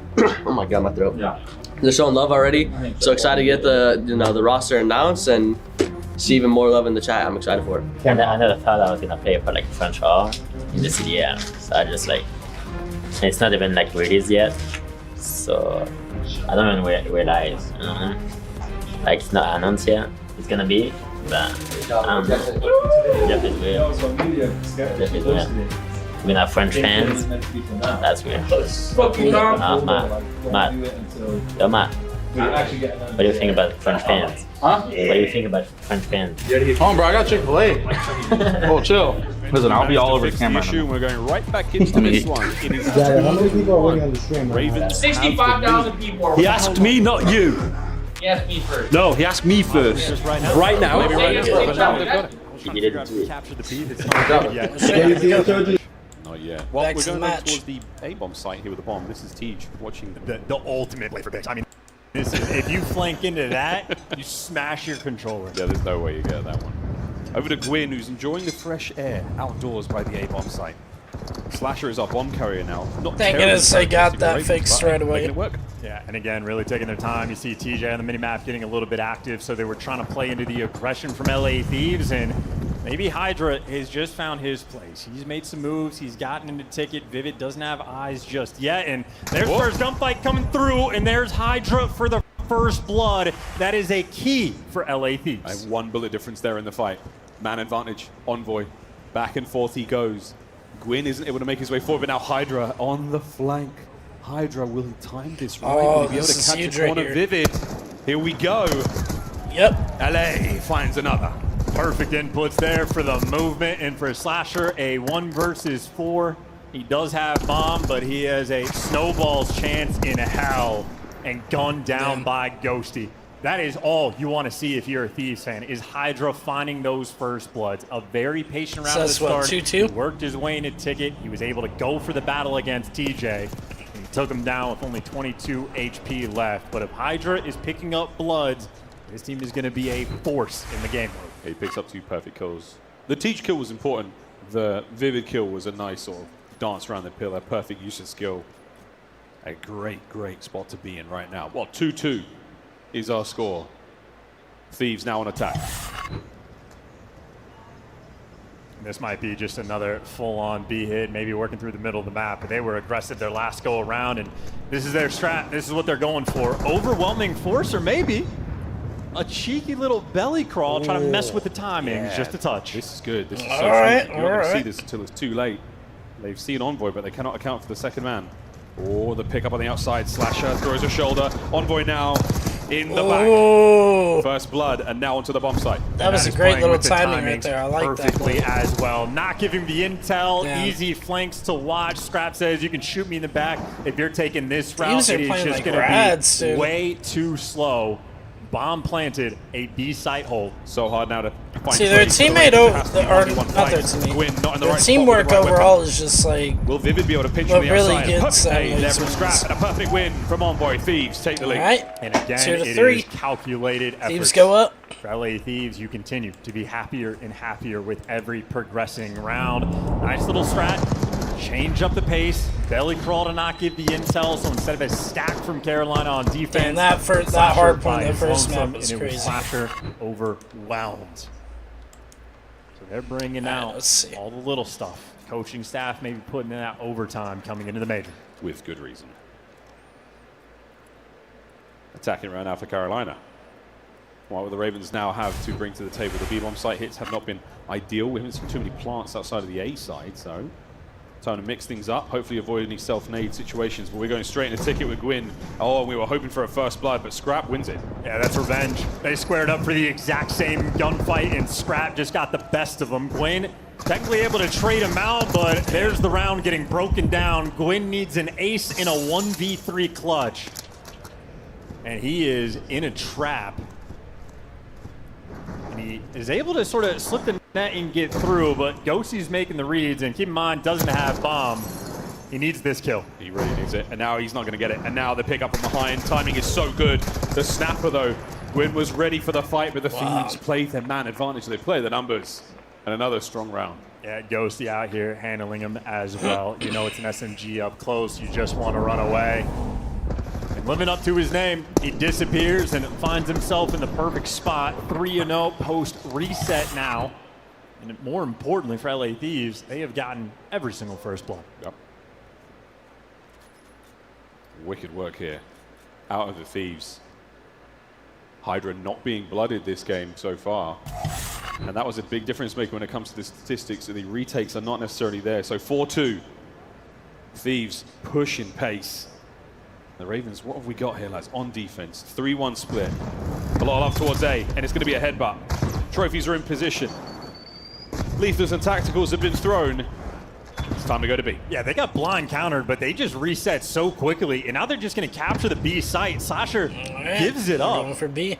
And now you're going to have to retake in Yeah, just the Carolina tried and have true a few traditional people over here, way. though. And this is They might unideal be for the reading team on this. defense, but Slasher does give you the first blood. 1, 2, and 3 are all right here. Reinforcements now making their way through. Big TJ on win, the pinch. Slasher. Oh, this has worked out You got magnificently TJ. for the Ravens. There's another for Slasher, 2 on the round, and he sent No. it. Envoy now trying to make something. Oh! What a win! It's a 2v1. 2v1. Yeah, and he knows TJ was so far out of the Come on, picture, he might Envoy. be able to isolate another gunfight. Gwyn's up next. May have seen a shoulder. Less than 30 to go. Don't overextend or tweak out. Reinforcements now arrive at the bomb site. They press the fight. 1v1! 1v1. Oh! TJ wins it with 20 seconds to go. And what an effort from Envoy. I feel 3, like 4, TJ, 3, 4. that is stressed out. That was so much That closer was than crazy. it needed to be. But credit to Gwyn and TJ in that final moment. Just making sure you do something together. It seems dangerous to push them, but if you're both doing it, you play with the timings and you get the odds. But that was a hell of an attempt. But you kill the bleeding at the very least, but a secondary look, how close Envoy could have been. If TJ hesitates for even a split second, they get daggered and put on a top 5 playlist, but a round win is a round win. And LA Thieves will still be up 4-3. Slasher going back to his old spot. And I mean, the A site has actually been left completely open. You got Ghosty posted, or maybe Envoy, someone calling in that RC call. Yeah, RC's on his way. Thieves are pushed up Trickles down the heavy steps. B Slasher's side. got to identify it. Watch out. no one Good watching shots. Middle of the map now is going to be where we No lay one our watching attention. A is To get the Slasher. battle around ticking. Gwyn and Hydra back and forth with now a minute to play.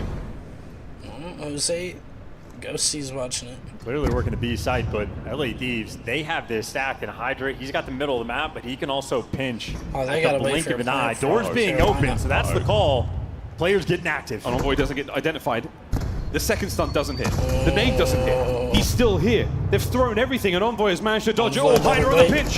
Hydra, can't get anything. Now Oh, the no way, Envoy dude. That pounces. would have been Only huge. gets damage, no kill. And in the meantime, number 3 on the They should have minimap, converted Slasher, that he's trying to into tell at the least boys, one like, kill. hey, the A site is open. If they're coming back, they're wrapping You through saw all of them spawn. in the back right there. Slasher versus Envoy might be the battle. Envoy can bail you out. You see TJ picking up a kill, though. A 2v3 for Thieves. They're trying to recover now. Can we receive some sort of poise, Ravens? Yeah, you're going to get the bomb down. Watch out for the wrap through the middle of the map, though. That's where the fight's coming from.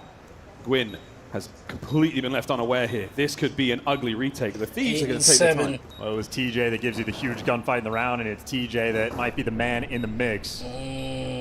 Cornered up. He's got the pressure. Not who do going you to see, hunt him, though. He's Ghosty? happy to take his time. He's got intel on 2. TJ in prime position. That's huge.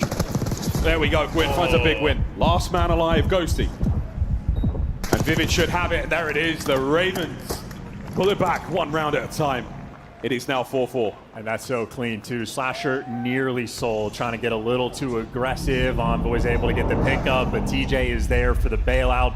And you see all of the information he was able to collect. That is TJ at his absolute best in those moments. Tied up and staring down the barrel. You need to clutch this if you're Carolina, because obviously the respawn edge is clearly towards LA Thieves. Oh, yeah. Well, we're at least on Hacienda. We'll see how the rest of them ones go. Attacking round now for the Thieves. What do we got, boys? Envoy has been an absolute monster. 8-4, but those are some 8. And they're attacking Vivid again. This is similar to round 1. Vivid, though, instead of being out towards goalie, more towards sidewalk. And meanwhile, the flock of the Ravens have flown through this B site. This is going to be hefty flank action. Vivid, his only job right now is to stay alive. If he gets 1, that's ideal. And now Envoy still in the dance. Now the quick corner check. And that's 1. Nearly 2. Actually, no, Hydra 100% help. That's absolutely fine. But he gets 1. He gets a lot of information passed over now. Will they go for the bomb plant? Gwyn on the heavy hit forward. They solved it, though. They cracked this puzzle. All the pressure's coming through on the flank. They realize how much is actually open, so they're moving over. Now it's going to be a B site plant, and the retakes on B Careful, are Hydra. much more difficult than this A site. LA Thieves, they have read this round. Wait, Hydra, he and Gwyn are so close to each other. No How did that not way! get noticed? And now Gwyn finds himself in a very advantageous 3v2. position. Thieves down a man on the bomb site, but full pockets for Gwyn. And Ghosty, big responsibility. He's going to have to hold off 3. Stun checks force Ghosty out of position. He's got himself a table for 1 in the backside of the room. Gwyn now on the perfect checks. Doesn't check though. Oh, and hey. that is something. It's Hello. something. This Hello. is a one of a kind. And Ghosty! Ghosty! Oh my word. Damn. Nerves of steel. And just enough time for those players to jump the bomb. What a round. Oh, what could have been for that clutch opportunity? That would have been a hell of a play What for Ghosty to in make, the world, but simply chat? overwhelming. And if That I'm was Ghosty, crazy. I'm probably screaming in the comms, Envoy, whatever you do, just do not die. They have not solved it, but just overwhelming force there. And TJ, Gwyn, seems like those two are attached at the hip, always there for the trades. Yeah, that's a good submachine gun duo. Well, what a moment that could have been. But now what a moment for the Ravens. They managed to survive the shenanigans, the tomfoolery of Ghosty. So You find 5-4. yourselves here on that point. 5-4. Decisive and towards this A site, and it might be a blind counter as well. LA Thieves, I mean, the whole squad is showing up. They showed up, they got any trophies. We'll find out in a second. TJ hit that corner at max speed, finds his first. Beautiful. And what a bank there off the globe. Is he king of the world right now? He's got to be feeling good after clutching the round, and the nades going through, pushing everyone from the Thieves out of position, gives you an A-bomb site, and so does Vivid. That is sensational. Dude, this has just been a first blood battle. That is 4 in a row for Carolina. Officially their game to lose. Hydra and Ghosty want to pull off some magic. Uh-oh. That's one way to get it done. Ghosty now. It's a technical ace for the win. Slashing A-bomb Vivid. site palm, and now Ghosty. You've gone the See if right way Ghosty can round. do it. He has all the time in the world to check this, and he might get gifted even more time if Slasher hits the bag.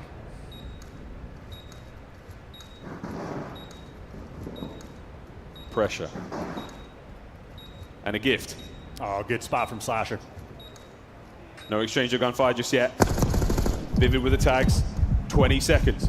Slasher's done it though. He basically just gifted them this round. Ghosty's gonna have to shred them, and just no hope with the angles. Carolina Royal Carolina Ravens did steal the search. For the first series we've had today, it is not going That's to be one thing they got to work on enough. and tune up a A bit. bit of Is a their commotion there on surge. stage. You see what's going on with the Ravens side. But I But feel like happy to the the 1-1 respawn's indeed. going to go in favor of Managed the to LA bounce Thieves. back and survive after a cataclysmic definitely, performance on Hacienda. And that's what you want to see out of a team that we lauded as one of the best teams in the league. They're in the slump. See but what that these 1-1 stats helps. look like. And answering questions about some of the online woes the squad has had. LA Thieves had a couple creative Series looks. is I like tied some of the 1-1. strats they brought to the table, but ultimately they just got blooded 4 rounds in a row towards the end. And if Carolina is the team picking up the bloods, they're feeling Next great map about is their Hacienda chances. A lot of control. credit to Vivid as well. Big responsibilities on the defensive end over towards that A site, and he delivered time and time again. Hacienda control coming up in a moment, and we will see that Skyline hardpoint, whatever happens. So keep your submachine gun players hot and at the ready. If we have to go to a game 5, and it is destined at some point this tournament, we'll be going to Hacienda once again. Interesting start to the series, Chance, with one of the most historic performances we've seen in a hardpoint, followed by a very interesting search. Thoroughly enjoying what I'm seeing. How are we feeling about this? I feel a lot better now. I think the sort of deeper it goes into the series, the better Carolina's chances get. If they go to a map 5, they're going to be feeding on the Hacienda. But I know for the controls specifically, LA Thieves still have a perfect record in the game mode. So pay attention in the game 3. We'll see how it goes. Well, for now, pay attention to the desk. Let's go to them. Awesome stuff there from Miles and Chance. Let's break down what we just witnessed. We got Alley Cat and Nameless. You're watching the games, and search and destroy. We got out here. We were at the desk with like 5 rounds in, being like, this is going to be a 2-0 LA Thieves. Then Carolina comes back. How'd they do it? I mean, they had some great strats. I mean, you saw the round right before the last one where they end up just pushing all the way through B, go for the rat back. And even though Ghosty's in like a tricky spot, like the retake was dang near perfect. And then the last round, TJ goes up, gets a first blood. It's like the communication was just on point. Started off slow, losing a lot of first bloods, which has been a lingering issue for Carolina, but they figured it out halfway through. Let's take a look at some of the highlights here, Allie, and talk to me about Carolina. Who is the player that is going to get them crazy. to a game 5? Or is it LA Thieves and Scrap continuing to dominate the respawns? I don't know. I'm still kind of leaning LA Thieves and Scrap to dominate the respawns just because that map 1 was so absurd. But I do want to give flowers to Carolina Royal Ravens in this map number 2 simply because not only did they get all those first bloods, they basically denied the win for LA Thieves. LA Thieves is one of those teams that once they get the first blood, they convert it 83% of the time. That is one of, if not the best in the league. So not only did they focus those first bloods and opening duels, but Carolina Royal Ravens, their attack, you can see the amount of work they put into those strats. They were already the best defense team in the game, one of the best retake teams in the game. It was their offenses that were hurting them. They were able to hold toe-to-toe in LA Thieves in this map mode. Guys, I'm happy that it's 1-1. You know what I mean? Yeah, we're not getting a 3-0 tonight. There's just been some 3-0 smoke shows. Like throughout this season, we've seen so many Game 5s, and I'm thinking that energy is going to be here on land. So Carolina getting the search and destroy. We're going into a Hacienda control where we look at LA Thieves. They're 3-0 on this map. Carolina have been good in control throughout the season, so they have a good opportunity as well. We got another respawn coming up, and something to look out for is the play from LA Thieves. Is that what we're drawing today? Yeah, you're right. I had a feeling after that hard point. Walk us through it. That map 1 was incredible, and out the gates, we saw LA Thieves were extremely comfortable. So let's jump in. And to you ranked people out there, you're going to learn a little bit. So this is what I would call a good death, and we'll get to that in a second. Let's just talk about this rotation. We're going to zoom in on the mini-map. So what you see here, Hydra, he ends up going through here, through open, just to get information on this player here. He shoots him in the back. He sees 2 go front, right? So we're setting up a pinch here. If Hydra gets a kill, great. If he doesn't, it's fine, right? So they end up cleaning up the players in Hill, but it's Hydra's next couple lives that are just incredible. So you find 2 players in the front, and then you get the third. So in his head, he's counting 1, 2, 3. Okay, I got to find the 4th player, then I can push out. So he's waiting for this, finds this 4th player, and as soon as he gets that kill, that's the green light, knowing, okay, I'm going to push out, I'm going to get information. It's all about waiting for your kill. So he ends up pushing through open, getting the information on the players there, and they end up communicating that over to the 2 ARs in Hill, where Ghosty picks up a couple kills, Scrap picks up some. This is exactly how you want to play this. You count the players first, and then you push out. And after they respawn, they just have a perfect setup where Hydra gets the middle door, you see a player watching the back, and 2 in the front even watching the water push. So LA Thieves looking very clean in their communication and when to push out, counting players. It was flawless. That was 1/5 of LA Thieves' points. That was an 11th of the points we saw from the Royal Ravens. 45 points at the end of that game. That may be the worst beatdown we have seen in Black Ops 6. It is. Let's take a look, though, at a reason why it could be happening. Scrap with a takeover performance, topping the leagues with a 2.56 KD for a single map. That's the best. I'll be right back. And it's hilarious considering we all know how horrible Scrap has been at Hacienda Hardpoint online. He literally doubled the amount of kills that he would average on that map and sets a record. Unbelievable. Doesn't hurt to have 123 seconds of hill time. We'll see. Do we get another performance like that in Game 4? Before then, we got a game number 3. Our casters will be ready in just a moment, and we will be rocking this one through. Nameless, what do you want to see more of from Carolina in the second half? I mean, I want to see Vivid step it up in the respawns. I mean, he looked pretty good in the search and destroy. Some of those rounds, he got a huge kill when they all tried to push him. So maybe he got some confidence. Now they're comfortable in a 1-1. He can turn up here in Game 3. Miles, I'll give you permission, my man. Go ahead, brother. Go ahead. Yeah, just go. Make your way over. The fans were holding him back, but he's ready to rock. Here we go. Miles and Chance to bring you game number 3 in the best of 5. This is for a spot in our winners bracket round 2. Gentlemen, take it away. Definitely not my first rodeo. Here we go. Woo! You'd never know. You'd never know. So secretive. So to go across the venue. Ready to rock and roll though into our game of Control Hacienda Chance. How are we feeling?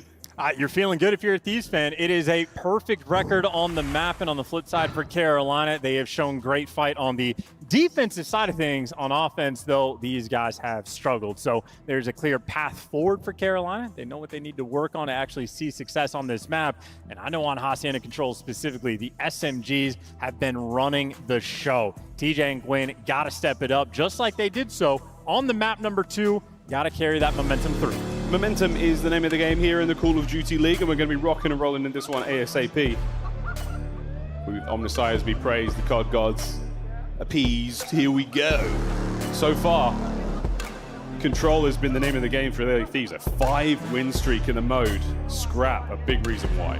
And Scrap is also one I gotta keep the pressure up against the ARs. You saw him and Slasher having battles in the First Bloods, but we know when we go to that Skyline, Slasher has been the factor at the start of the year, on point on that map, but lately he's been slow. So if it's Scrap gunning Slasher down, you love your odds in this series. That's a lovely start there for the LA Thieves. Pressure towards A, and now pressure towards the back spawns. It's going to be Hydra, and Hydra finds himself 2 before being brought down. And look at how easy that little funneling system is. TJ, though, damn! Good movement, I suppose. Jukes him out, and maybe a little bit of room to breathe for Carolina to get out of their spawn, but they were waiting for the B pressure. The zone's over towards A. That's a tick of progress already. Whole tick already, and you have a 2-man stack for a moment. There's a little bit of back and forth now. Perfect pick up there from Gwyn. Last man for the Thieves left alive is going to be Envoy, and now it's pole to pole. It's spawn to spawn, trying to find kills, and Envoy gets his. Well, there's no one left for him to kill. Does he want to continue to spawn trap Vivid, or does he want to help his boys get out of their spawn? Gwyn picks up a nice pick as well, and this is a mini-map that's going to get weird. You see number 6 spawning in absolute depths. You have LA Thieves struggling to get near this zone. Might be the Carolina special. They get 3 though. Scrap last man there on A, and he's put himself in a great spot. Holds his line. Can he find 2? Unbelievable! What a 2 out of Scrap. He is just dominating this AR battle. Big 2-piece as well, and just keeping this play alive. There's another tick of progress. It's only the SMGs that can take him down. That was essentially a solo cap, though. He managed to do that alone. A little bit more presence now. We're over the 50% mark. As damn Daniel Ghosty in, he goes towards the B zone. It's both zones being captured at the same time. The second segment at Aegon. Oh my word, the Ravens are being picked apart all across the map. That's a big man stacked there. The 3 members of the Thieves over by A, now right to B, and there's nobody home. Look at how fast this cookie can crumble on Hacienda. You need to go on the flank, and you need to go immediately. Scrap last alive, he's got 6 HP, he's gone down, and Hydra, well, last man standing. He's in a bit of a pinch, but doing a great job of just staying, get that pressure on the map. Oh my goodness, timing there from Vivid off a spawn, and right back at it we go. 15 lives for the Thieves left to attack the B zone with only a single segment. If you get 3 down and you're all close enough to jump on it, this map just got that bit hotter. Here we go from Scrap. What a route he's taken off the spawn. The quick decision making is the difference maker on this map. You need to figure out where Slasher is. He's playing a cheeky corner. There's a freebie pick right there from Scrap, and you identify Slasher as well. That's the pressure you needed. Everybody's going to be on this zone. Here we go, trying to send it forward. 2-man stack.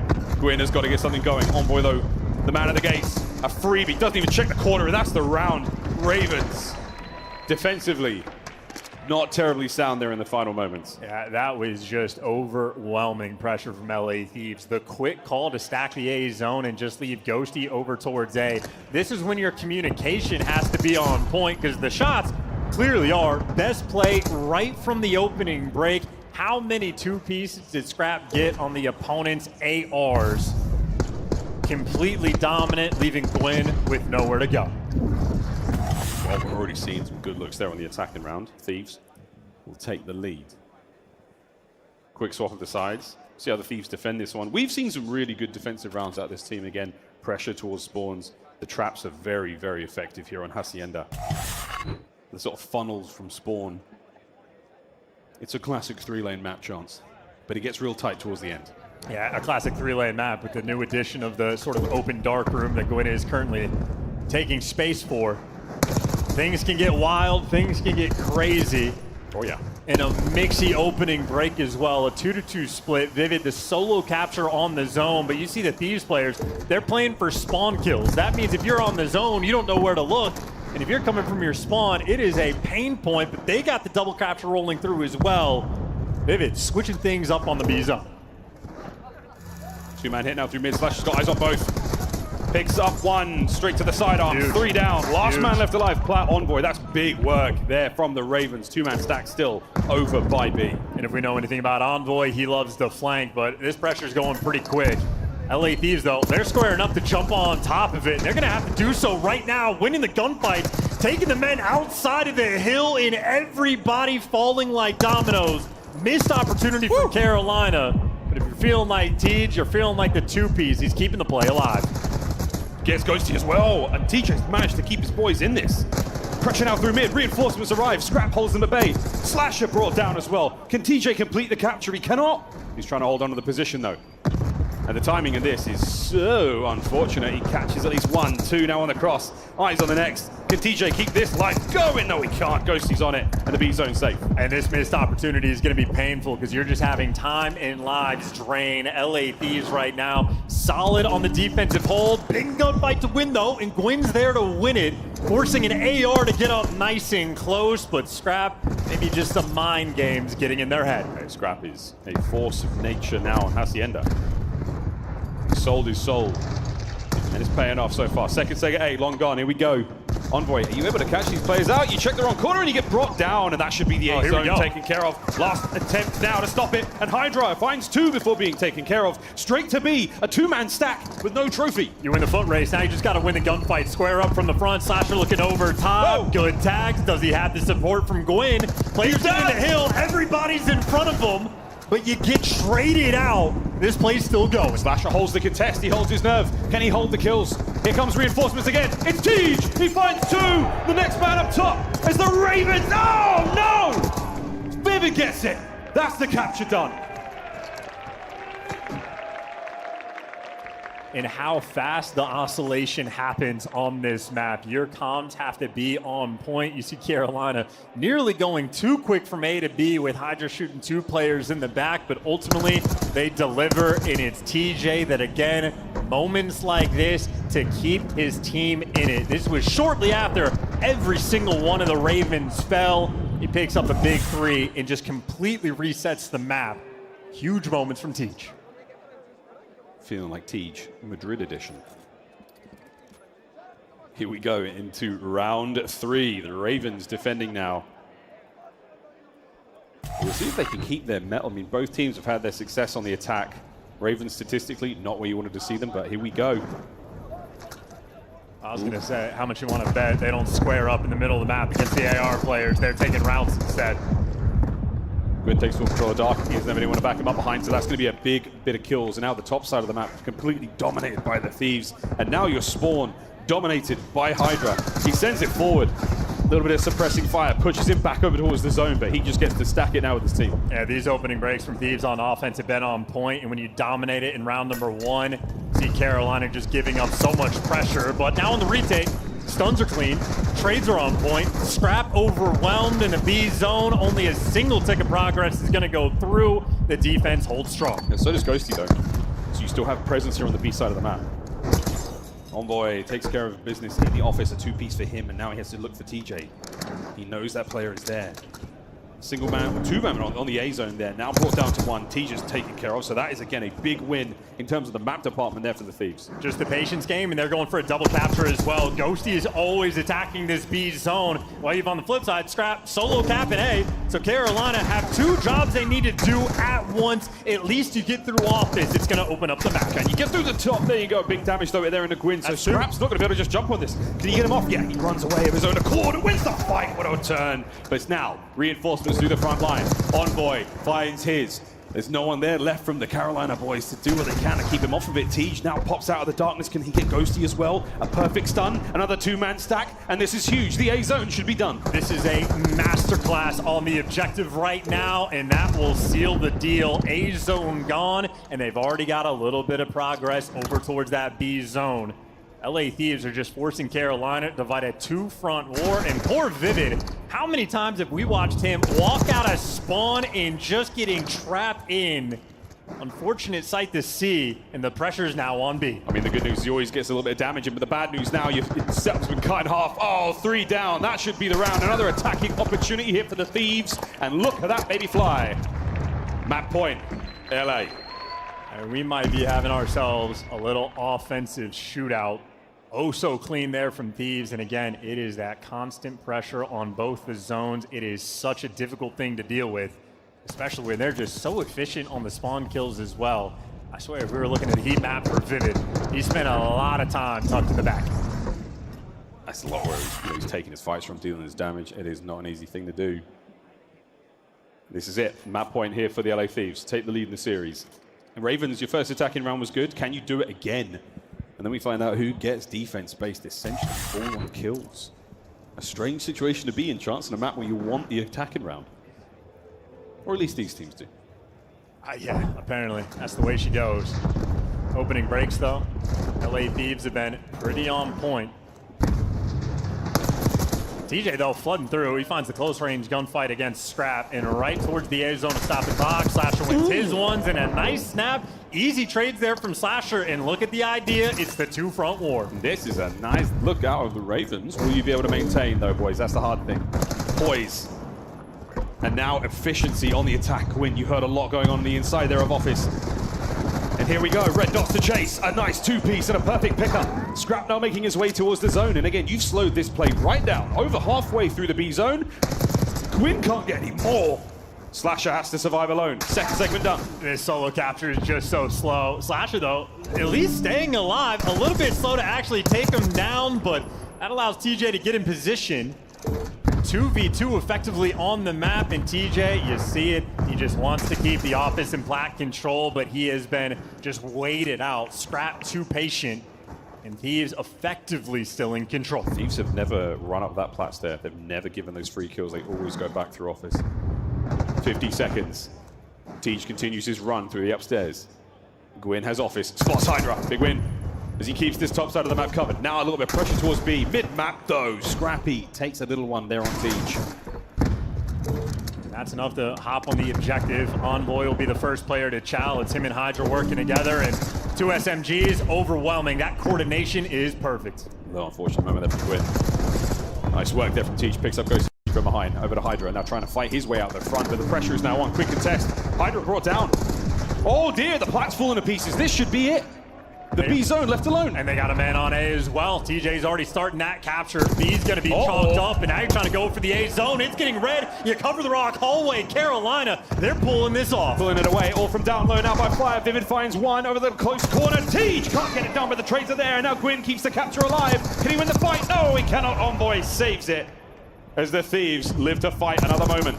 Oh, they're getting funneled, though. Everybody's getting funneled. Vivid overwhelmed. Couple players dealing with their spawn. Slasher's looking for the spawn trap, and the SMGs open up the map. And now fighting forward once again. Ghosty with a quick route trying to get back up top. And Gwyn seemingly X-ray vision for Gwyn. The contester on point. Hydra flies out, and that should be it. Gorgeous. Surely. What a bit of work from the Ravens. Here we go, final round. Who gets defense? You don't want it for the first time in COD history. Yeah, these boys are learning, and they are learning quick. How fast the maps can change, what we think about it on day one, the weeks go by. And these two teams just capitalizing on that two-front pressure, always attacking both the zones, setting up the spawn traps, and that like fluidity we're seeing from like Gwyn up top. All that Office control and Slasher's crawling out. No, they're getting past, go pick up rock so quick on the jump. These guys are reading the map, but on the attack, it will be LA Thieves for the final round. Yeah, and they do 3 attacking rounds in a row. Which a super different look, by the way. It's a full-on B hit. Carolina are going to be here, but they've dominated every single opening break. Oh, well, we're going to see some players to make their way through the dark corridor in a second, but that's the damage from behind. Scrap, heavily tagged up, not enough to get any kills out of it. It's a big old stack right now. It's the entire team. Shoulder to shoulder, a 4-man moment. Surely you read this there. Second segment done. You're nearly complete. The trophy system is banging away in the background. A quick contest, no. B zone gone in record time. Yeah, and you get 30 lives to work with. The capture A as well. A little bounce back moment from Carolina, but every offensive opening break from LA Thieves has been perfect. I'm telling you, the coaching staff has put in overtime. And that's all 4 dead. Bad looks there from the Thieves. You started things off great. Now you're back in spawn. Are the Ravens able to set up here and cause a problem? Gwyn pinched up. TJ can't get anything out of his life. So now fly forward, LA. You've got an opening. And it's just so quick to be able to get out, and they're grouping up together to hit down low. Gwyn almost needs to give you 2 here. And now a big wide route taken. Gwyn's going to be more than annoying here in the middle of the map. Nice work there from Envoy to stay alive for as long as possible, but he's brought down, and it's 21 lives either side. And they just played for the pinch so well. They knew they had to get out of spawn, and now Hydra is in fact the guy setting up for the spawn kills. A lot of players getting traded out. There's Hydra controlling Office, and as long as he is alive, his teammates always have a lifeline. Timing from Gwyn. Beautiful. Catches out one on the attack. 1:10. The Ravens have held this at bay. It is the defense for Ravens that has been their biggest bastion on this game mode. Relying on it now, and they're ignoring Hydra. If LA Thieves aren't going to step on the zone, there's no reason for these guys to get active, but once someone steps foot, Vivid wants to move, they get him out of their corners, the action happens. Trades are on. The capture's still going. What a nade. What a pitch from Tej. Oh my word, he finds 2. Scrap there on the trade. Keeps the capture going. 1 segment down. 2 to go. For Carolina, you slow the pace down again. You don't have a ton of space on the map. Gwyn's going to capture a lot of it on the flank, and a big gunfight happened on the right side of the mini-map. Envoy wins one on TJ, and Gwyn falls down. Now LA Thieves, it's all guns forward. Ghosty has managed to catch out Vivid on the run forward. It catches him on the sprint, and now onto the zone. A big stack. Trophies are in position. Boys find a corner, settle in for the hit. Here we go, and that, folks, might be the map. Oh, counterattacks in. Tej finds it, but that is the last man. And he's wearing the white and red of the LA Thieves. Attacking rounds once again. The name of the game there on Hacienda as the Thieves take the lead in the series. And that advantage is gonna go a long way. In offensive kills, the difference maker. And credit to the coaching staff, because again, those opening breaks every single time was absolute class. They had 30 lives to work with before they captured the B zone.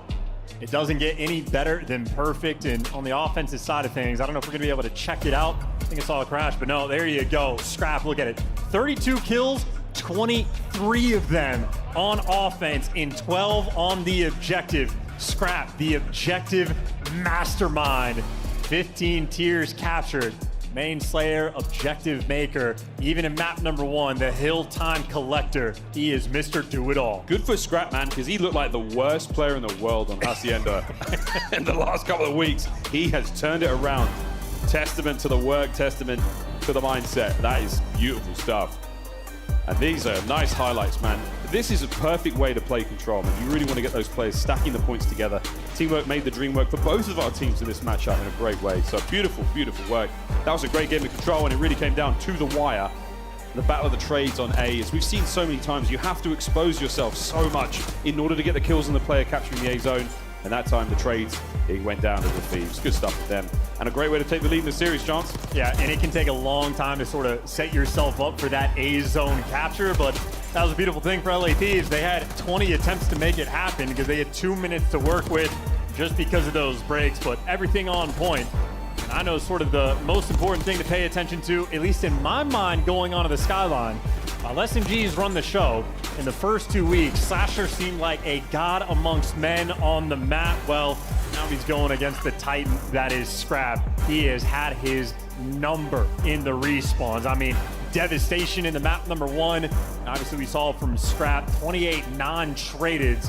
More than any kills any player on Carolina was able to collect in total. That's the man to watch. As who we're going to watch. Skyline Hardpoint on the way, folks. This is for the series for the LA Thieves to advance further into our bracket, or is to drop down to the lower for the Ravens. If we do get a Game 5, of course, Hacienda Search and Destroy, I'd hope so. I really would. We get around 11. Bingo. We'll find out how that goes in a moment. But for now, yeah, Skyline, all the submachine guns are hot. And that's the beautiful thing of thinking, for me, this entire map is going to be sub-heavy. But when it comes to the ARs, Slasher, what was it that made him so special at the start of the year? He just had that sauce. I don't know if it's necessarily like sort of like an attachment thing. If he just like, I mean, he's been very vocal on Twitter about how much he loved Quick Draw initially. So maybe something as small as that is like the sort of fine tuning of the gameplay. But I know if ergonomic is going to be sort of that like meta, that means you're going to have to slide around a lot more, get a lot more active. In Slasher, one of the oldest, if not the oldest player we have in the league, the 30-year-old Thanos. You know he is a Lanimal. He always steps it up, but this is where he has to step it up for the team here in this map number 4. This will be a fantastic run. Map 1 versus map 4 in the season alone. The Thieves have made a couple more comebacks, let's face it. But sitting at 4-4, I mean, there's plenty to digest there, Chance. And the idea is just that Carolina gets stronger the longer they play. We've seen them in the reverse sweep positions. We've seen them go deep in the minor tournament that we had. These guys, again, veteran squad, they're good at managing their energy. They will bring it every single step of the way. And for Skyline specifically, it's a map that they have loved to play. And if you're looking at the map records as well, it's an advantage for the map 4. I'd say it's an advantage for Carolina, for Skyline specifically as well. I just know for LA Thieves, these guys have been incredibly quick to improve. We've already seen some of those goods in this series alone. I mean, Scrap didn't, you see the Hacienda. Greatest Hacienda. They went from World's Worst to a 50-point club, so yeah, they're getting better, Miles. They're definitely getting better. It's the best Hacienda he's ever played. We all saw it, folks. We were all there. I wonder if Nate's watching. He's playing it, right? Yeah, no, he's doing both. He's doing both, yeah, right. Here we go, fist bumps are complete, folks. Map number 4 is upon us. Skyline, hard point. And this is for the series for the Thieves. For the Ravens, it's a chance to push it deeper. And hey, I'd like a game 5. Madrid, we want a game 5? Some of you do. Some of you want another beer. Let's get it. And again, that 1-2 record with an average net loss of 30 points per map in the Team KD, LA Thieves have assuredly not found their form on this map. And we know if we're thinking long term, Thieves are a team thinking about championships. You need a deep map pool. They got to show us something here. Here we go. What a building. A structural marvel. It must be very windy up there. We'll find out who's got the windy shots here as we start things off.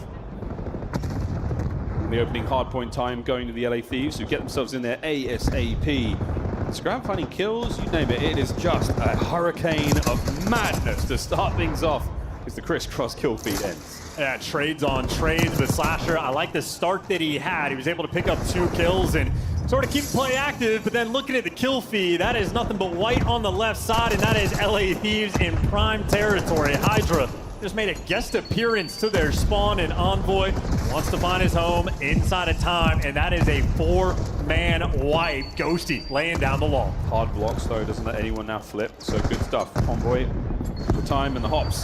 The kills once again, it is fast and furious from the LA Thieves, and our opening hardpoint was gone in 60 seconds. Yeah, that is a 1-7 start combined from Vivid and TJ. You cannot afford to start slow because that is going to be a 33-point deficit already in rotation being handled by Thieves. You see the bottom side of the minimap though, Carolina Ravens, they're going to be working. Making an attempt to it. Guns are up at the ready though. No one's getting close without a bullet or 2, and that's going to be 2 kills there. Oh, through the front door. Gwyn finds his. Trades are immediately in there. There we go. Gwyn and Tej on the break.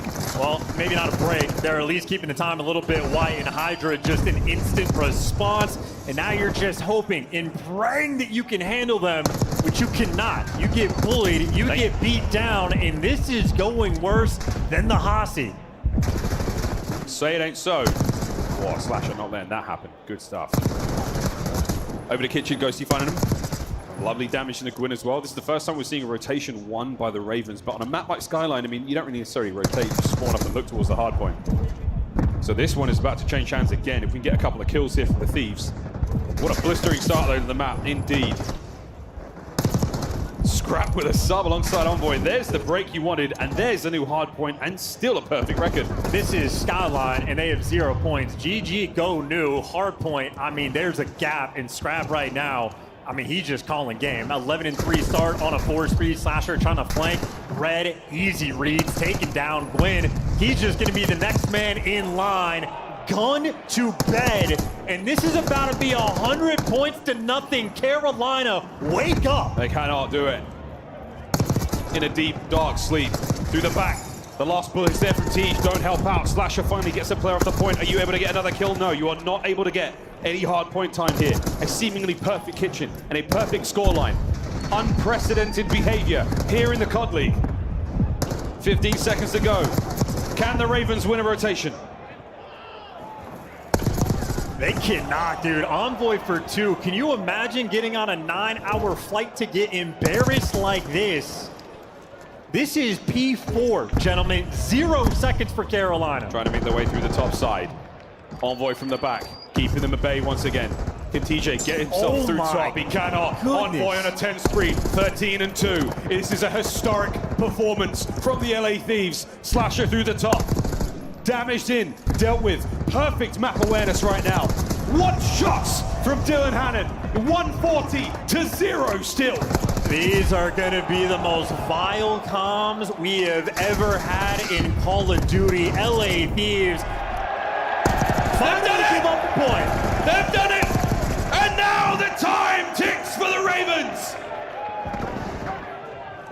brother.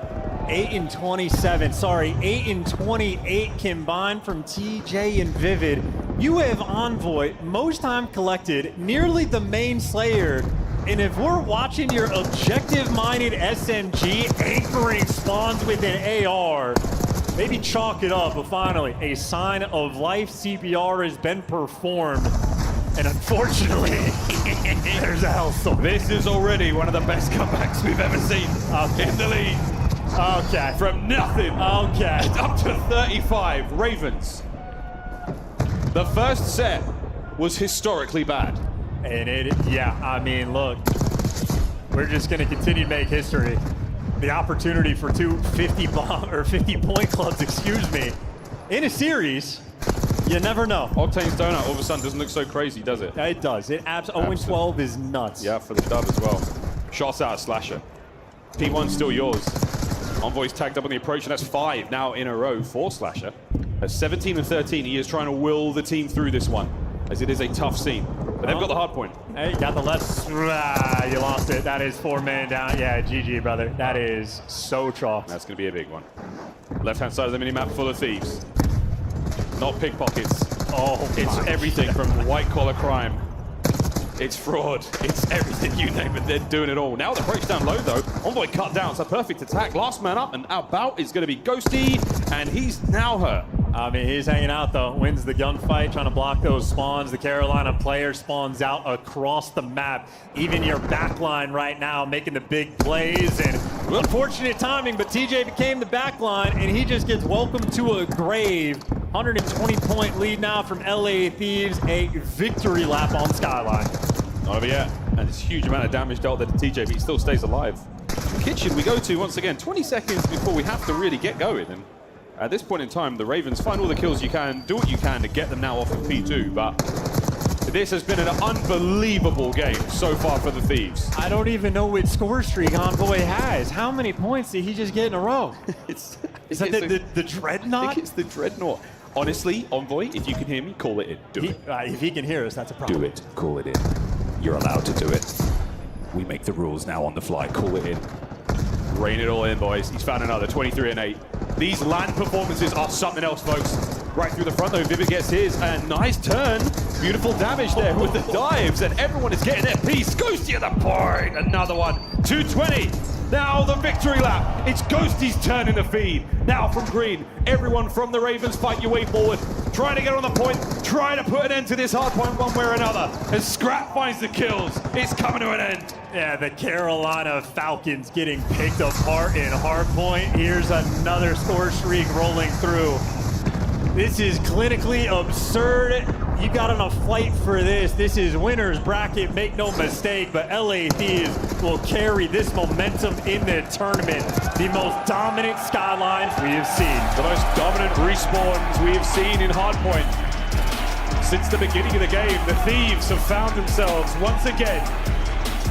And there is more to be played here. The Ravens camp definitely not looking like themselves. But for the Thieves, you absolutely look like your old selves again.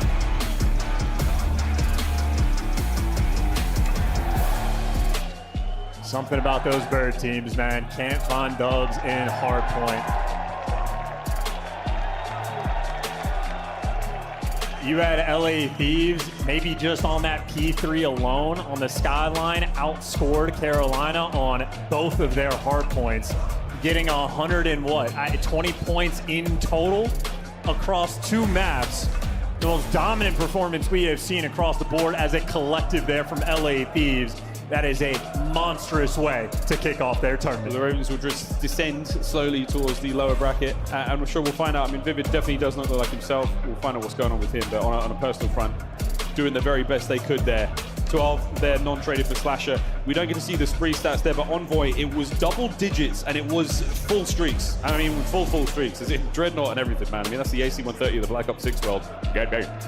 2 minutes inside the hill, Envoy was anchoring spawns at different points. He was locking it down like a man AR, and that is equally as short as the first game flow chart was. You did not score a point until P3. You need a goldfish memory if you're Carolina. They just ran into a beast. Yep. 250-47 and 66. The hard points were brutal. They couldn't combine those scores to get a dub. That is something else, folks. Well, apart from the red card and, of course, the brilliant Hacienda, the Ravens did not look like their usual selves. They didn't even look like themselves in the last few weeks of online play. But the Thieves looked great. That's what you wanted to see out of them in the hard points, especially after we got rid of Rewind. Yeah, and I love like sort of the SD play calls as well. You see him making improvements down the line, but shout out to the French phenom doing it in front of some home fans. In front of some home fans indeed. Hydra is on stage with Ulysses. Take it away. What a special guest I'm having right now with me. Hydra, would you like to say something to this amazing crowd of gentlemen around there? These guys are amazing. I mean, merci les refs de soutenir, ça fait plaisir.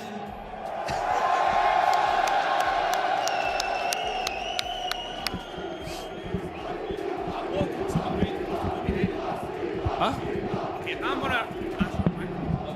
Sorry, my mic was not working, but anyway, these people is amazing. They're cheering for you every single time. But first of all, welcome to Madrid after dominating this last map. Are you willing to taste any Spanish tapas? Wait, what? Are you willing to taste any Spanish tapas? Because after this map, you must be hungry. The Spanish? Tapas. Spanish meals, meats, eat. Something to eat from Spain. You already taste a real good tortilla. Oh yeah, thank you guys for supporting us. I mean, that's... Wait, was it not that? Do not worry, do not worry. Let's go with the next question. Let's talk about Call of Duty. If not, you're getting nervous. Okay, which are your expectations on this major? What my expectation? I mean, winning, yeah, obviously. I felt like I've been playing pretty poor during the stage 1, online at least. So I need to like figure this out by myself and make sure my team is doing good. I mean, yeah. And also for the last, which team you would prefer to face in the next phase? Would you prefer to play against Miami Heretics or Optic Texas? I mean, obviously Optic. I mean, I've been losing a lot against them, so I need some wins against them. So obviously Optic, yeah. Gotta be a good match. And also, we have all these French people around that is cheering for you. Would you like to say something to all the people who's following you around and home, and also for the people cheering for you? I can't even hear you. What did you say? I was asking to you if you want to say anything to this incredible crowd that is around here cheering for you from France, and also the people following you at home. Yeah, I mean, you guys are amazing, honestly. Merci les refs de soutenir. Merci d'être venus. Ça fait super plaisir. Première fois qu'il y a des Français qui viennent, donc ça me fait plaisir, super plaisir. Je vous remercie les refs. After these nice words, keep cheering for this guy, and let's go to the desk with Pocket. Thank you so much, and shout out to Hydra. You guys have no idea how loud it is in this venue. They get the job done today. And Alan, I want to start with you because you were confident in Carolina. Your team combined for 113 points in 2 hard points, Al. They were really close to sending it to a map 5 still. Oh, that's how we're going with this one? Yeah. That's copious. 6-4 the search, round 5, Hacienda, they're close to pulling. Sure. All right? I respect it. Roll You the know beautiful what? bean footage. Oh, this is gorgeous stuff if you're an LA fan. Nate Shot is somewhere smiling, loading up Marvel Rivals, but take a look at what his squad has done. Hydra on the SMG, but for me, I noticed this team is playing on a different level because everyone's re-challenged. Something that you don't see as much online. They are confident in these games tonight. Yeah, and this is the LA Thieves that we saw early in the qualifier where they're just challenging, just so confident, things are going well. They're just going to pummel their opponent. And like, keep in mind, this Carolina Royal Ravens team, phenomenal throughout the qualifier, right? And then in the minor, they get top 2. So you look at this, you're like, this should be a close matchup. The hardpoints, that was the biggest hardpoint beatdown we've had the entire year. This Thieves team, man, maybe they are the scariest here. Who knows yet? I don't know. I mean, their whole story was being the best hardpoint team when the season first started, and that we saw them kind of falter just a little bit in the last few matches, specifically, you know, a very lackluster minor. But again, we talk about these players. These are all players that show up on LAN. We talked about it beforehand. Like, we've got some winning kids on that team, and they showed it here today. I have a 2-part question, Alan. Everyone in chat was calling out an individual from Carolina. They're singling out Vivid for his performance. I saw he had 10 kills in that game 4, but he had 70 more damage than one teammate and 70 less damage than another who had 9 more kills than him. Is Vivid playing off right now? What do you need to see from him tomorrow in the elimination bracket? It's really tough to put like an assignment onto Vivid because he's always been kind of a dirty work type player. Yes. He did that when he subbed in for Dallas Empire. He did that well. He's done it well when he's been in Challengers before. It's just he's not going to be playing in a role that is going to be a kill leader or damage leader. He's playing the selfless role. Now, that told, he needs to be playing better than what we saw. You can't come out of 2 hard points and barely escalate over 100 total points. So something has to change and get lit up there, I think, when it comes to their respawn, especially from Vivid. I think in general, yeah, he does need to step it up, especially in the search and destroy. I will say after this series, looking at it, I can't just say it's his fault. No, you can't just say no. it's Like, I mean, you look at it, they got cooked. Yeah, squad Yeah. fault. But also, like, Vivid's in a new role. So a lot of these maps, he has an AR in his hand, typically an SMG player, right? Yes. So, yeah, they very got some high stuff to engagement one. figure out, man, because losing like that, going down to loser's bracket now, your confidence is an all-time low. Do not ignore the damage column when you look at the final kill leaderboards, but when we are looking at the leaderboards, you can't deny what Scrap did in game number 1. It's your Scuff play of the game, a league record. 2.56, I believe? 2.65? You tell me, production. Ridiculous hard point. Well, it's kind of like the Brett Favre. You have both the worst and best stat line on the map now. Touchdowns, interceptions, lowest kills, top kills. That's where it goes right now. Yeah, Scrap's a beast, man. I mean, we were waiting for this. Hacienda, obviously, Ali, we had some good fun trolling him. Some good fun. About Some how good bad he fun. was, and I think he like doubles his total kills on that map after this one. Yeah, what a kickoff to this series. I'd love to ask him. I'd love to be like, what? Was it just because you spawned in on land, dude? Like, what is the difference? Because it's literally night and day. Because when we talked to him in the interview, he was like, dude, I don't even know. I'm getting shot in the back. I don't know what's going on. And then the first map in, I mean, we're loading on Hacienda, and he drops 2.56. Like I said earlier, literally doubling his average on this map in mode combo. Also, that 123 is over 2 minutes of hill time for those of you bad at math at home. Well done, Scrap. 2 minutes of hill time and a 2.56 earns your Scuff play of the game. And that is now match 3 in the books. Let's take a look at our updated bracket. Alan, we've got one more to go here. Yeah, and it's an interesting matchup because I think all the Optic fans know what the mojo looks like when they play up against Heretics. Sometimes they just catch them off guard, but this Optic team is looking pretty nasty right now. I feel good about their chances of getting into the upper finals. I think I just heard Optic getting booed as they were setting up on the stage. Yo. It's getting spicy We are in in Madrid, Madrid. and it's just day 1. When we come back, Miami Heretics put it on for Spain against the best from Texas.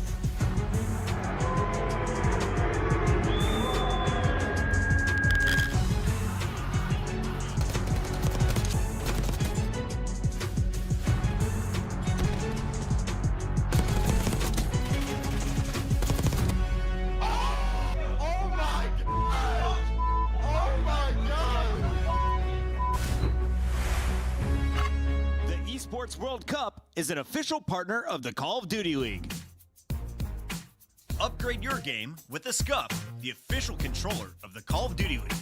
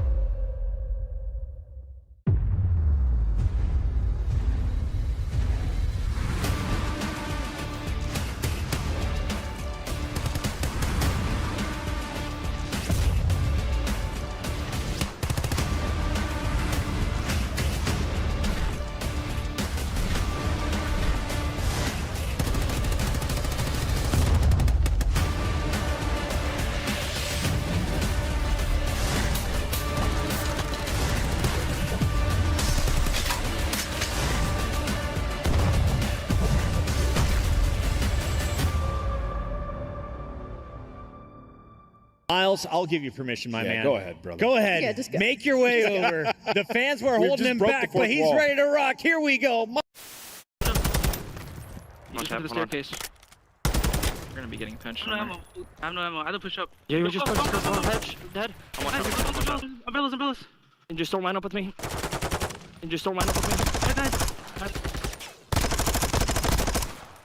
I had no ammo, bro. Dude, that's so tough, bro. I had no ammo, bro. I'm Sunday. Let's do 2 weak. Get killed. Back on him. There's two. We can refill your secret in a second. She's one more back door. I know your secret. Back to one shot. Holy shit, Eric. Last one. Nice, Eric. Good story, man. You can't kill me. What the frick? I was true. Oh my God, here we go. They got the stack. Second tick is done. FaZe trying to go. It's moving so quickly. Can they get in and contest? They're soaring through. It's just about done. The contest is in. Shotzi kills everybody in front of him, but FaZe are able to get in. Kenny the point man, here we go. Gotta hold with no respawns. They're holding for now. They win one. Nobody left. FaZe hold with no respawns remaining. As well, all down to the smoke play from up high. He's going for a joke. Johnny down, 1v1. And Real singing across the stage.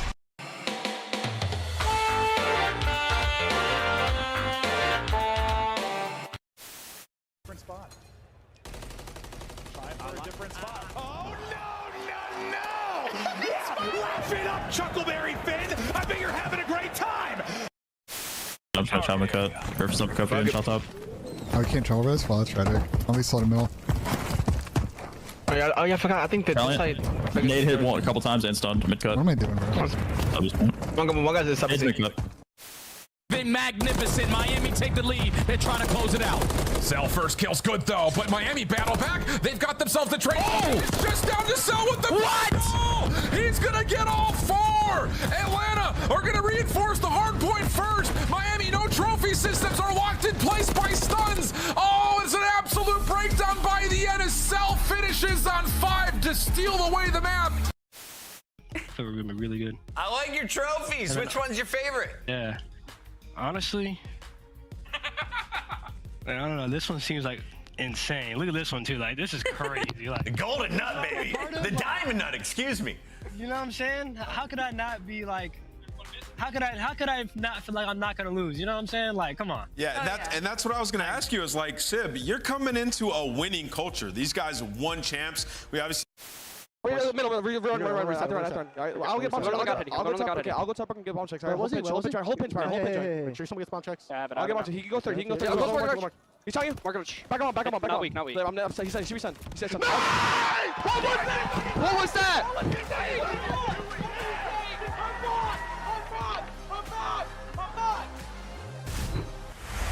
It's about to get loud in Madrid. Miami Heretics about to take the stage as they take on Optic Texas. And this is the moment a lot of fans have been waiting for here on the opening day of action at this CDL's first major. We welcome you back to the desk. I've got Chance to my left. And Chance, I'm very excited to get your thoughts about the match you just watched. Oh, I don't want to give my thoughts because it was painful. I mean, 110 points combined in the hard point, one of the worst performances we've seen across the board in the game mode for Carolina. I had high expectations for them coming in. Crushed for me immediately. So if you're Miami, what do you need to do to catch Chance's eye and to impress tonight? Well, I just want to see these guys like relax and have fun. You have guys like Lucky and Metals and their coach Method Sig that in my mind put Spain on the map 6 years ago. The amount of energy and intensity and adrenaline that these guys are going to be feeling. I know players always say there's always going to be nerves. Once the game starts, it washes away a little bit. They just need to find a way to like sort of calm down and not sort of fall into the moment. Nameless, we've had some big names from Spain since the beginning of competitive Call of Duty. Shout out to Tohor, who is doing a watch party tonight. OG. What should he be excited about for Miami as we take a look at this roster? He should be excited for the new guy, Rencor. I've loved his game so far, man. The guy, like, in Search and Destroy, playing his life, being the guy on the island, then in the respawn. He's putting up so much damage in Hardpoint, which is their best game mode. Rencor has fit in like a glove on this team, man. A perfect pickup to be alongside Real. Both those guys can go out there and slay with the best of them. And that's why Miami have been in, even the series they've lost, they've been in every single one. Miami, the fan favorites tonight in the venue, or so it seems. Let's take a look at their road to the major. Game 5s are their bread and butter, Alley Cat. It's so tough because they push themselves all the way to the distance, but Search and Destroy has really been their Achilles heel. But I will say, to that point, they were able to take S&Ds off the legs of LA Thieves and Carolina. So if they can pull that off versus Optic Texas here, we are looking for a very long, very good series. It's crusty bread, not fresh bread. And butter. Sorry, that's 5 L's in this game 5. Let's take a look at the team on the other side. Optic Texas is looking very impressive. This team dominating last year at the World Championships. They closed it out. Now they have a new fourth in the mix, and Hook, since coming up from Challengers, has taken over. And I'm going to be honest, I was curious. What's the reaction from Optic going to be against the Spanish crowd when they're playing against the Heretics, but the green wall rolls deep, still cheers in the crowd. So that answers that question for me. And this team, obviously godlike. They have excelled, exceeded their expectations, and I'm excited to watch Hook play on land. Yeah, even with the roster change, they've been unreal. I mean, the Search and Destroy immediately got better when you brought in Hook, and now the Hardpoint, unbelievable. Like, if you exclude Red Card, which they're probably vetoing the majority of their series, they're 13-2 in Hardpoint. It's a ridiculous stat, and they've won 6 straight. This team has really figured out basically every aspect of their game since bringing in Hook and looking like one of the favorites. Allie, we got to talk about what they just accomplished. The final match of the qualifier, they take down Toronto, who had that #1 seed. That gives Optic the top seed in this tournament. Hardpoint has been a key factor. It's literally been unreal. They are the best hardpoint team in the game. They're like 13-5 or something, just first overall. And it's not only that, it's the map ones as well. So they're starting these series very hot, very early, and that's not something we've seen from Optic Texas in the past, so easily one of the scariest teams that we're working with right now. If you've been following competitive Call of Duty for a minute, you may know there's a long-standing rivalry between these two teams. It seems to be a one-sided affair when it comes to wins recently, but Chance, walk me through these numbers. What's happened? I mean, look, whether it was the Mutineers or Heretics, if it's beef with Veekel or the ghost of Dave Patty taken over, for whatever reason, these two organizations have just always had these square-up battles. So I touched on it in the beginning of the pre-show, so Texas is winning this battle 5-2 over Miami. 5-2, okay. But that is typically with Pred, who is no longer on the roster, and also the last time they matched up was Major 4 last year, and Miami actually knocked them out of the tournament. So even though they weren't able to take them down in winners, they then went on to do it to kick them on out in elimination. So this might not be the only time we see this matchup this weekend. It's time for your scuffed maps and modes. What 5 games will we see? It's a double dose of Hacienda for Control and Search. Red Card comes in as the first Search and Destroy, and we'll kick things off on Vault. Allie, I know you got the numbers. Who do you give the edge to? You got to give it to Optic Texas. Unfortunately, Miami's map pool is just way too small, especially starting off with that Vault hardpoint. I will say the tail end, games 4 and 5, Miami are like, they love Skyline. They can go toe-to-toe with Optic there. And when we get to that game 5 Hacienda, anything can happen. Optic had to come back from 5-1. All right, it's time for your scuff pick'ems, but I have a 2-part question for you, Nameless. Since we've been on LAN, our first LAN of Black Ops 6, seems like your shots are connecting. You're able to fry. Who from each team should be our players to watch? I'm going to go Real on the Heretics. Real's just an absolute dog. And I'm going to go with Shotzi on Optic, and I think Optic win it. Shotzi's been unbelievable. I think he's been the best player in this game so far this year. They get it done in 4. Nameless is locking in Optic Texas first. Rosalie? Oh, this sucks because as much as I want to do it because we are in Europe and because we are in Spain, unfortunately the numbers just go against them. I have to go with Optic Texas. Chance? It's the first time for Heretics playing on home soil in 6 or 7 years. I know how much this means to these guys, and I believe in them. I'm taking Heretics. He's going Heretics. For him. I'm going with Hook. It's Optic Texas. Madrid, make some noise if you're ready for this best of 5. Let's get it started on the stage. Yo, we're going with the final match of the day. And what a match we have, ready to rumble with these amazing teams. Y es el momento de recordar lo que es la historia del Call of Duty en España. Tenemos 3 leyendas que están escritas, como Method, Legend y Tohor. Hoy es el día de escribir una nueva página en la historia y que nuevos nombres se sigan registrando en ella. Así que from the southeast of Florida to the center of Madrid, get ready with that.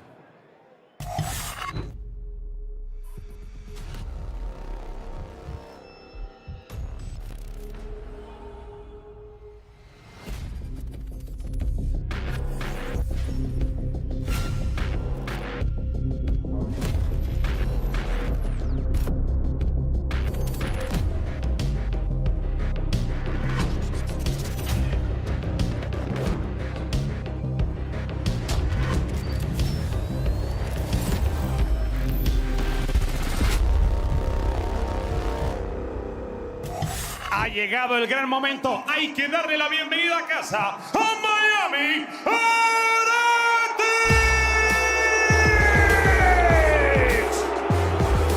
Lucky, Metal, Real y Record. Y por último y no menos importante, que entre con nosotros, Bigul.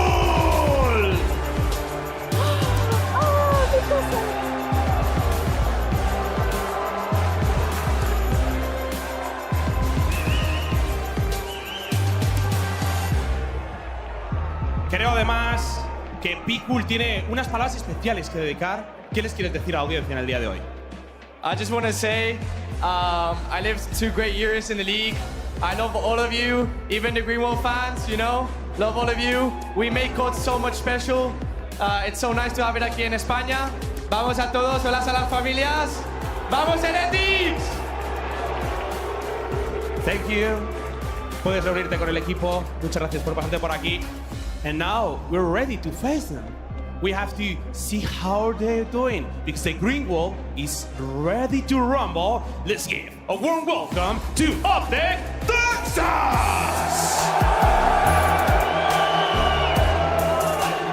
Dashi, Q, Kenny, and Shotzi! I mean, you can just hear the crowd. It doesn't matter where the green wall goes. They are in an uproar. You know them, and you most likely love them. It is going to be Optic Texas, and the most dominant start we have ever seen from this lineup in a couple of years. Looking to maybe take it all. They got to go against what could be a home crowd. Let's get this final match of the day started. Mevin, Mert, I hope you're ready because this is a completely banger. Let's go. Let's get it. Yeah, no, I'm hoping this is a banger. I'm hoping this is the crowds going back and forth. I wasn't sure what to expect. You know, you think with the Spanish team and the Spanish crowd, I know even though it's an ultra home event, I'm hoping they're going to be popping off for them. You heard it from both, but still, I think Optic a little bit louder. Yeah, I mean, that's just, green wall travels, right? No doubt about it. But yeah, I mean, for Heretics, this is obviously a big deal for them. Being in Spain, being in Madrid, they're going to want to do it. It's just a very tough matchup for them. Well, I know, like, as soon as you saw the Vault Map 1, you're like, oh, God. Like, you know, they're 5-0 on it, talking about Optic. But it's like, what do you play? You ban Protocol instead. Optic are 3-0 there. I mean, that's what's so difficult when a team is so good at one mode. Like, it becomes hard to target them. Yeah, I mean, I guess the only thing with Vault is it can get a little messy. I mean, this Miami, mixy. A little mixy. Yeah. This Miami team, they're scrimming, right? I mean, they're obviously young with what they think is a strength of theirs. What has been maybe the last couple of days. Yeah. What you're improving on in your practice here at LAN. Listen, you've got reps, if anything, if you're Miami. Yeah, outside the 3 over Falcons, you went 5 over and over again. So you have grinded to get here. You're blessed to be in at 2-5. Part of that's obviously going to be just your map win percentage. The fact you go to so many game 5s, but like you won 2, so expectations can't be high for you. Even though you're playing Spain for the first time, you won 2 online matches. Yeah, I mean, not too high. Yeah, not at all. I mean, you're going up against the #1 seed, and in Optic right now, they're just flowing. They are. I mean, Shotzi and Dashi have just been unreal since the start, since that, and then Hook's, doing Hook things, right? It just feels like he is finally starting to get very comfortable on this roster. And you probably just with maybe Hook's issues in the past, or just the fact he was coming up for challenges, maybe you thought that it would be a little bump in the road, but it really hasn't been, right? Like, they just brought him in, car kept moving. No, not at all. I mean, if there was going to be question marks, it was going to be in deep tournament runs, right? When they start to go up So your questions are here, like Sunday. Well, yeah, like Saturday, Sunday, right? Obviously, you look at the minor, they weren't able to win that. True. So, like, there is, it hasn't been the perfect year for this top team, but it's been pretty darn close. Well, it feels like everybody's had a bump when you talk about the top teams. I mean, Ultra looks so good, you have the bump at the minor, right? Optic, the bump, like the start of the year, obviously against Breach, but then, you don't win the minor. Face starts so slow, they're able to win the minor. Thieves look really good, then we're like, I don't know what the hell they're doing after the break. Like, everyone's had their moments, right? No one's looked unbeatable. Everyone has a chink in the armor. We'll see where people are going to be able to pounce. But this is Hardpoint overall this season. You can see how big of an edge you have if you're the Optic side. Hoop Hardpoint this month, 1.42. #1 KD rank of Ashati, how he's been statistically. You have heavy hitters in those positions. You are going to be nasty, but let's go. Map 1 now, Miami Heretics, Optic Texas, ready to battle. It's Kenny with a double early. It's Ranker on an island just trying to fight for himself mid. I mean, he takes down 2, and maybe that's an opening at least for the troops to get back in. Yeah, one more stat that we saw. Obviously, it's 8-7 for Miami Heretics, but their plus-minus it's minus 3.7, right? So all of their hard points are very, very tight. So we'll see what they can do here on this vault. It was a good start, but Miami Heretics, they're going to rebound here. 3 in a row for Real. Rentor's up to 3-0. And I mean, the family is in the building. Again, these guys, the adrenaline is pumping. They're going to try to get flown here, going towards this P2. Well, Real, we'll see if he can keep this streak going on 4 straight. Starting out 4-1. Things looking good for the boys. They've got that P2 rotation. With 5 seconds left, trying to hold on to that. With the next hard point ready to pop, we'll see what they can turn this into time-wise. I mean, this has been, you know, one you can soak up and get a lot of time, or one that once you get like one break, it's just back and forth. Chaos happens with the back spawns and stuff goes wild. But I just got a note from a producer. We might be backing out of this one and restarting. So it was a good start there. We thought for Heretics, somebody having issues though. As soon as we know more, we'll let you know. But at least it happens early in this game. Yeah, I saw Kenny just not moving. Yeah, so okay, I think that's what it was about. Something with Ken setup maybe, but hopefully get to that quickly. Yeah, I mean, he came out, thought he was okay. Came out, like, popped 2 or 3, was looking okay. And then I think he died 5 times in a row. Yeah, so that may be the problem and why Heretics seeing so much success through into that P1, into the P2. But we'll look at the hardpoint leaderboard, as we were just showing. Hook stats, great. Well, look at 2 and 3. Then you've got 2 and 3 with Shotzi and Dashy. No, that is a hell of a statistic. These guys have been insane. I mean, really in hardpoint, really only ones that have been there, like percentage-wise, like Phaser right up there with them too. They've had a hell of a start in hardpoint, but, well, I mean, Thieves after that series, they might be a real threat as well. Yeah, I mean, we had so many question marks maybe coming into the event, right? Just as you said, like it felt like everybody was having a bit of a weird moment. And then maybe when it's all said and done here today, you have the top 4 right in winners round 2, but we'll see how this match goes. But I think that sort of the big question mark, obviously, with who taking Pred's spot was sort of, yeah, I mean, Pred is he was very good statistically last year, but you just love to see that 1, 2, and 3. That is hardpoint dominance. No, it's unbelievable, and it also works out that this has become such a sub-heavy game versus last year. I mean, Pred was pulling out an MCW so often. Like, that was a very different title when you just talk about weapons we had on the map throughout the course of the year. So this is at a pace you want to play if you're Hook. When you're wanting Shotzi and Hook to get loose on the map, the guys have been clicking, Optic Gaming feeling good. As soon as we resolve the issues, we'll get right back into it with this best of 5. But no, it stinks. Like the crowd's ramped up. You got fans roaring on either side, and then it's a reset immediately. So what's this like as a player? Like when you're on stage, I'm sure the blood's pumping, the blood's flowing, everybody's hyped up. You're finally on the main stage, and then it just sort of kills it. Honestly, in some ways, it could be a good thing, right? Because you kind of got those first gunfights out of the way, the jitters out of the way, you know. But yeah, I mean, it was a good start there for Miami. You had that P2 rotation. But yeah, you're just going to forget about it and lock back in. You brush it off. It's fake, right? Maybe make an adjustment to your break off, right? They go 3 down. So make a little adjustment and try to play for it. You can see all gold, everything. Hardpoint this season for Optic. First in record, first in plus minus, first in hold percentage, first in map 1s. And the map 1s can be massive. I mean, we talked about that stat a lot, like in years past, like historically, it was close to like little over, little under, like a 90% win rate when you won map 1s. Like, it was huge. So when you're coming out like that, that's great. And also, we're talking about an Optic team, an organization where in the past, like we're going back years and years, but really just like historically, they've struggled sometimes to come out a little bit flat, come out slow on map 1s, to have to bring it back. To start like that, and that's great. You know how many reverse sweeps they had last year? Like, they had a number of reverse sweeps. They would go down 0-2, and then something would just click.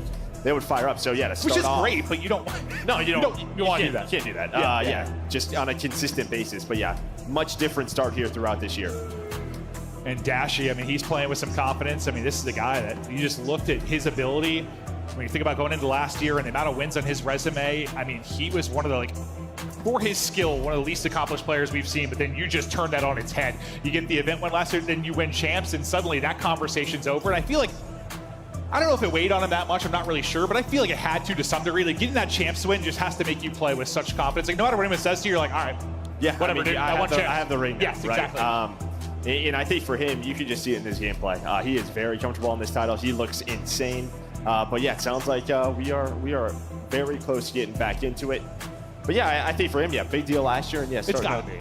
Starting to put a lot more confidence. It's got to be. Because, I mean, it was just like, you're talking about trophies, like, it's coming up just talking about him being overrated. We just talk about wins, and then you get a ring, and it's something like, I don't care, I got my ring. And now you got maybe more dubs to follow it up this year, even with the chaos that was the Pred and Hook situation, or the Hook for Pred situation. But it's going to be a full replay. So we're starting fresh here, obviously. We were barely into that one, only to the P2, and Kenny was having issues almost immediately. So We get ready to rip it again. Thank you for your patience in the venue and at home. We're ready to rip and roar. A reminder of how this best of 5 will break down.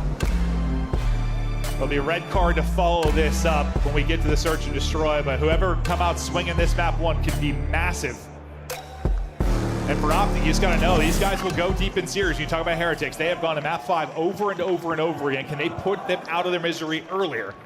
Let's see if the breakoffs change at all as we get into the mix here at P1. Pretty much traded back and forth. You'll have, what, 1-man advantage for Heretics, and they'll be able to get that final kill. So pretty good start there. Remember, Real got out to that 4-on-1 start. He was really in a groove early. Kind of gets right back to that. Shotzi, the only one with a kill so far for Optic Texas until Kenny gets involved. Yeah, I mean, a much better break there for Miami. The problem is, though, they flip spawn. So that's going to be a 3 dead. You saw Real. He started off 3-0, up to 4-2 now. But yeah, spawns flipped early due to the positions on the map. So now, Dashy's going to lock down top catwalk with that AR. He's going to get in a position. All of Optic are here now at P1, and now with 10 seconds left, they're already thinking about the transition over towards the second kill. It's just kill after kill. You've got them spawning out so deep. 2 are going to be poolside.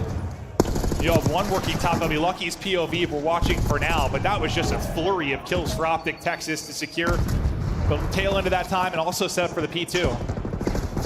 Now you try to hit this up the gut if you can. Shotzi holding from back palm.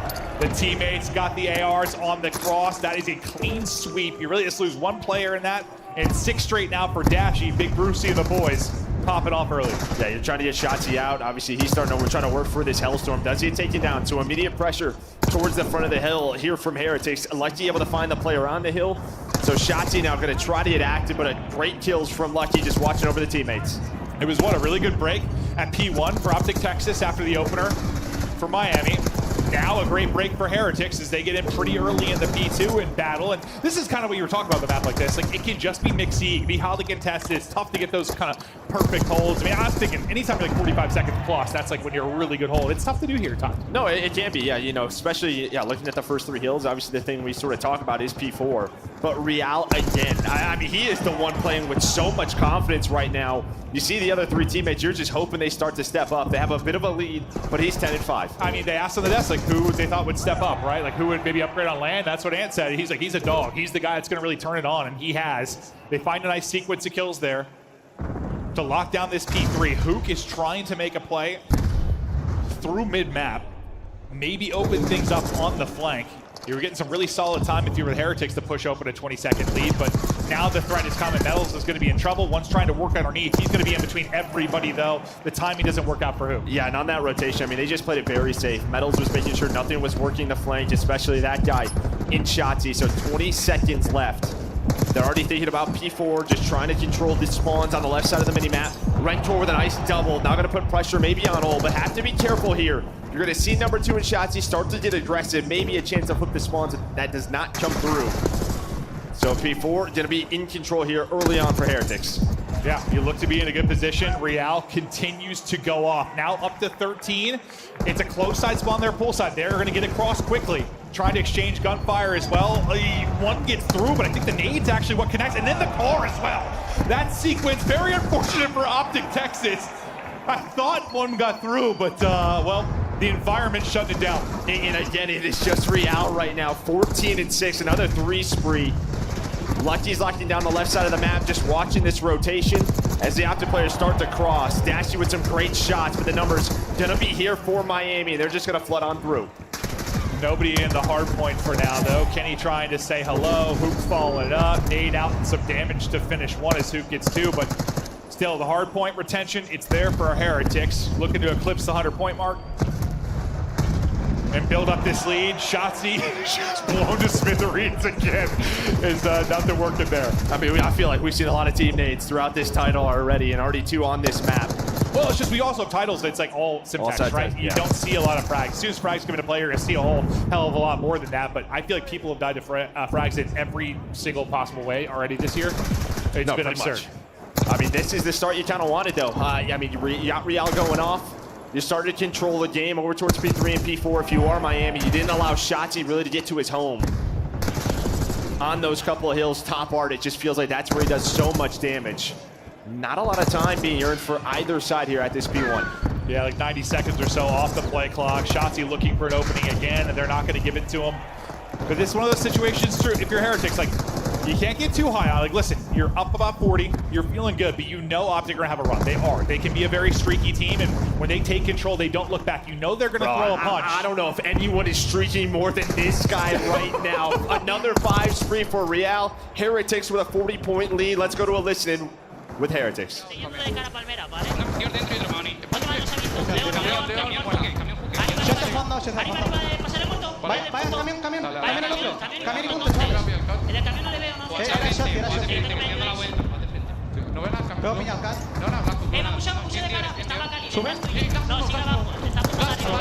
palmera, pushan bacán. Queda shot pushado. Está de las palmeras vivo, chaval. No va el shot, El de palmera no le veo. Sigue las palmeras.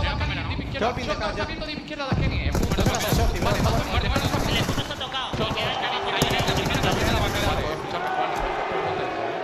Que se abre la derecha, la derecha, ¿vale? Voy a esto, ¿vale? Voy a esto. Yo estoy bloqueando. No hace nada. Pushan palmeras yo, ¿vale? Tengo las palmeras. Solo pueden ir del medio y de cara. Vale, tengo dos derechas. Al medio. La derecha está ofensiva. Tengo medio. Yo estoy en medio. Vale, quédate medio, recto, si no. Ya es lo único. Voy a mirarlo yo. Sí, sí. Una media izquierda, tengo uno flash y otro de cara money. Bola salido. Uno bot y dos medio. Bajo cuchillo. No toma la ruta, está en lobby. No, aguanta mucho, Son dos blancos y uno entre medias. Sí, entre medias. Estoy para la derecha. Tengo dos medios. Dobles y está lobby club. El shot y cuidado el shot, ¿vale? Se puede Sí, el shot y puede ir Hugh, lobby. Lobby, saca la Frontier. Vale, solo queda sí, voy a pillar medio. Una bala, son dos Frontier. Tú ten, vale. Tengo aquí una Otro en las palmeras, Sí, fue secret. Estoy con el stun, mano. Siga ahí, hace chal por la ventana. Había uno, tiene que haber unos Gucci, bro. No hace mal.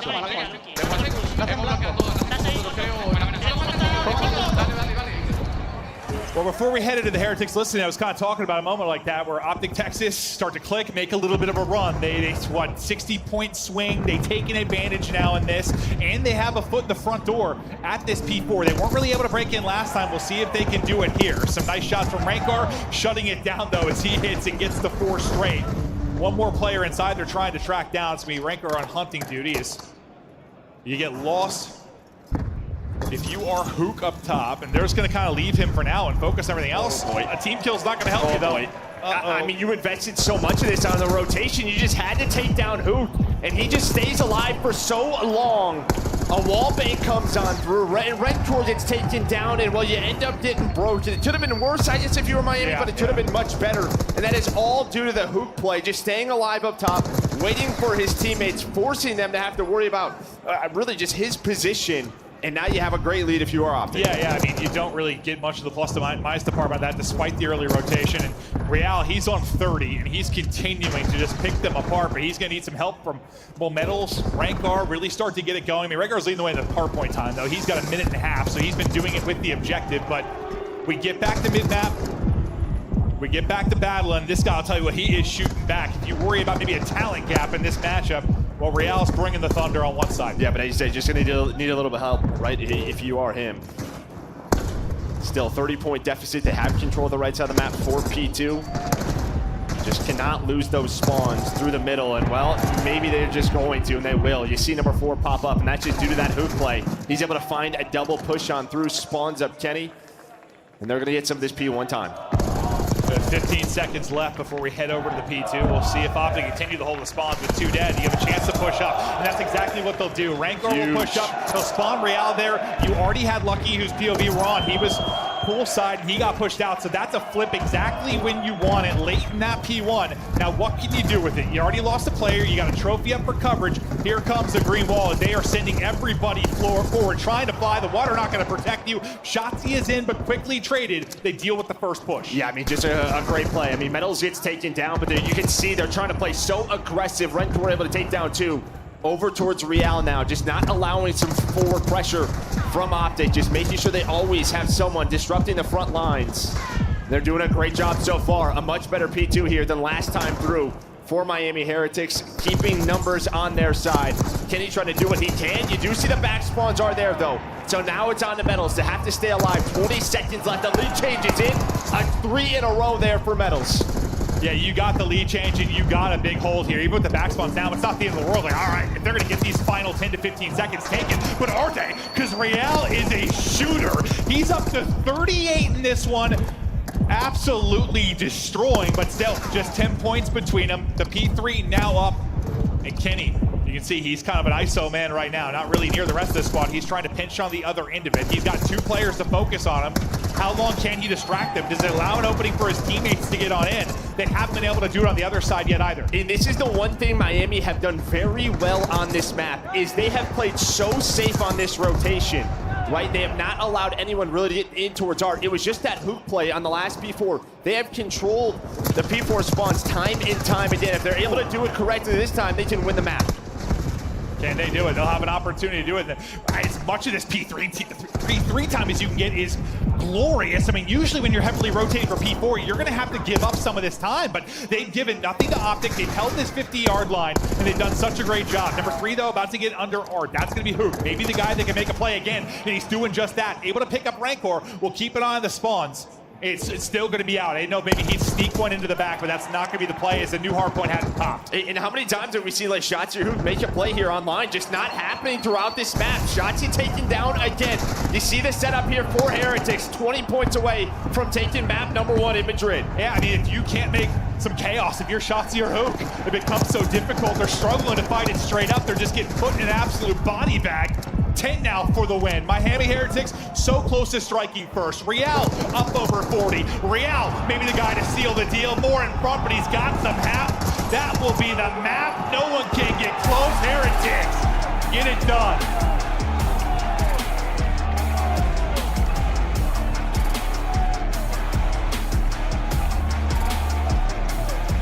And I'll be honest with you, maybe my favorite thing throughout all of that, after they win that map, they all stay very composed, right? I feel like adrenaline could be going. Yeah, they just know it's one map. We are staying focused, but man, was Real looking good throughout that map. Yeah, he was frying, absolutely frying. Now, I think you nailed it though. Like, where you find a lot of success if you were an SMG player like Hook or Shotzi, it is getting a kill, getting lost, being a nuisance, getting behind enemy lines. They didn't really allow it to happen. And typically where players like Shotzi and Hook struggle is when you just have to hit from the front over and over again. When you're not creating chaos, when you're not finding gaps, they got absolutely shut down. Real, nearly 5,000 damage, 41 put up. Beautiful stuff out of him. And honestly, you know, we also talked about the fact that some of the other players are gonna have to like step it up to kind of help him out. And you had some of his team who were like double negative or like, you know, not in a good spot early on. They really stepped it up, kind of got back to even. No, they did. You know, Lucky's a guy who's been struggling. We talked about sort of the ARs, but he steps up big time, gets right around a 1. Rentor, I mean, he can do it with both weapons. He has been just great to watch for this team. It just feels like he can do whatever the heck they need him to. But you've needed sort of your 2 vets in Lucky and Metals to get a little bit more comfortable throughout this title. And well, they stepped it up there towards the back half of that game. But I just think you're going to go back and watch that, just the way they play P3 and P4. They just made sure nobody snuck through ever, right? I'm sure they were just talking about names, who's coming up off spawn, making sure they had arc control. They just made sure they did not get flipped so they could control this hill. Because online, this hill has been chaotic at times. Like, this should be like Yanni or Money Hill or the P2, where you can really spawn them out deep, find separation, and accrue some time. But they did such a good job. You nailed it. Just that rotation was paying off. How often do we see people give up like 30 points at P3 because they're trying to get that early rotation? They're focusing so much on it, they get broken like instantly. Well, like Shotzi's up top, just like wasting so much time. Yeah. But you see the game flow here. Maybe the biggest moment, the critical moment, is that last P2. You see they're down 187 to 152. Optics going on a run. And then, I mean, they're just able to make the play. Metals finds a double or triple. And you just sort of a flat line there for Optic. Through that whole rotation. That third set of rotations, bro. Just a flat line from like the P4 on. Well, sorry, the P1 on. Once we got into that third set, they just could not do anything. So they clutch up late. It's their first vault loss on the year. Yeah, the first vault loss Optic, the best hardpoint team in the game. You talk about them being the best map 1 team in the game at 8-2. Well, it's 8-3 now, and the hardpoint record got a little bit worse with the first loss on Vault. Heretics able to strike. And like, listen, Heretics, even though they are 2-5, and obviously we don't favor them in the series, like they have gone to map 5 every single series outside against Falcons. And they're going to push you. They're going to push you deep. You don't expect them to maybe strike first like this, but now we got a chance to go deeper in the series, that's for sure. Well, and you just knew, like, jumping into this, like, I mean, again, we're in Madrid for the first time, and they're going to play with a lot of passion. They're bringing it there in that map 1. No, they are. And, you heard the fans getting rowdy on both sides of this. Letting the Heretics players hear it, letting the Optic players hear it. But, yeah, you said also, just speaking of, like, the Shiloh players now, just don't. There's nothing to celebrate yet. Like, big map 1 win, but nobody on their feet kind of roaring, talking trash the other side of the stage, just staying focused, staying locked in. Now you focus on this search where, you talk about this team last year a little bit different. When Real came in, I mean, he had some solid respawns, but really his impact on their search and destroy game was immediately felt. He really helped this team get comfortable. They haven't found that same level of success in search and destroy this year. But the second they do, like if they do, they become a threat. Like it's gotten better over the last 3 series. The Cloud9 one, they won, 2 search and destroys, so they looked a little bit better. But then you lose a couple more game 5s. But it's getting closer to 50-50. But yeah, still a lot of improvement needed there in the search and destroy. Yeah, I just wonder there might need to be a little bit better than that. But that's step one. Like, step 1, getting to 50-50. But now we get to red card. Optic try to answer back. The overall S&D on the season, you see it at 9-6 for Optic.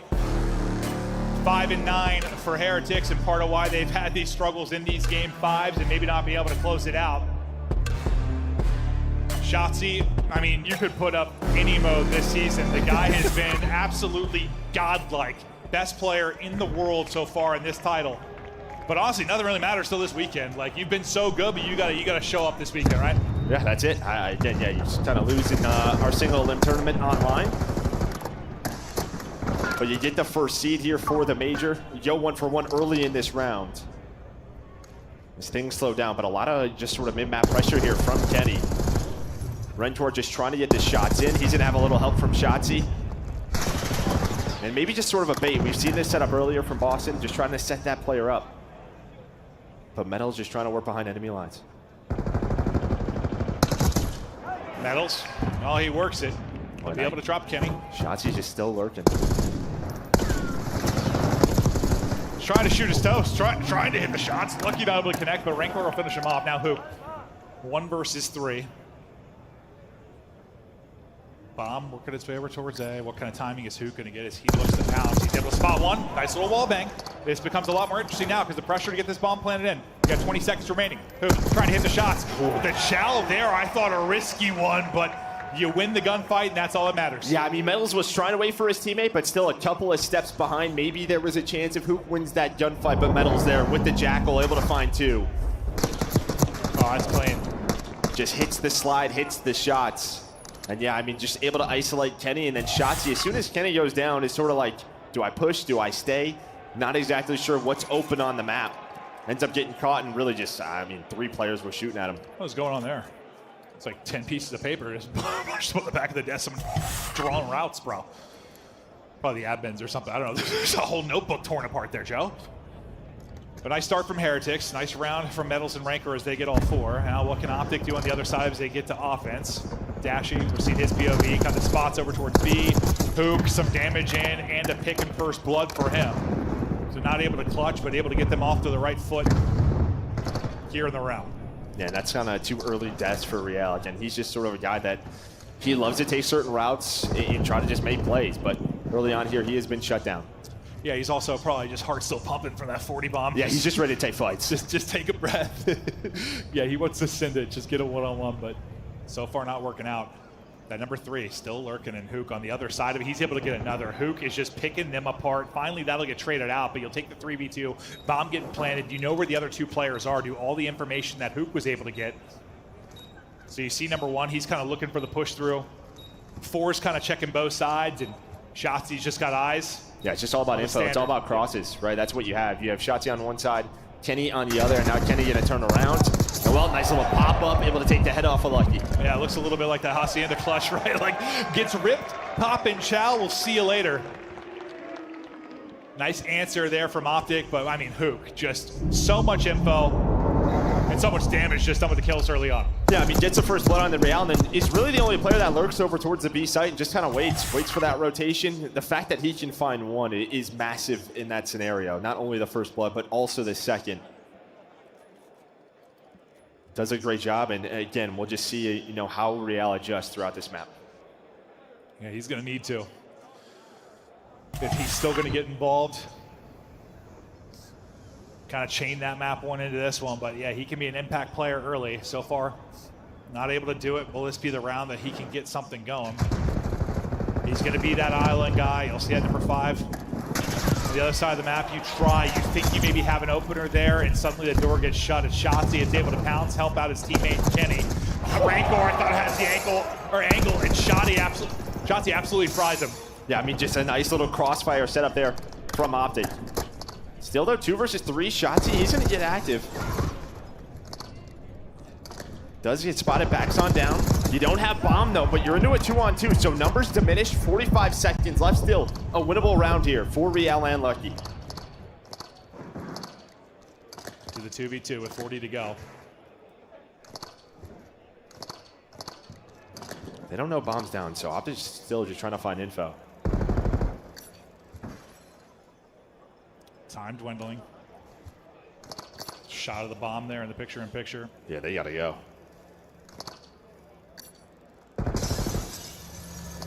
Some shots exchanged, but nothing yet. Time to rally across. Real thought he spotted him, but he doesn't. Kenny then able to put him down to 17 HP. Best of luck with that gunfight. He's gonna be lucky now by himself. Can he finish Kenny? Not gonna be able to do it. He's worried about the second chow as well.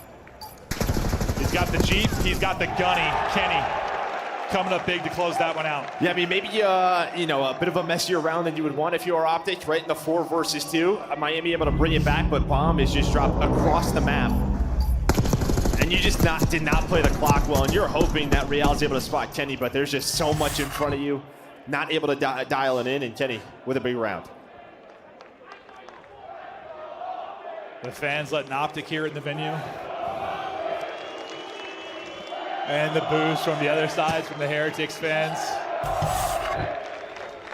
2 rounds here for Optic as they take the edge on offense. We'll see their look, but Kenny 3-1, 3 straight out of him. Kenny looking for the angle.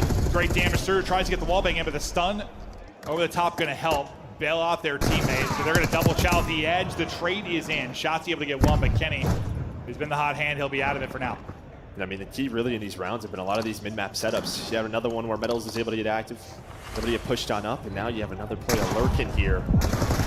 Oh, that's going to be Real. He's able to find one, but just quickly traded to another 2-on-2 scenario.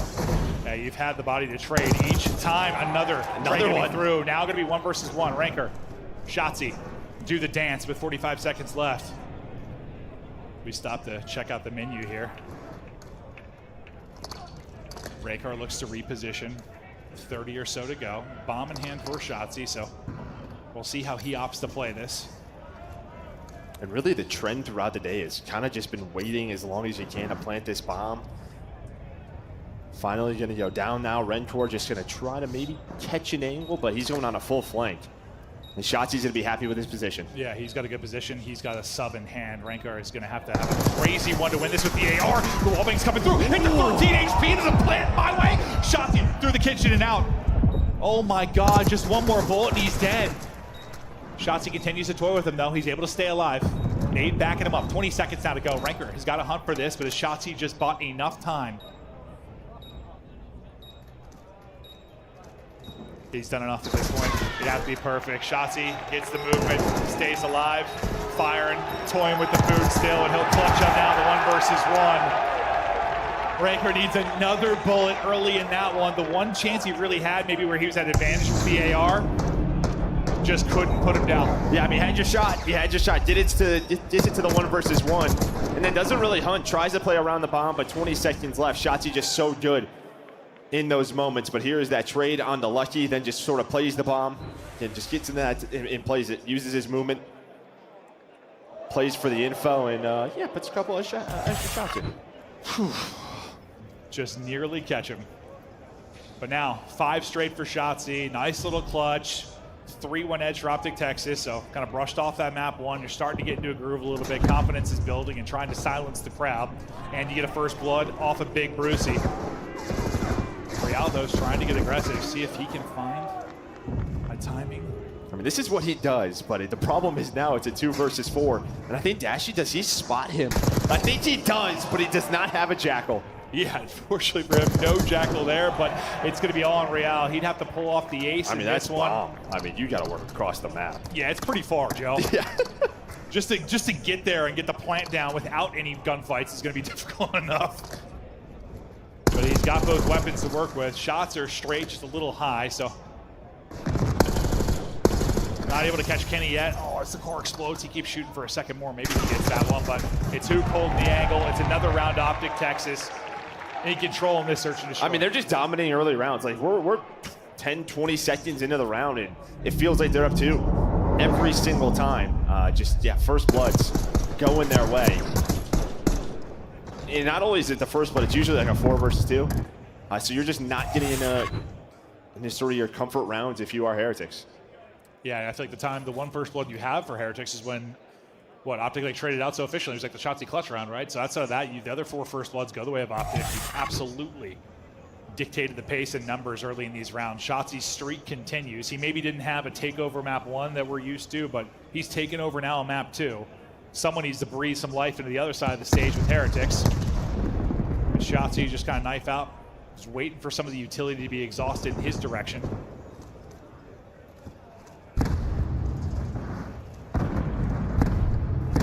You just hear all the stuns going off as Shotzi moves up the map. And you played this real passive. Like, you're deep right now if you were Heretics, so there's a lot of openings. Yeah, I mean, bomb's already planted. Really, all you did was show Dashy towards B. He put some shots in, Miami rotate. So 4-on-4 retake. You have a lot of map to work with if you are Optic. They're able to swing, though. They get a first blood. Does it turn anything? Again, though, it's traded for Optic Texas. In time, it's just ticking. I mean, it's moving. You get that free plant down.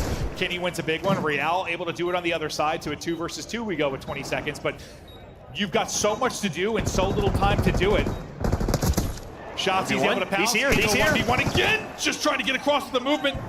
Spots him, chows him. Is there time? Not going to be able to get there. Optic Texas doing up. And, well, that's the advantage to getting the quick plant. That's why I was worried about the 2v2 with 25 or so to go. Like, even if it's clean, which that was relatively clean, I mean, Shotzi didn't have to do that much of a finesse. And we saw from Shotzi's point of view early in the round. Again, all Optic did is show some presence towards that B site. And all of Miami just start to rotate. They backed off at A. And we saw it. I mean, bomb just gets down. And, yeah, you had to work the entire map if you are Miami within 45 seconds. Just not going to be easy. Yeah, and you said really it's just some shots from Dashy, right? That's it. Kind of suck it 2 over towards B, and then best of luck with that. Heretics, they've given up, 5 straight, 4 straight, whatever it is. They have not had an answer for Optic and Search and Destroy, and this has been one of the pain points for Miami Heretics. The first blood actually goes to Hoop, and he's able to get 2. The trade eventually comes in onto the second, though, so once again we're into a 2 versus 2. Kenny and Shotzi working their way over, up against Ranker and Metals, and we kind of pause here for a second. A car's going to get called in now. Uh-oh.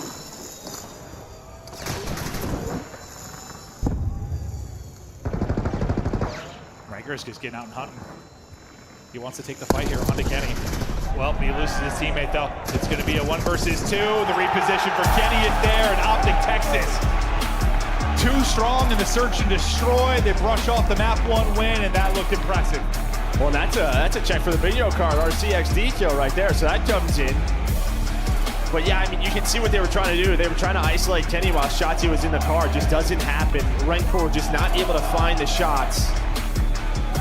But yeah, you can see the struggle's still there in search and destroy for Miami. Just early round struggles really the key here. I mean, first bloods. Well, it end up being, 6 to 2, 5 to 1, whatever it is, like, just very much one-sided. 5-2 is what it ended up being.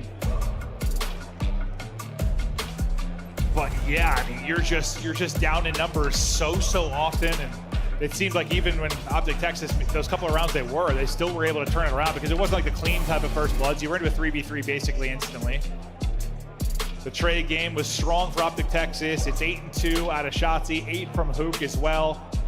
And that's just a dominant effort on red card. It's still what you have to improve your heritage. So that is still a big pain point. Yeah, no, I mean, a great bounce back after map number 1 if you are Optics, right? Again, just sort of playing in maybe a more hostile arena than what you're used to. A strong game out of Real, and they just stick to their game plan and they bounce back here. Yeah, so it's 6 straight that it ends up being. Like, you get that round 1, and then it is just domination from Optic. Shotzi really hits another gear, being a playmaker on the map like we expected to be. Some clutch shots from Kenny early in this one, but they just never had an answer. Never were in a good position to win rounds. I mean, how many 2v2s, 1v1s did it come down to? And I mean, Shotzi had a couple of them where it just comes down to time. So just great plays in those 2v2 scenarios out of Optic, and yeah, able to take this one 6-1. So as we're tied up on 1, I mean, now we start to think about the control. Yeah, okay, you're not hearing me because I'm not hearing you at all. Okay, I was hearing myself louder than, I was like fumbling over words because I was hearing myself to the stadium louder than I was talking. I've been going through it, Joe, but hopefully I haven't sounded too stupid. But then suddenly I wasn't hearing you. I was like, uh-oh, well, that's a problem. That's all right, we'll get through it, you know? We've been doing this a long time, long time. But instead of popping over to the desk like we normally do, we're getting some stuff resolved here, maybe on the audio side as we continue deeper into this series. We are tied up 1-1. We'll get to the Hostie into control as soon as we can after this quick break.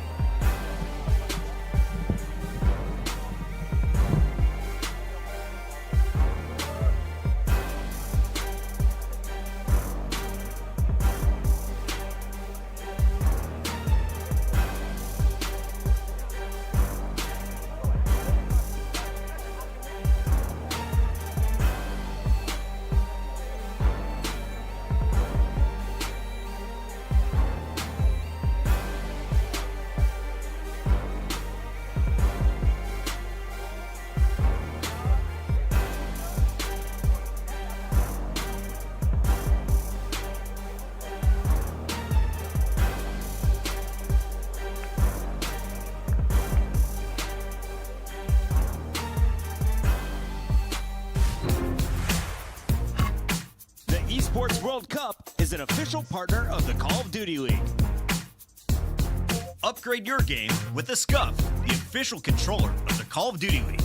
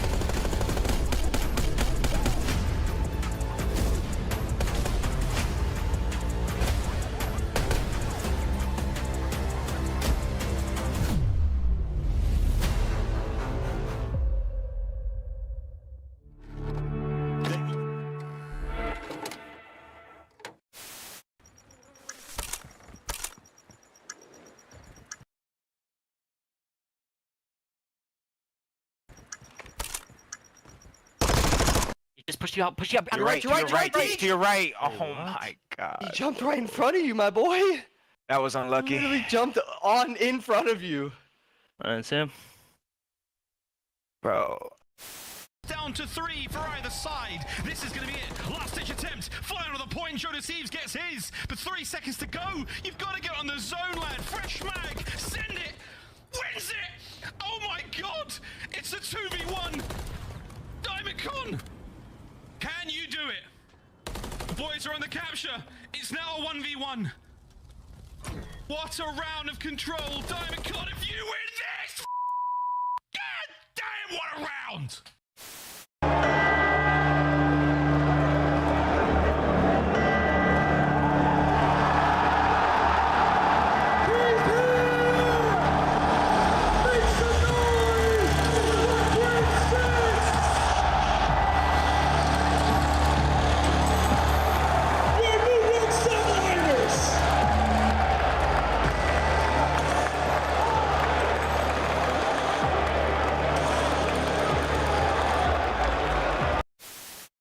Fame here. Fame, how you feeling, man? I'm feeling good. Happy to be here. It's fantastic interview as always from Fame. Wonderful lad. Behind enemy lines. He's getting loose early every round. Like, do a little dance, make a little love. Who's dead tonight? Who's dead tonight?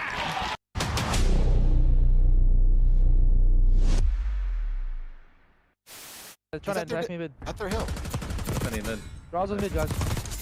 Oh my Draws god. on mid. Him. It's your boy Shotzi, man, with the ace. Little ace, man.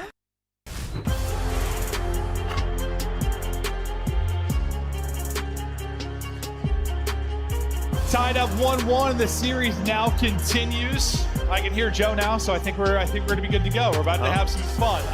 But a dominant search and destroy there from Optic Texas. You look so good in the search. As we get forward to the control, we'll see. I'm looking forward to a battle that respawns. I mean, Heretics can turn it on any time. You get another map like Real had, who the hell knows? Yeah, we're going to Hacienda control, right? We just saw it in last series, 5 offensive round wins.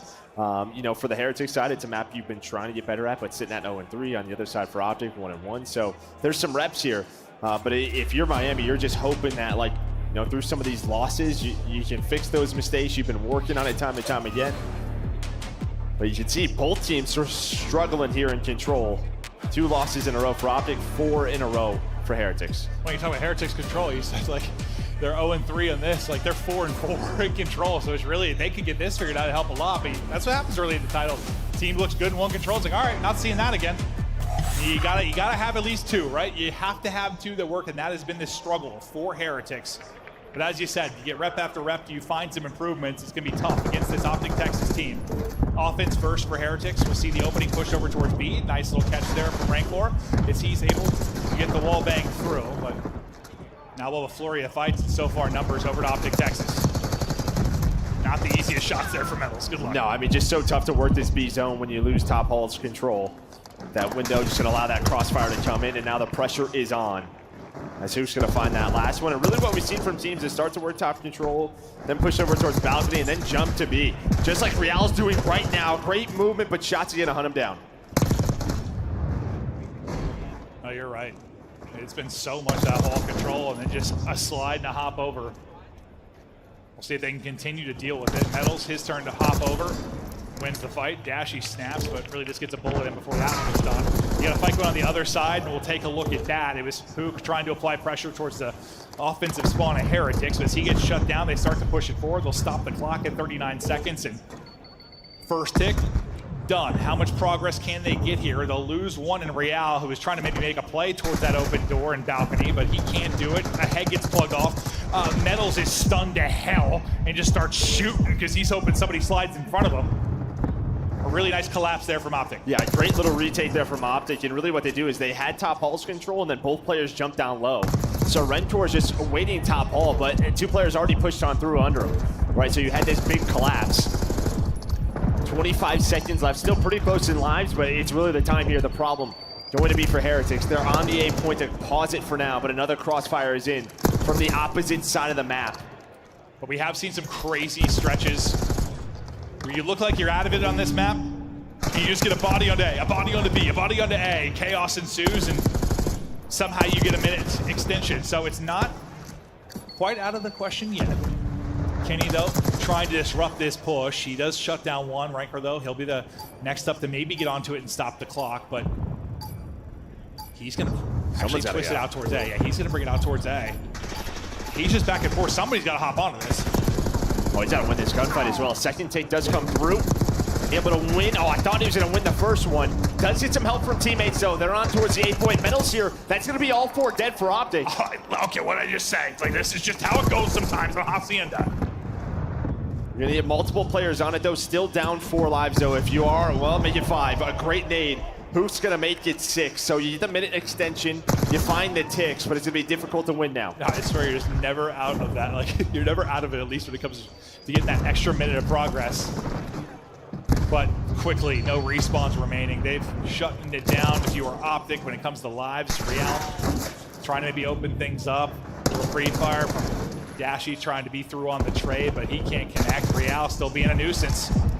How much can Real get done? I mean, Kenny was trying to work the flank, but you were able to spot it, and it's really just 3 players left. You're going to try to get multiple on this point. Maybe you should trade it on out, put pressure on the objective. That's what they're going for. 1 player remains. They do get 5 ticks, though, but Optic win a defense. Yeah, you'll take the 5 ticks considering how it looked early, but at least you don't panic late. If you're Optic, you don't let that one get away from you. No real hero play. But yeah, I mean, 5 ticks considering how it looked up. You'll take that all day. Now look at our best play. It's Metals kind of popping off. Trying to set them up for success around the objective, but we'll now switch sides and see what the success rate looks like for Optic now on Hasi into control. Yeah, I think the big thing there was just early on, just the Optic retakes over towards B were on point. They just had a great idea what they were doing, controlling top halls. And yeah, it came down to 1 second left when they got that time extension. And Metals, I mean, he leads the way on that side 9 and 6, but he also, he doubles everyone on his team's damage as well. He puts up 1,300. So he had a monster round 1, was big for them. Who can be that hero on offense now, maybe for Optic Texas? Kenny able to turn Metals right back to work as he gets 2 out of the opener. Shotzi busting through the doors and nearly taking a second name with him. Thought Kenny got awkward timing with sub in hand. He's able to get gun up quickly again. And they'll just pause the clock for now. Look to take fights here in Garage, and nice movement there from Big Ken. Nice slide across, and Chow, he's still alive somehow. Finally, he's gonna get dropped, but Hook able to get here with the reinforcement. Yeah, Kenny, no problem using both weapons. That guy, he has done it with both, and now over to Dashy, got him in a bit of a spawn trap. It's really just Metals in a position maybe to stop this B point from being captured. Nate's coming from over the top. Here comes maybe the last retake over towards B if you are Heretics. But you're already down in lives. You're about to be down at a point. Hook is snapping. Trade's going their way. Oh, that is clean. But he's really the only one here. They spawn all the way out towards Lambo, so he'll be the only one. They'll shut that down. We got a minute left to go. Shotzi taking a route, and you have the luxury of that because you've fought on the objective so much. You still got a decent chunk of time remaining here. But if they pick up this route... They have an idea, yeah. Lucky spots it. The problem is, though, is they die from the front side, so it's going to be 3 dead. And now Lucky's trying to pick it up. He does get the punch off, but it doesn't matter. B already gone. And yeah, because you had teammates die towards the front, they couldn't turn. And now you're down 9 lives, back in a trap. Yeah, no, you were in a trap, and this might be a quick little switch over to A, or not. You win 2 gunfights to get out. You're able to shut down Hook as well before he does any damage. Shotzi, though, still alive and well towards Boathouse, but that'll get cleaned up as well. You need like a couple perfect sequences, though, if you are Heretics, because just under 90 to go and only 9 lives to go. You can kind of take your time a bit here if you were Optic Texas. Just trade efficiently and maybe eventually bleed them out. Yeah, that's really it. You just have to trade if you are Optic. On the other side, if you're Heretics, you need to play together. 7 lives now. Well, they're trying to make individual plays, and they're just getting caught now. Cut down to 6. Still a minute to go. There's number 7 in Lucky trying to take a long route. But the rest of his teammates coming off spawn. Yeah, what will the situation be by the time he actually gets here off of this long route? Shotzi with another nade, I swear. Rock side, he's just hitting some teardrops. Back over to Boathouse, he will go and try to be a thorn in their side. The rest of his teammates are dropping though. Now time becomes a little bit more of a question mark, and that's the stretch you needed. You bring it within 5, you just have no respawns remaining. So Optic's still in an okay position, but now you actually have to get towards the objective, right? You've been able to just kind of play, fight wherever you wanted. Now it's got to be towards this objective. Stun slows down the push for a second. That's a big win there from Hook. You thin their numbers out, you slide out and Chow together. When you need to come up with clutch kills, you're able to do it. It's going to be only Rancor and Metals that are left. Metals eyes on one. Pop-up should shut it down, and that will do it. So, I mean, really, they had the clock pause so much in that early game. That round just felt like it was forever. Yeah, I mean, whether it was Kenny who found a multi-kill over towards B, if it was then Hook afterwards, they only had 1 player on it. So, yeah, I mean, it was just these individual plays from Optic. Kept the clock pause, kept them on that B point. Then they got the time extension, and yeah, it's like even when you got that 4 dead, it was a 9 versus 4. You're just hoping there's like 15 seconds left. There was still 40. Yeah. Kind of getting it done both ways there, or Optic. And they'll take a commanding lead 2-0 now in this map 3 as they look for the edge in the series.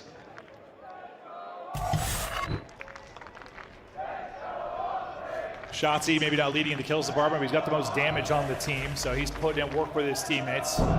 It's just surprising to see him negative sometimes, because this year he's been a lock for like a 1-2. It's been absurd. But Heretics are going to have to rip off 3 straight rounds. They're going to have to win a whole lot of offense. If they're going to do this, it starts with this offensive push, and so far it's being thwarted. Yeah, just not a great break here now. Real is just trying to find an angle. Again, just not an easy shot with the sub. Dashy just locked it down balcony, and you're, again, just not pausing the clock, which means 30 seconds is already off the round, and, well, you got to fight through your base. Okay, well, they're at least doing that part pretty efficiently. But still, Hook is lurking. We'll see Hook ups the pounce. Now lulls them to sleep, and then Chalice does exactly that, so they'll be staggered for a second. Real will drop. You see Rankar's instantly like, what do I make a play? Do I go back and deal with it? Do I push forward? He has to worry about both sides of this. He kind of just groups up with his teammate Metals, so get Trophy on the point. And now try to at least pause this clock for a while. And the corner I thought worked out for him as he slid by, but they're able to shut it down. Metals goes through for the trade. Nothing there for him. Now Lucky left by himself. They've been pretty staggered throughout every push. Yeah, I mean, maybe you're thinking that corner is a great corner, but as soon as you throw that stun, Dashy knows where you are. But there we go. You're going to get 4 dead. Here is your chance for Heretics. You're up in lives. Should get done with this B point. You don't have too many players on it. Metals gets taken down top office, so maybe a retake. But now it's 3 players on B. It's moving quick.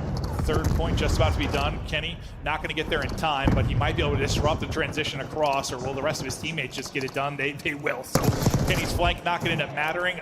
Metals just headshot choke shots, it looks like. And then Hook doing the same thing on the other end, but you're all out rock side now. These Heretics just trying to push it here. Keep an eye on number 1 and Kenny, as he'll be maybe working the flank, but all the battles going down the other side. Yeah, I mean, Kenny's just pretty much telling them, hey guys, they are all on this side of the map, so this is where I'm spawning them. I'm not seeing nothing. I can lock down the A point if I need to. We're tied in lives. And while the AR is starting to find some kills.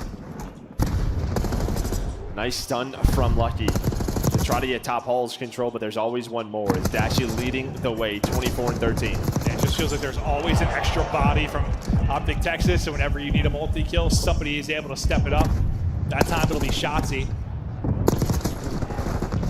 Kenny's got multiple around him. I thought he was going to trade out instantly by the other player, but he was in a 1v1 of his own. So Kenny's just going to get right back to it, take out another. He's like, all right, 3rd player ran away from me. Dashy's able to pick that up. 20 or so seconds to go, and feels like it's been a bit of TDM. His Optic Texas had the advantage there. Heretics low in lives. No success so far for them on this map. It looks like they're going to be out to an 0-4 start on this particular combination. Dashy is shooting straight. Is that 6 straight for Big Brucey? Up to 27-13. Optic Texas looking good. They'll take control of the series. They'll be up 2-1.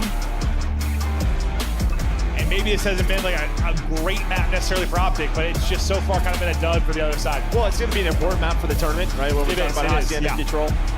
So a great look there, and honestly, just winning 2 defenses the way they did. They just didn't allow, if there was ever a player like Top Office, it felt like there was an immediate trade. They had top halls controlled constantly, just never felt like they really had, were in a trap on the defensive side. No, absolutely. And now we get back to a hard point where, I mean, obviously Heretics were able to win that map 1. They look good in that particular mode. Maybe you're able to take 2 hard points off the best hard point team in the game. Maybe you're able to do that. But then, yes, okay, you've done that all year. You've been able to get to map 5. It's just been whether or not you're going to be able to win the map 5. And is there anything that really stands out for you on the stat side of things looking through it? I mean, it's just a very balanced effort. I mean, obviously, Dashy and Hoot leading the way. But even like map 1 with Optic losing it, like all 4 players were contributing, right? There wasn't like one player really sticking out. So that's a good thing to me. It just feels like the teamwork's on point right now for Optic. On the other side, again, you get Metals maybe going a bit. Real slows down, but yeah, just a tough map there for Heretics. Well, we'll see if the hard points can swing things back into their favor as we just take a look at some of the highlights here quickly from the map 3. You just didn't have a whole lot of positive momentum ever really in this if you were Heretics. I mean, I guess we can talk about nearly that late run in the round 1 where you're able to get the minute extension. You had, a moment where you got that 4 down on a defense. You thought maybe they have a chance, but you're in a 4v10. Like, it just felt like whenever they had like a play, it was just a little bit too late in the round. Yeah, and it just felt very individual on the side of Heretics. Yeah, but the other side, it just felt like there's a very clear-cut plan for Optic and how they wanted to execute on both zones. Or sort of retakes, but yeah, just a great game there.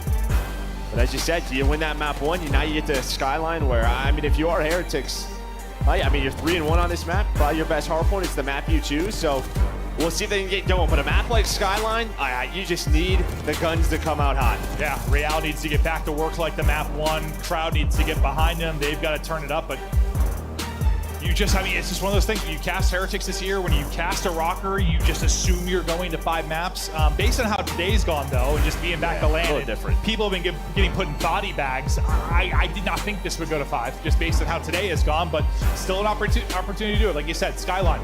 This is one the Heretics feel very comfortable on. They certainly have a chance to extend this to a Hacienda Search and Destroy, and then even if you don't feel great about the Search and Destroy for the side of Heretics, it's still about 5. Like, anything can happen. Yeah, I mean, if they're able to get there, I think, yeah, momentum may be shifting their way. I mean, you would imagine winning a Skyline, yeah, that just means you're shooting well. But after that map 3, it's going to be tough to have some confidence in them. Yeah, but you say that, but it's like Real drops 40 and then can't get anything going in the Search. Yeah. Like, that's the beauty kind of our esport. Like, just the difference in modes. Like, you'll have just everything is clicking for you in map 1. You're feeling so good. You bring that kind of speed and momentum and just want to take fights, and suddenly you're just getting slapped in a Search and Destroy. And you're like, all right, I gotta slow the pace down a little bit. Got to figure things out, work with the team to try and get a big 2-0 edge. They weren't quite able to do that, but can they take both controls off this hot Optic Texas team? Fist bumps out, trying to keep the vibes up if you're Heretics. A rough map 3 there. Map 2, you won 1 round, and then it was just, I mean, you've won 1 round of Search, 0 rounds of Control. I guess this has just been a tough stretch over 2 and 3. You somehow have to brush it off now. Yeah, but map 1, we had this guy. That's right, that's right. Map 1, we had this keep guy. Thinking about that. Yeah, you need him to get back into that zone. The adrenaline that he was kind of flowing within the map 1, 41 and 25. Gonna get to another map on Skyline where you're gonna have a lot of engagements. And this is one where, again, you have to just keep your eye on Shotzi and Hook. Those flanks and those pinches are gonna come in. And usually a map that's tough to blow people out, unless you're Thieves in Carolina. Yeah. Carolina nearly don't score a point their entire rotation on this map, which is mind-blowing to me, but it almost happened. So you could absolutely lock it down here on Skyline, apparently, based off that last series. But here we go. Map 4, the big one to get to a map 5. It looks good for Optic out the gate. They go 3 for 1, make it 4 for 1. Then Kenny, well, he's fallen off the map, and you still got numbers in position if you're Optic Texas. It's going to be Shotzi kind of playing from the point for now. Taking a route that will be Rancor. We'll see if he can set this up and work the flip. He might have. Yeah. Honestly, when I got eyes on him, I looked at the minimap, I thought he just took a route on him, but yeah, he made it spawn behind him. No, I think he spawns behind him. Perfect. And yeah, he's able to find a couple of kills. So the splits come in, and that helps Heretics. Now they're the ones in control. And well, 20 seconds left. That makes sense, because that would have been the quickest route ever. Right? Yeah, like, ever. They just died. Yeah. But they're able to pick up on those pinches. That was Real. He's able to find one more, so that Kenny's going to get him off the time. But you're in a pretty good spot here, 4P2, if you are Heretics. Sometimes those 4 dead situations, though, where spawns can get a little wonky on a central hard point. Trying to wrap back and control things will be Shotzi. He'll be kind of the rotation man.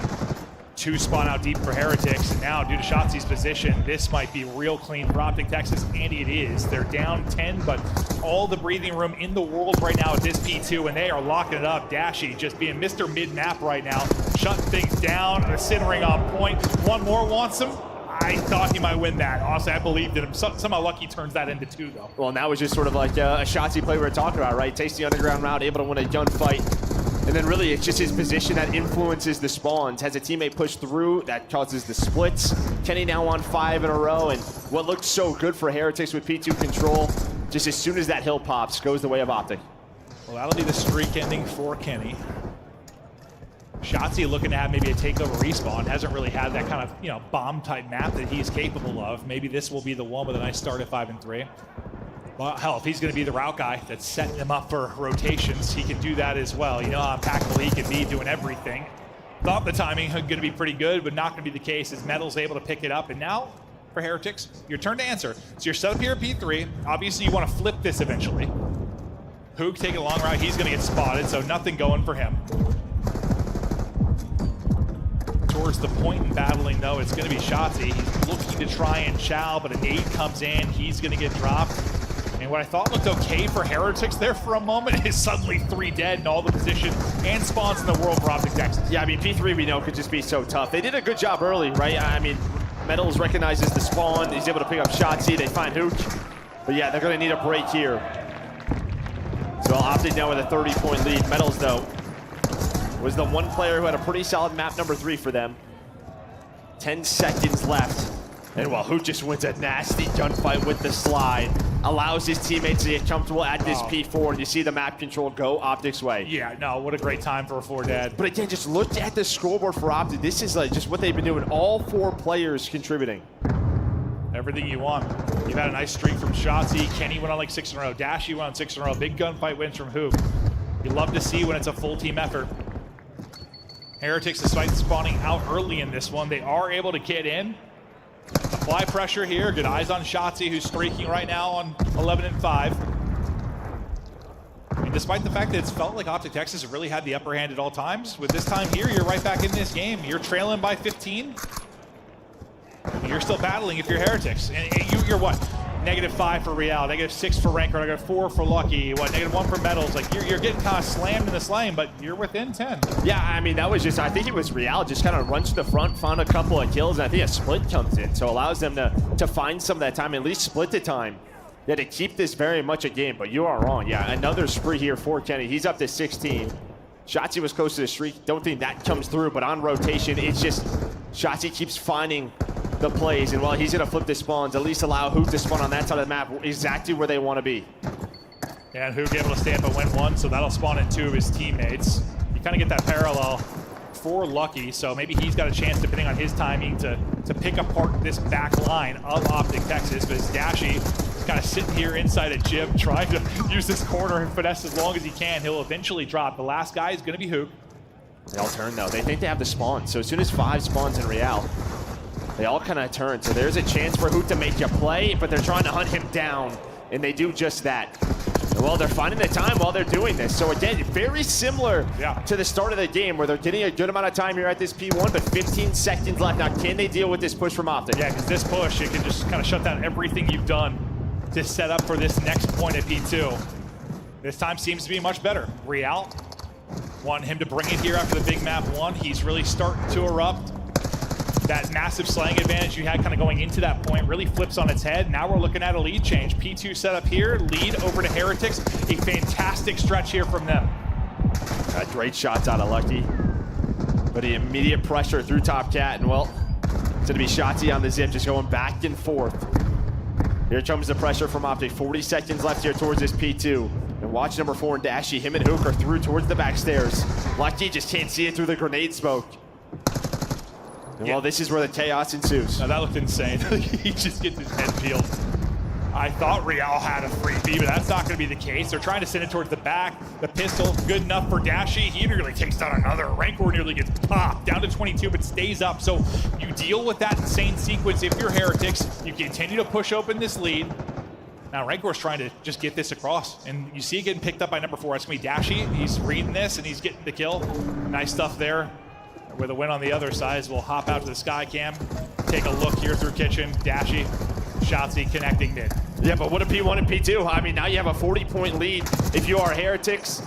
Shotzzy gonna try to take that route, but he gets taken down. Optic down 30, trying to close out this series. Let's go to a listen with Optic Texas. Fire. I'm watching fire. One stone late. Fire. Watch out, Lucky. One of me white. Watch out, Lucky. So far. Low white. So far. At low white. One shot. Watch out, watch out. That's my behind him. Nice, that's one white. Tell me, look at him. Lucky zone. Here, Kelly. There's one white, there's one white. I'll take zone. Zone, watch out. I know you, Bruce. Out. And look at this, watch out. That's the middle. We're real. I just left. Ranker 1 HP. I have it. He's so one. He's so one left. Watch out. Put it over there. I'll pick him right now.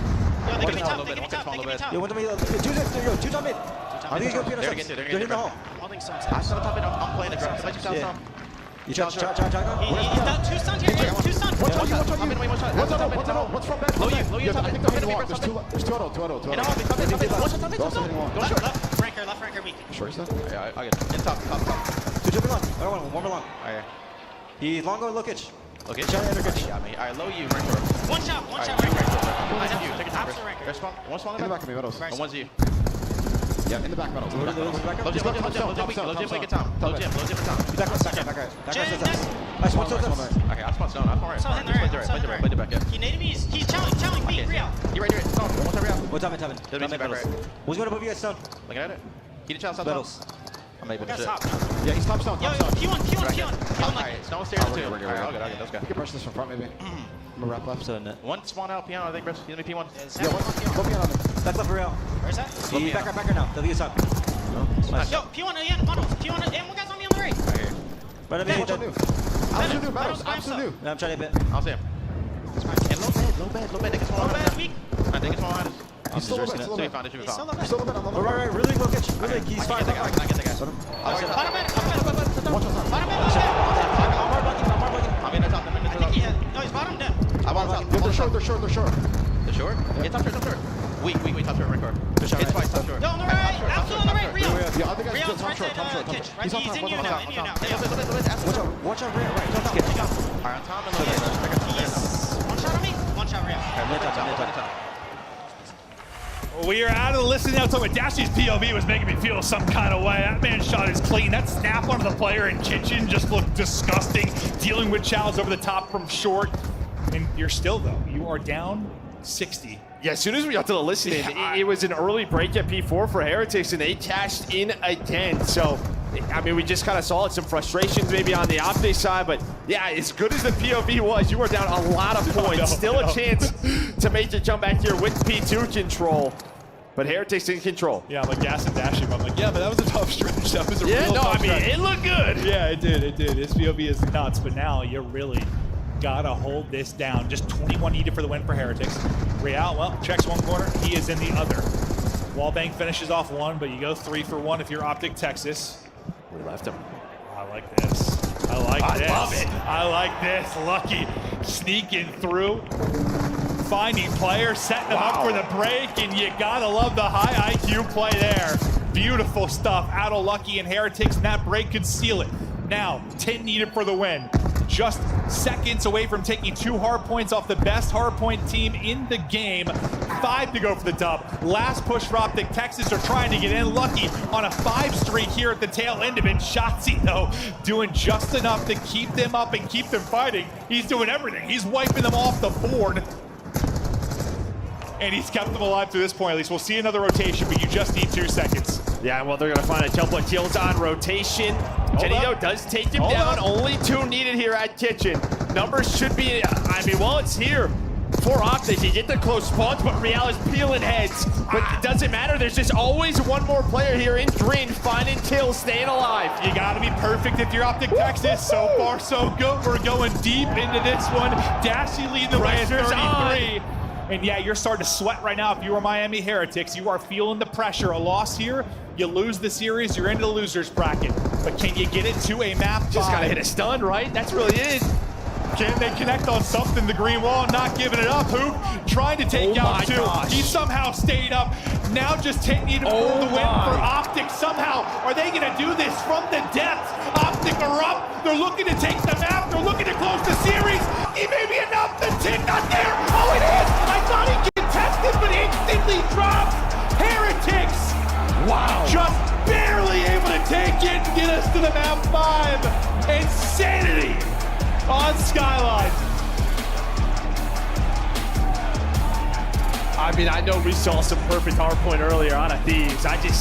You don't see it often at the P3, but Optic, they were doing it. There was always one more player. They had the close spawns. And I mean, yeah, you could just tell that maybe you're just staggered a little bit if you were Miami. Well, it's I think it happens like you're like, we need 2. Like, we need 2. Go. Like, you're just calm, like, go, hit it. Yeah, they're weak. Like you said, like, hit a stun, hit an aid. Like, one opener and you're good, but like, you nailed it. Like, there was always one more player. There was always one more body that was able to step up for Optic. But at the end of the day, the fact is, you needed 2 seconds if you were Heretics. They were finally able to burst through. What a comeback that would have been from Optic Texas. Nearly just picture perfect down the stretch, but you kind of deserve a map 5 after that one. I mean, what a game. I mean, yeah, just pretty much even across the board. Maybe you're slaying a little bit, but just looking at the game flow, it's really the P2.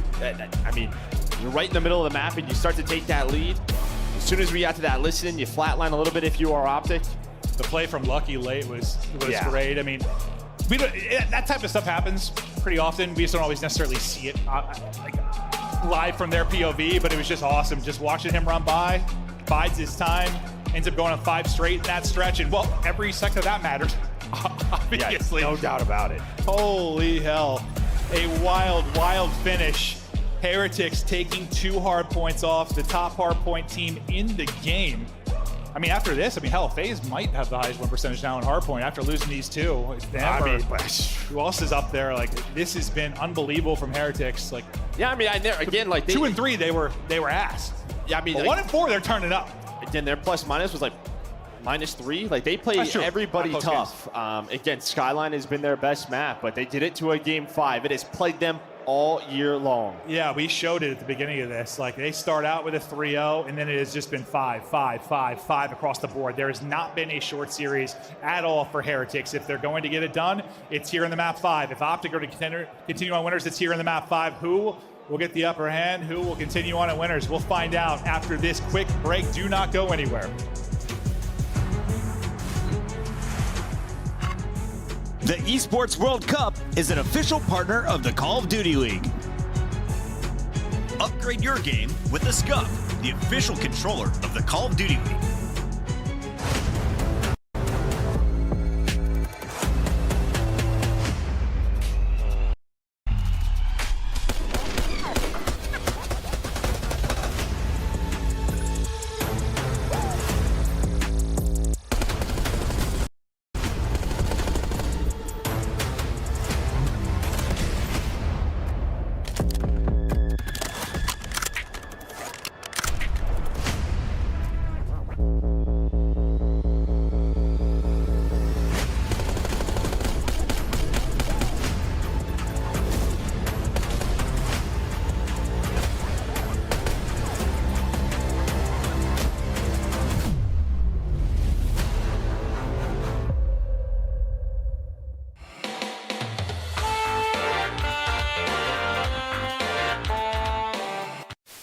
Oh no, oh no, oh no, no, no, I'm dead.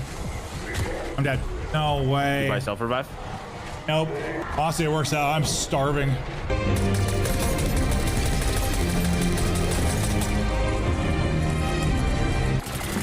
Bristol calls these my old man ship.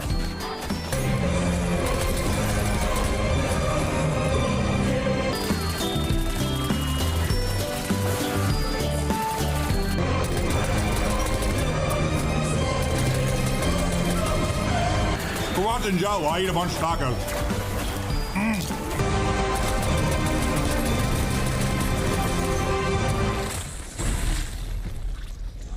Did you win?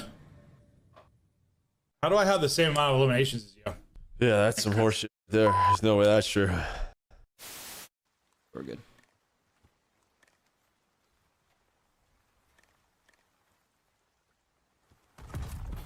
Take it on the chin. Get ready for the next round. Wow. Okay. Well, something to note. Never f***ing dive off that shit ever again. Wow. Okay. What do they have to give yourself a fighting chance here in the series? Real. Ruthless aggression. Another on stairs. Can't get it. It's Kremp with 2. It's now down to Lucky. And will he be that in this 1v2 situation? Here they come. Finds the first. Oh my God!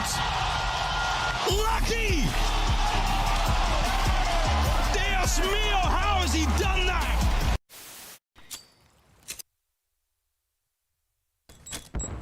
Se ha pegado. No duro. ¿Qué ahora en izquierda, tío? Me dio una de izquierda, no ahora, están por medio. Pícalo.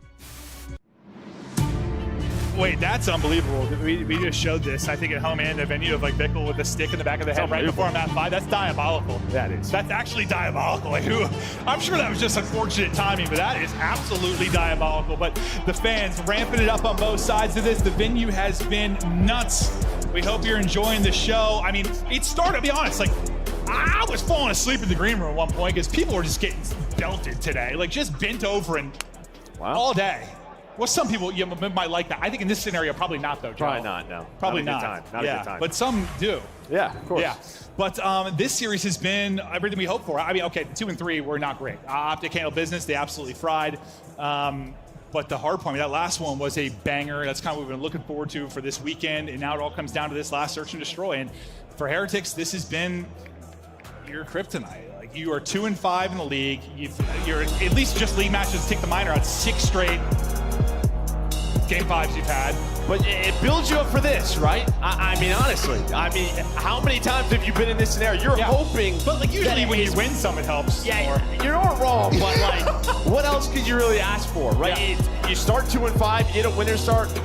If I could tell you we're going to go to a Game 5 winners round 1, you'll probably take that 100 out of 100 times. Yeah, true. Like, they've been tested. And that's what I said before. They have had reps, bro. Like, you go that deep in series over and over and over and over and over again. You hope there will be some improvement. Well, this is where you got to show on. I mean, we're here in the map 3. You got slammed in control, but we changed the pace. We get to search and destroy, and we've seen some different play styles in this particular map. They want to shut down Dashy. The fact he gets 1, big for him before he gets dropped, because they really try to ISO him big time. Bomb now going down as well as Kenny is getting that in.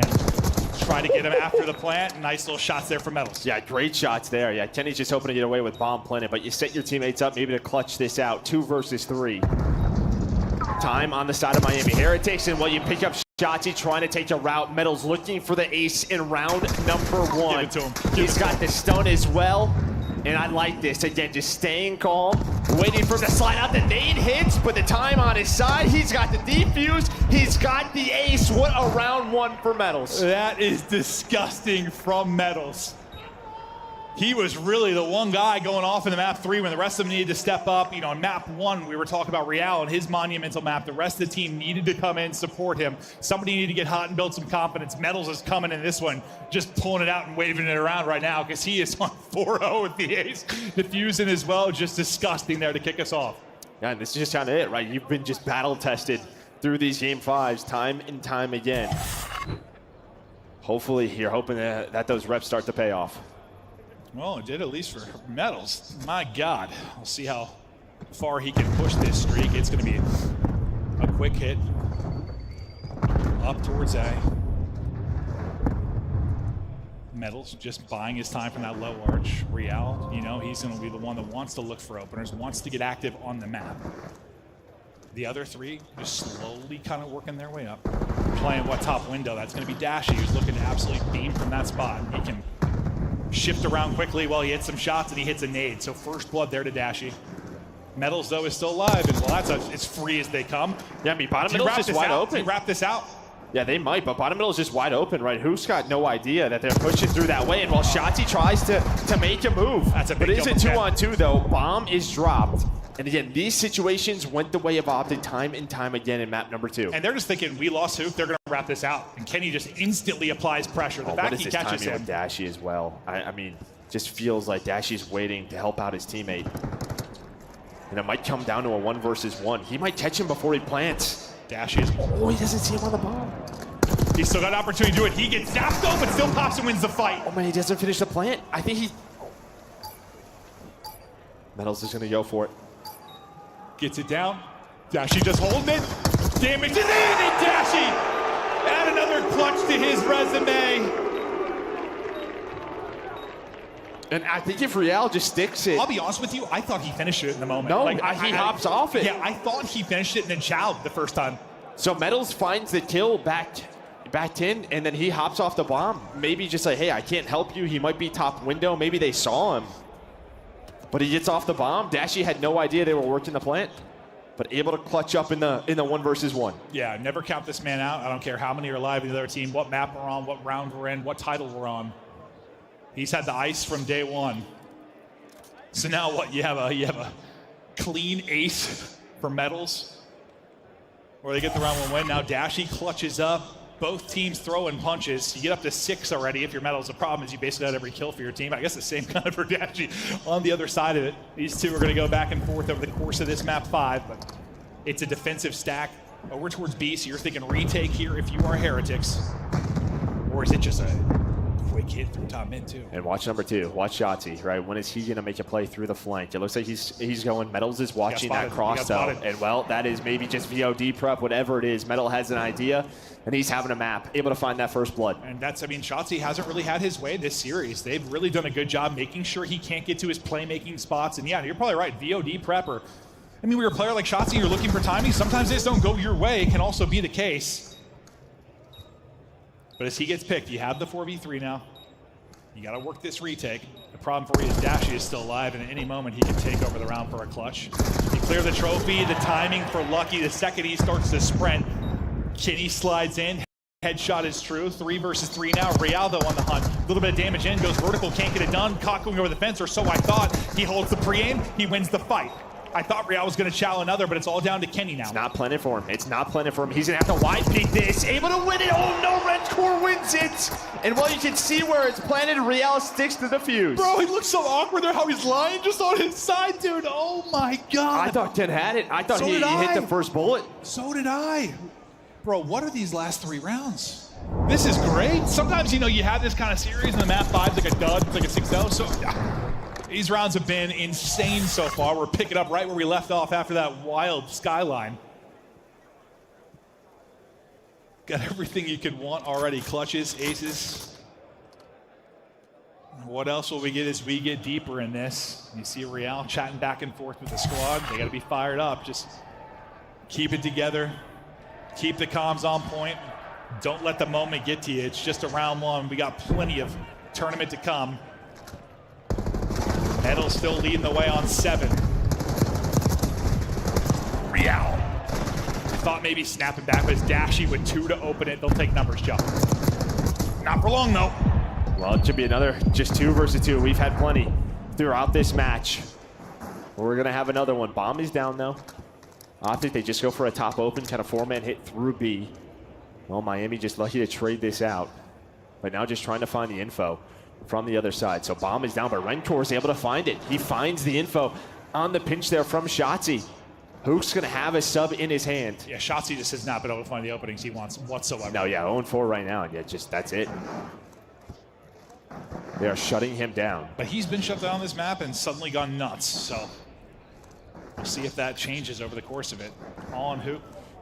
Well, what is this timing going to be like? What is it going to be like for Hook? And well, Metals, he has had his number on this map, and he does it again.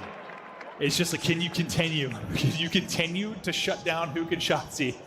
The further we go in this map 5, but we'll see it from Metals. It's an awkward kind of chest bump, kind of drags Hook's aim to the ground. Metals pops and shuts it down, and he looks like a man that is locked for a map 5. 3-1 Heretics now. I mean, there was a chance there for Hook, right? He had the read on them rotating back to that bomb. But Metals, instead of sliding through the doorway, just kind of hits the corner. That allows him then to use the hip fire, hit the shots. He's on 9 through 4 rounds. And what's tough is, like, Dashy has 3 first bloods, bro. He has 3 of the 4 first bloods in this. And you're still up 3-1. That's got to be a tough one to swallow as well, because you got to think that improves for Heretics, maybe even more of an advantage. They're grouped up here. The one person's Dashy. Dashy's playing deep, kind of watching that flank through Statue. They want to plant this bomb. Have the trophy down. But Metals is here throwing nades, and working the flank will be Real and Rencore. It's just what can they find on Dashy, and there will be that first blood. Bomb planted, though. The retakes have gone Miami's way throughout this. Lucky's going to find another one. And, well, now it is just down to Hook again. Does find one, now has to get out. And, well, they're trying to chase him 16 HP. And this is winnable now for Hook. Well, their only round wins a 1v2. Dashy was able to pull off. Hook going to be in a similar type of position. Just wants to go, not able to find the opening. Heretics, they get the opening pick on Dashy on the flank. And after that, you just see the green arrows. Everyone has to reposition after that opening pick. Kenny can't get to the Lambo in time to really get anything clean. I mean, I sort of spoke that in existence. Like, they've proven the first bloods. How much better can it get? They get a nice first blood there, and they just take it away from there. Now a 4-1 lead. They only won 1 round of that map 2 as well. Yeah, just great retakes here from Miami. You're getting the bombs planted if you are Optic. Just not executing. On either site, this time B doesn't go their way, but Miami back on attack. One of those rounds you feel you just have got to win. Granted, Optic Texas have had some crazy comebacks, and on this particular map, Joe, yeah, we well, have seen 5-1? Another first blood for Dashy. That's his 4th. And yeah, it was a 5-1 comeback they were able to pull off, so maybe they're pushing for that. See if they can pull some magic again. That all came down to that insane Kenny 1v2 against Thieves. Real, though. Timing is getting picked up. You see at number 3 going back. We're going to have a one-on-one here, and Real's able to win it. Dashy gets another, though. He's putting the team on his back. He's at 9-4, 1,200 damage. Rest of his squad's got like 300. Why not? Out the map. Shotzi's like, that's my playground. Rancor now. His opportunity to 1 versus 2. Bomb in hand, no chance to get anything done there. Optic Texas needed one, they get it. Yeah, again, just the opening. Take top close, that's all Dashy. He's able to find the first 2. And as soon as Real is going on that flank, in the one-on-one, he wins it. But the problem is he's making that play. Metals gets taken down again by Dashy. So yeah, Big Bruce stepping up here in this map 5. No, he's been incredible. He's like, guys, I got this. I'll put the map on my back. I'll get us a little bit deeper in this one, but at some point you guys are gonna need to turn on the jets. I mean, he has literally like as much damage as the rest of the 3 combined. Like, he has been shooting. Same for the kills. Back to attack go, Optic Texas now. Well, we're watching Dashy because he's been the first blood reaper. He's got 4 out of 6 so far. All first bloods for Optic. Kind of look at the mid halls there from Hook's POV. We get right back to Dashy and Ken. You can kind of see their setup here in window. Kenny, I thought nearly caught, but he's still all right at 65. And it's Optic with top halls control. Miami just kind of playing low. And again, they're just opting to say, if you plan B, we're going to play the retake, but Metals is going to find the first blood. He's in the double digits. Trey trying to jump on through. Hook almost takes down 2. But Real from mid-connector does take him down. So 3 versus 2, and Bomb is down.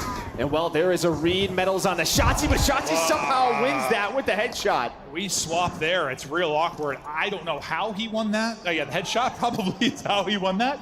Another 2 versus 2. Bomb plant in. Dashy gets dropped immediately, though. It's all going to be on Shotzi.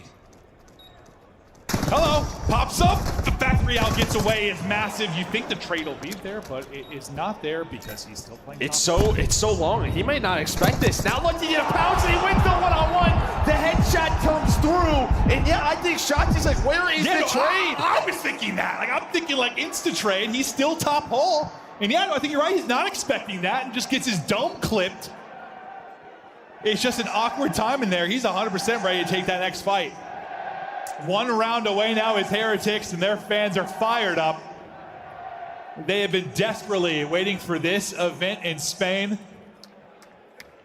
May not technically be a home event. You know, Toronto's putting it on, but it might. It's a home event. It feels like one for Heretics, that's for sure.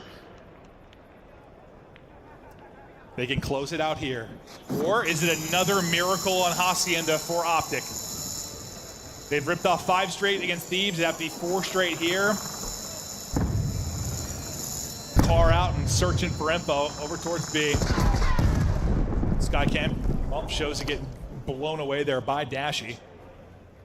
Look what this does, right? You have 1 player in Real all the way pushed up top office, bomb being planted over towards A. So you show the car B side, it keeps them honest towards B. 4-on-4 retake, and maybe the key player will be that number 5. When does Real decide to go? This likely everything. If he finds the opener, he can't quite finish the kill, but Rancor is able to get one. Hook's gonna drop. Shotzi somehow gets away. 2 versus 2 now, but time is dwindling. 20 seconds to go. Rancor is able to pick up Shotzi. It's all gonna be on Dashy. Not this time! No 1v2 through. Heretics light it up! And after the plague that has been map 5 for them all season long, it's a map 5 victory here at the Major. This is where it counts, and this is where they get it done in front of the home crowd here in Spain. And well, Game 5s have haunted them all year. Major qualifier long. Yeah, it's crazy, like all year. I mean, it's one qualifier, but like it's literally been their entire qualifier. It's just been map 5s. You are now a 2-5 team. And winners round 2. To a winner. All right. I'm not sure how many times we've had that in the history of the CDL, CWL, MLG. Like it's I don't think much at all. No. That is something special, something outrageous, but it's rep after rep, deep series after deep series. And you said before going into map 5, like you've been tested so many times. Like, map 5's been your home. Why not finally get it done at the time it matters most? And I say that with it, well, it's going to matter much more on Saturday in round 2 if they get to another one. But we take a look through the stats, and although Metals kind of cooled off a bit, man, he is the reason they got out to that early advantage, put the pressure on Optic. And Yashi, I mean, you have 4 first bloods. You have the only first bloods for your team. You're thinking he buys you time to get deeper into this one. The others just never activate. I mean, Shotzzy never found the openings he was looking for on the map. Same can be said for Hoop, where they can be such a threat.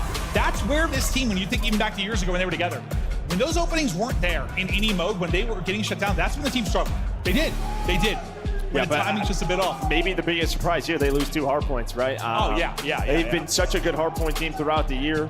And they just, I mean, props to Real in map number 1, really the whole team in map 4. It's close. They almost have an incredible comeback at that P3 on Skyline, but map 5 was all Heretics. I mean, their retakes were on point, the teamwork, but it was Metals early on. We had some duds to start the day, but a banger of a series to close it out. That's day 1 for you, but we have Real, who dropped 41 in map 1. He's got to be fired up. He's on stage. Take it away with the interview.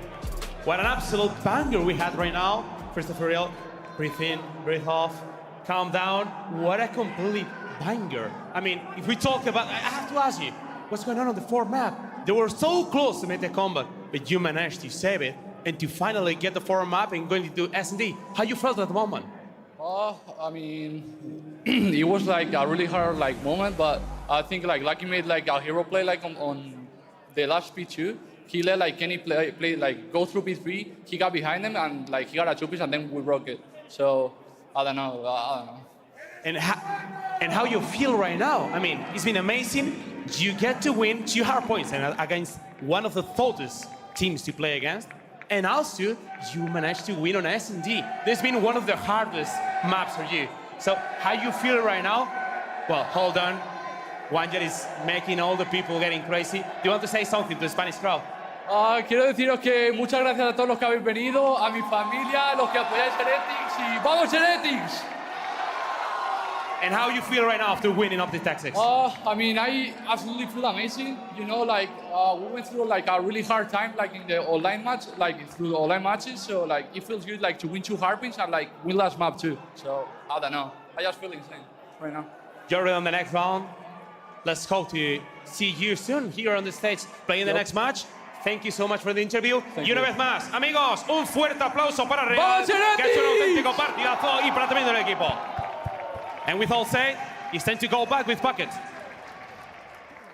Incredible stuff from Miami Heretics tonight. The Spaniards getting a win in Spain. What better way to start the tournament? Can't get better than this, right, Chance? You called it. Yeah, the perfect culmination for the team. The first time playing on their home soil in years. I can't imagine the feeling, not just for the players, but for the coach, Method Sick as well. These guys had to have been fiending for it, and because it was a Game 5 fashion, they lost against so many on their run, and yes, against Optic they get it done. It's got to be the best feeling on earth, and that's just the start of their tournament. Metals is not going to pay for a drink his entire trip here in Madrid. What is so crazy about that to me is he had such a slow game number 1 too. So a huge turnaround for Metals for the fact that they even get to the Game 5 and that he is the reason they got such an early lead. And S&D was such a pain point for Miami Heretics for the longest time at the beginning of this season. And then the last couple of series, they're starting to go to a lot of round 9s, a lot of round 10s, a lot of round 11s. And now we're seeing all that hard work into fruition and just unreal storylines, unreal work out of Miami Heretics. I can't wait to see what they do for the rest of the weekend. Yeah, they did a great job, especially in their retakes. I mean, watching that Game 5, like Metals was everywhere. You know, we're back in the green room, and we're talking about this roster and what we like about it. And Study out of nowhere just goes, you know, Metals sometimes kind of reminds me of a Beezy. Me and Chance looked at each other and we're like, okay, let's pump the brakes a little bit. We come out here and Metals is just going crazy off the rip, started 8-2, winning huge rounds, had an ace early on. This team, man, Heretics, surprising everybody, winning a Game 5 finally. It's got to feel so good. What did you say, Chance? That Abizi is the American medals? Okay, I was trolling when I said that. Very but, fitting. Very fitting. Like, that's how we're going to end the night. Okay, there. I was just going to say, I want them to carry the momentum, though, right? Yeah. Like, Optic Texas are going to get back in the mix. We know they're a force in the losers bracket. Heretics, you finally have Game 5 ice. You need that confidence for the rest of the year. I'm worried about Optic, though, after that series. Yeah? I mean, they lost 2 hard points, and they hard trolled at the end of the Skyline. They were 9-1 across those 2 HPs in the series. Did the crowd affect them? I mean, it was still a home crowd for Optic. Yeah, it was still tough. more for Optic. It might be louder tomorrow because they have to face off against LAG. We'll get to that in a moment. But first, it's your Scuff play of the game. He goes by the name of Real, and he dropped 41 and 25 in our opening hardpoint. Completely got like, I mean, he just got off to a tear right from the jump, and he never slowed down. One of the best performances we've seen from him, and honestly, I am just continually impressed. The guy's a superstar. He has performances like this consistently. And I have to be so honest, like if Real doesn't perform like this, like Miami Heretics do not win naps in series. So with the amount of pressure he has to do that consistently time and time again, Real has been unreal. Time and time again, huh, Al? Yep. Oh, do I count? I'm not a caster. Bingo! I'm not a caster. Do I count? We got some updates for tomorrow. Incredible stuff, though. Nameless, as we look back on the day, let's start at the top. What did you learn? I mean, yeah, the first 2 series, just absolute 3-0s, right? We come into today and we're like, all right, maybe this first series could be a banger. We got Boston Breach, who have, went Game 5 a lot. They looked pretty solid in all the game modes. Well, Atlanta FaZe absolutely smoking them. And Boston had 2 of their better maps in red card for games 1 and 2. Atlanta FaZe, man, that series was too fast. This may be the best time to be an editor in Call of Duty history. So many multi-kills. You're seeing just a few samples of them. Boston Breach. Are they frauds, Chance? They came in with a top 3 seed. They have to fight for their lives in elimination tomorrow. Yeah, they are not frauds. Atlanta FaZe is quite literally built different. We saw the matchup in the qualifiers. It was the same type of result. I mean, they had fights in the S&D. They fought Atlanta once on the hard point before, but like, yeah, Atlanta built different. What are you going to say? So I think Boston are still the real deal. They play incredibly Call of Duty, but when the Tiny Terrors are doing Tiny Terror-related things, they're unstoppable. Heretics fans will be happy to know that Abizi and Simp are on the other side of the bracket. Look at the Tiny Terrors and the work they've done here in Spain, Allie. They are just unreal. You put these 2 on a Treyarch title, and it is disgusting. I always talk about it. Black Ops 4 is my first game title, and these 2 are all anybody could talk about. Well, Miami is full of a Spanish lineup. Toronto is the host here in Madrid, and the home team came out with the win. Let's talk about Joe Deceives and the performance from the rest of the squad. Bouncing back after a loss to Optic in the last qualifier. And I'm digging the gameplay, too, because I know I've been watching Kleenex for years be absolutely gross, but occasionally he's got the, quote, more objective-minded SMGs next to him. And Joe Deceives is that, but the dude has been popping pieces and showing up on LAN as well. I'm so excited for these S&Ds, or the SMGs, excuse me, to continue. They're so good. Both, they're S&D and the S&D. I mean, to your point, like Kleenex, he was 35 and 19 map 1 at 114 seconds. Like, the guy is doing the objective work as well. Fries the first 2 maps, then we get to game 3, and it's Joe Deceives taking over. I have a crazy take. I feel like this dynamic is much more similar to like the Simp and Abizi dynamic, where like both of them can definitely have moments where they're going to make the right play, but they're also going to continuously get all these multi-kills, get all these high engagements, get all these high KDs, and that's going to be an interesting matchup should we ever get Toronto-Atlanta. Kleenex treating Vancouver like a Tesla, taking them to the trash. Let's go over to Carolina versus LA Thieves, 4 versus 5. It's political, don't worry about it, Alec. LA Thieves, they were the super team. This was the team everyone was hyped about at the start of the year. Showcasing their talents today. They boppity-bopped Carolina. It was disgusting looking at the hardpoint scores. Yeah, they looked unbelievably clean. They addressed every answer you're looking for. They did lose the S&D, but Hydra's starting to get some first bloods, showing off some creative strats. But I just know my heart goes out to Carolina. Vivid also are obviously struggling with Salty for Brian. Sane might be dealing with a staph infection. Yeah, so going shout to out the to ER tonight. but not the U.S. healthcare system, so he might be taken care of. Great call. Yeah, hopefully he gets better. And not only did they dominate, it was 2 maps that they haven't played a ton in their map pool. And when they did, they were losing them in Skyline and Hacienda. So that makes Thieves look that much scarier. And then even the Control now. They have 2 maps they can go to at any point in any series. Thieves are going to be tough to deal with. I think without a doubt, the fans are behind Hydra as well, no matter what jersey he's wearing. But the best news if you're an LA Thieves fan, Envoy's land stats. Look what he did today, because we had question marks about this player just 2 weeks ago. We did. Envoy has these moments sometimes where he can have small dips during qualifiers, but man, he shows up when he's needed. And it's crazy that we almost saw them break the KD. Not only in map number 1, Scrap did it, but he almost did it again, map number 4 for Envoy. LA Thieves getting the best of Carolina. Where did Envoy land on our KD leaderboard? He's at number 4. Number 1, though, his teammate Scrap, a 1.54. Abizi right behind him with Kleenex, a 1.41. It's a lot of red on that screen. It's all LA Thieves and Atlanta FaZe players, and the lone Kleenex sitting at number 3. Unbelievable. LA Thieves putting up those numbers against Carolina. Atlanta against Boston today, and you will see Carolina and Boston in the losers bracket tomorrow. What a great day. And we got 3 more days of action coming your way. Nameless, when you go back and you think about the games tonight, what VOD would you rewatch? I'm watching Heretics and Optic once again. I mean, that series was absolutely electric. You look back at that, the end of the skyline came down to literally moments, and then that search and destroy, epic plays, epic clutches, was a banger. Chance, if you could give a day 1 MVP, we had a lot of stars perform for their squads. Who was the brightest? I mean, look, Scrap was probably top-notch for individual performance, but the fact that Heretics pull off the upset, I think I'll tip it to Real. Allie, our bracket is set. What's the best match kicking off the elimination tomorrow? Absolutely, Optic Texas versus the LA Gorillas, mate. I cannot wait to hear how loud this venue is going to get tomorrow for that matchup. We got Royal Ravens taking on the Falcons. Surge will fall to face off against Rocker in what should be a Game 5, and Breach take on Cloud9. With Allie right, is Cloud9 the real deal? Or is Boston a true threat? And Nameless is right. I mean, they're both on Fraud Watch at the moment, right? So that match actually could get real interesting. I didn't want to say it. I'm glad you did. It all begins tomorrow, 2:30 p.m. CET. Join us 15 minutes earlier for headquarters. We'll see you then.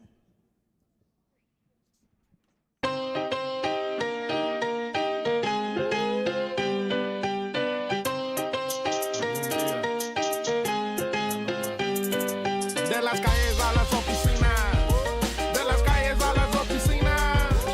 Agárrense que ahora es el día que peleamos para mejor vida. De las calles a las oficinas, ahora es el día para mejor vida. De las calles a las oficinas, ahora es el día para mejor vida. ¿Qué te digo? No te miro, eres un enemigo. Tú no quieres a mi gente, encarcelaron a mi amigo. Óyeme, yo lo sé, no nos quieren ver bien. Viendo una vida buena, disfrutando de un café, mamá.